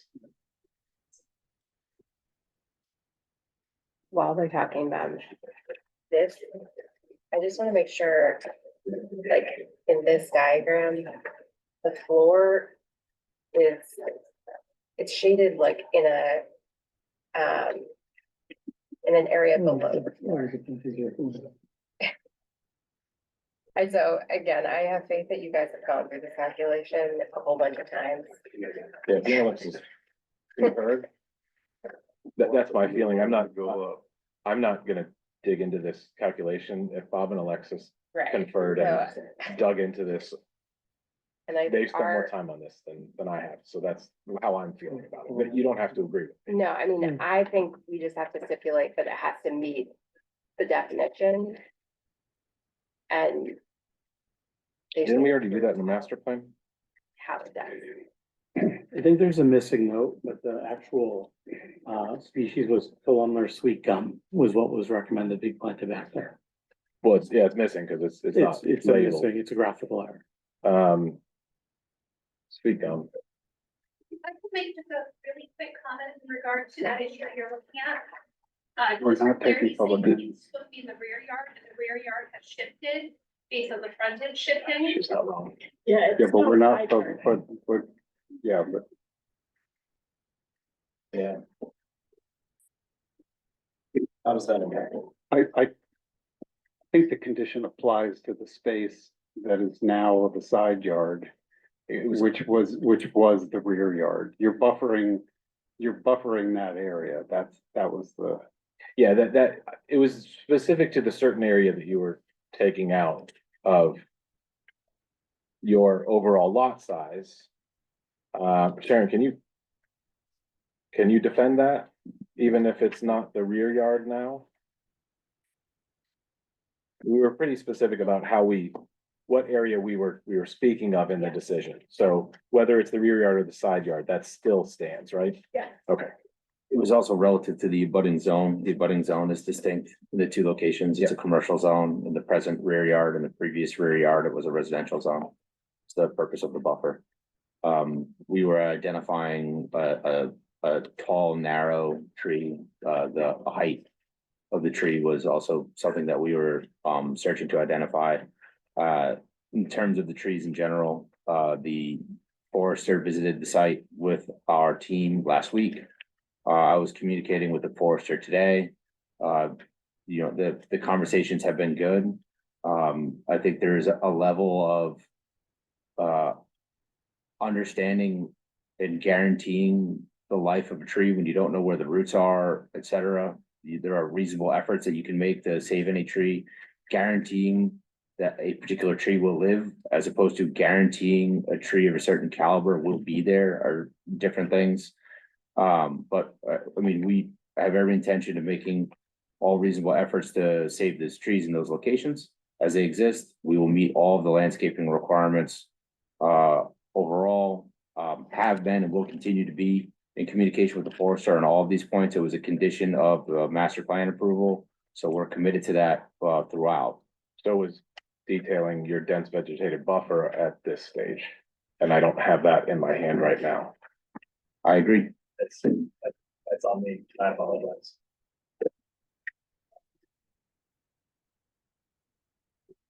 I think pre-apps on this, we've discussed it.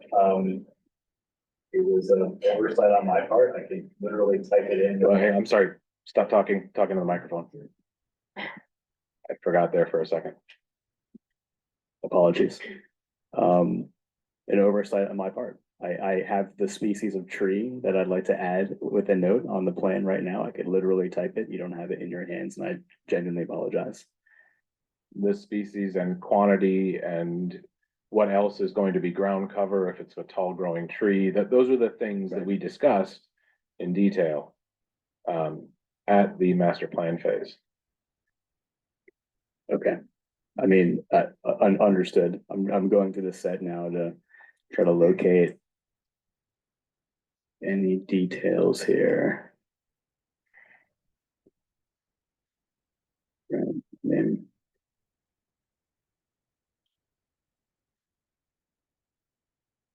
So again, I have two pretty significant issues right now. It's loading zone and the landscape buffer. The other things I feel like we can stipulate to, but those two are pertinent to our review. And I don't have the ability to use them in our deliberations at this moment. So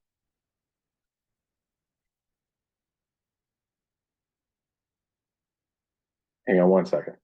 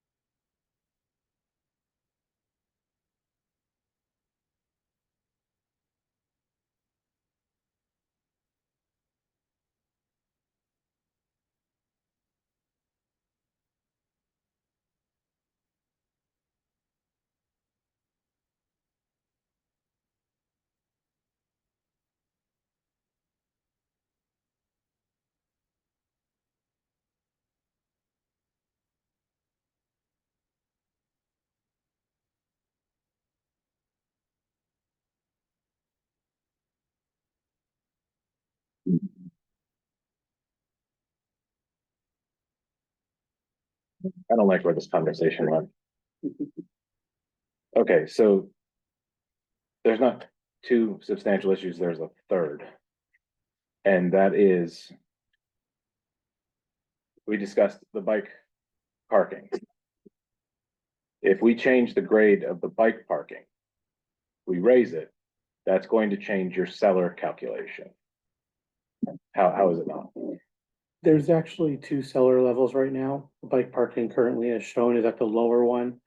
Raising the bike parking would bring it to the rest of the cellar level. It still counts as a cellar. Lowering it makes it count more as a cellar. But the level that the commercial space is on in the residential units, that counts as a cellar in itself. And bringing the bike parking to that level would not bring it above that level. So it would still meet the definition of a cellar. But well, I hope that you're correct in that. I think we need to see evidence of that It's before. the sections. We can show you in the sections. Isn't it below the commercial space and without, if you raise, Layers of No, bike parking in order to get 16 bikes. the level itself meets the definition of a cellar that the commercial space is on. We don't need to count the entire basement and weight it or do any volumetric calculations to meet that definition. The lower level itself meets that definition. I mean, not the one with the commercial space. So we can look at the section. Yeah. Okay, so yeah, So there's two levels of bike parking in that room? I believe that there are two, that it's stacked bike parking. Is that the way you designed Stack it? wall mounts, basically, yeah. So in the sheet, the sheet that would explain this would be sheet PPA 0.02. just in looking at this, if you had to raise the level of this floor, how are you still gonna have enough head height in this room? To have stacked bicycle storage. To even walk into the room? Yeah, this, We would, I see relative to the commercial. Could you use the microphone, please? I see your point relative to the commercial two space. I mean, options would be to ramp down then to the bicycle storage area. of course, there are many, many Yeah. options of which we don't have in front of us to contemplate today. So there are three substantial substantive issues that we have, one of which was a condition of your master plan approval. We are very, very busy the next few months. The last thing I want to do is continue this matter. I don't know if there's a way for us to vote on this other than to deny you this evening. If we had to take a vote, because you've not given us the information in order to approve your plan as submitted.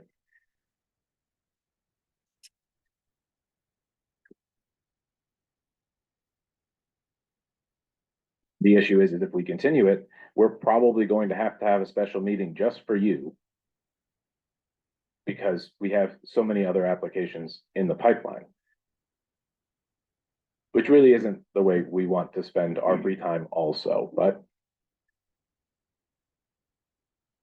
I appreciate your outline of the circumstances, Mr. Chairman. I think since that is the case, I would like to try to work through what those three large issues are with a level of specificity so that we are delivering on them.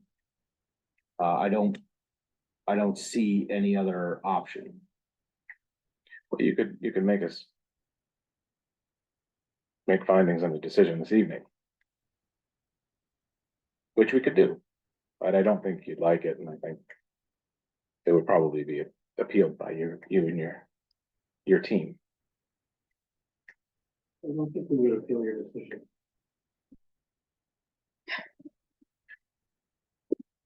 If we deny your preliminary plan, you wouldn't appeal it? No, we wouldn't appeal it.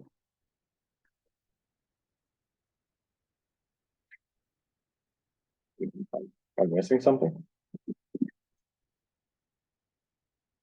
We are happy to also make having bike storage that's compliant a condition of final approval too, as an alternative.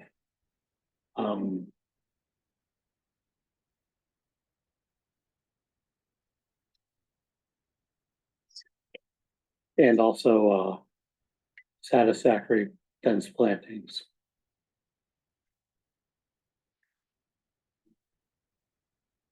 I think the issue is that we're not convinced that feasibility of those things can all happen simultaneously within the envelope that you've given, and because it's so close to the cutoffs.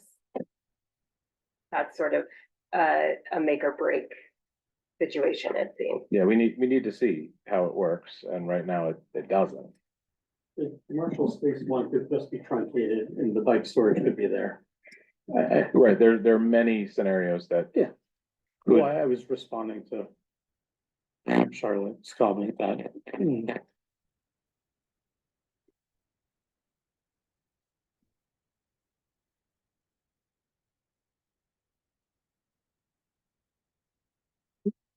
Yeah.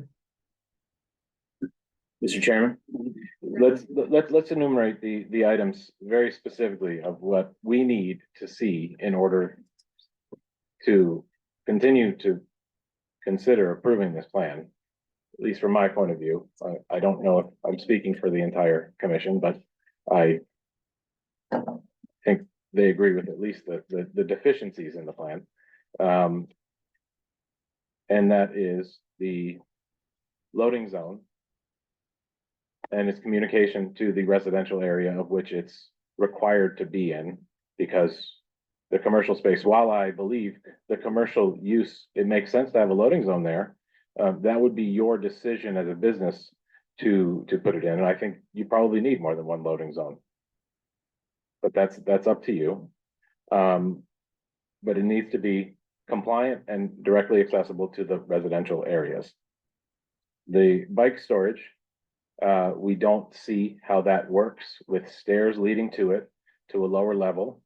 And we would need to see that and a new calculation on the cellar area, and how that would all work together. And then the other specific issue is the condition of approval from your master plan phase states that the plan shall include a robust amount of plantings in the rear yard setback to buffer the building from the abutting use. That's the exact language from the approval. And a note on the plan saying dense vegetative buffer does not meet that, in my opinion. Is there anything else, commissioners, that we see that needs to be addressed before we have a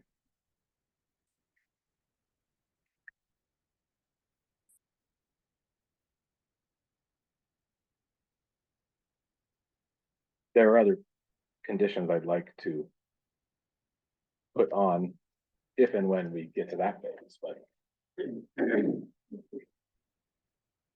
yeah, I can ask.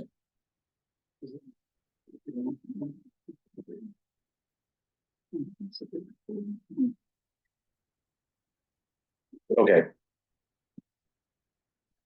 If you were able to address those items and continue to look into a few of the other issues, like working to maintain the eastern elms along Wickenden Street, which I feel very strongly about, and I still plan to discuss in our conditions of approval for this phase.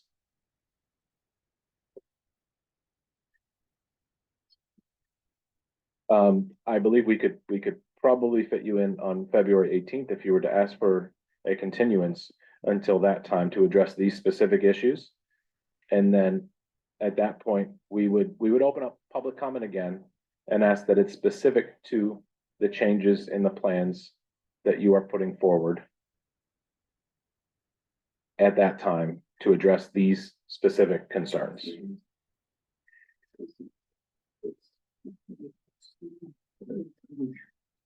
Mr. Chairman. Looked quickly on my phone. I think it's in Rhode Island code. It's not as stringent as Massachusetts code. I can look at it further, but it's probably not gonna happen in the context of this meeting. I'd encourage. We them did, to we make did suggest and encourage you to continue to look into the accessibility of the commercial space also, if we're taking a breather and coming back in February. Mr. Chairman, there is another procedural, solution. I guess two questions. One, in regards to the loading space, if there's any objection to the loading space being connected to the residential area via, steps or a ramp, there's a grade change there that we're trying to deal with. I don't believe that zoning change would have any, issues relative to an ADA concern, but a ramp or steps creates a much more viable solution in a much more ready manner. All of the other conditions that you've identified do not seem to be heavy lifts. The other thing I will note is that procedurally speaking, there's not a requirement that preliminary plan be the last public hearing. Usually a condition is a referral of final to administrative approval. If this board wants to see that these conditions are met to this board's satisfaction, and as opposed to a continuance, we could do a preliminary plan approval where final plan is still a required public meeting. And this board would vote on whether or not we've met your satisfaction on each of those elements. I suggest that because it sounds like we're gonna have an additional public meeting either way. And what will happen in the interim is there'll be an increased level of precision and quality of overall design that will naturally occur as a result of moving from preliminary to final. So just moving the final plan approval to a public meeting as opposed to administrative, I think may solve I that. think there was a change in legislation that doesn't allow us to have a public meeting for a final plan. Is it preventative? I think it's, I can't remember how the language is in Well, I don't know. You're acting on preliminary plan and I can't vote to approve the preliminary plan when you haven't met my conditions of master plan. So let's start there. If you want us to vote on it tonight, we will. I'm giving you the opportunity to request we do need the to. time to submit supplemental materials that will appease our concerns. And continue to the 18th. On the loading zone. I don't think we have to, are you asking a specific question about how you want to proceed? Okay. One of the conditions I'm asking a question. Can the communication from the loading zone to the residential space have steps? That's because there is a grade change and that's why. What, sorry. I mean, I would argue it should be a ramp if it's gonna be a level change, just be. I would argue that too. You don't have room for ramp. commissioners, welcome to my world. We studied the loading zone at different levels. We exhaustively, we worked with zoning. So without looking at the zoning, I would say my opinion is that it. Go ahead, Charlotte. I didn't mean. I was gonna say, there's always a way to do it. I mean, there's nothing that stipulates you need 74 units. Obviously, if you're gonna build a building this size, you wanna get as many units as possible in it. But there's always massaging room within that plan to figure out how this. Yeah, I think the loading zone and steps would be antithetical to the spirit of a loading zone. That's just my opinion. I don't want to go take the time and belabor it. Just my thought.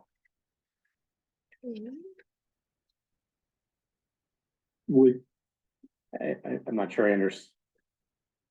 To go that, you need basically, I go about 5 feet with a ramp is in. So I think regardless, we need a continuance to February 18th. Okay, so the applicant is requesting a continuance to February 18th. Is there a motion to that effect? I'll make a motion to grant them a continuance. Do you have a second? Second. Go around, we'll just do a voice vote. All in favor, say aye. Aye. All opposed, any abstentions? Take a motion to adjourn this meeting. Motion to adjourn. Do we have a second? Thank you. So.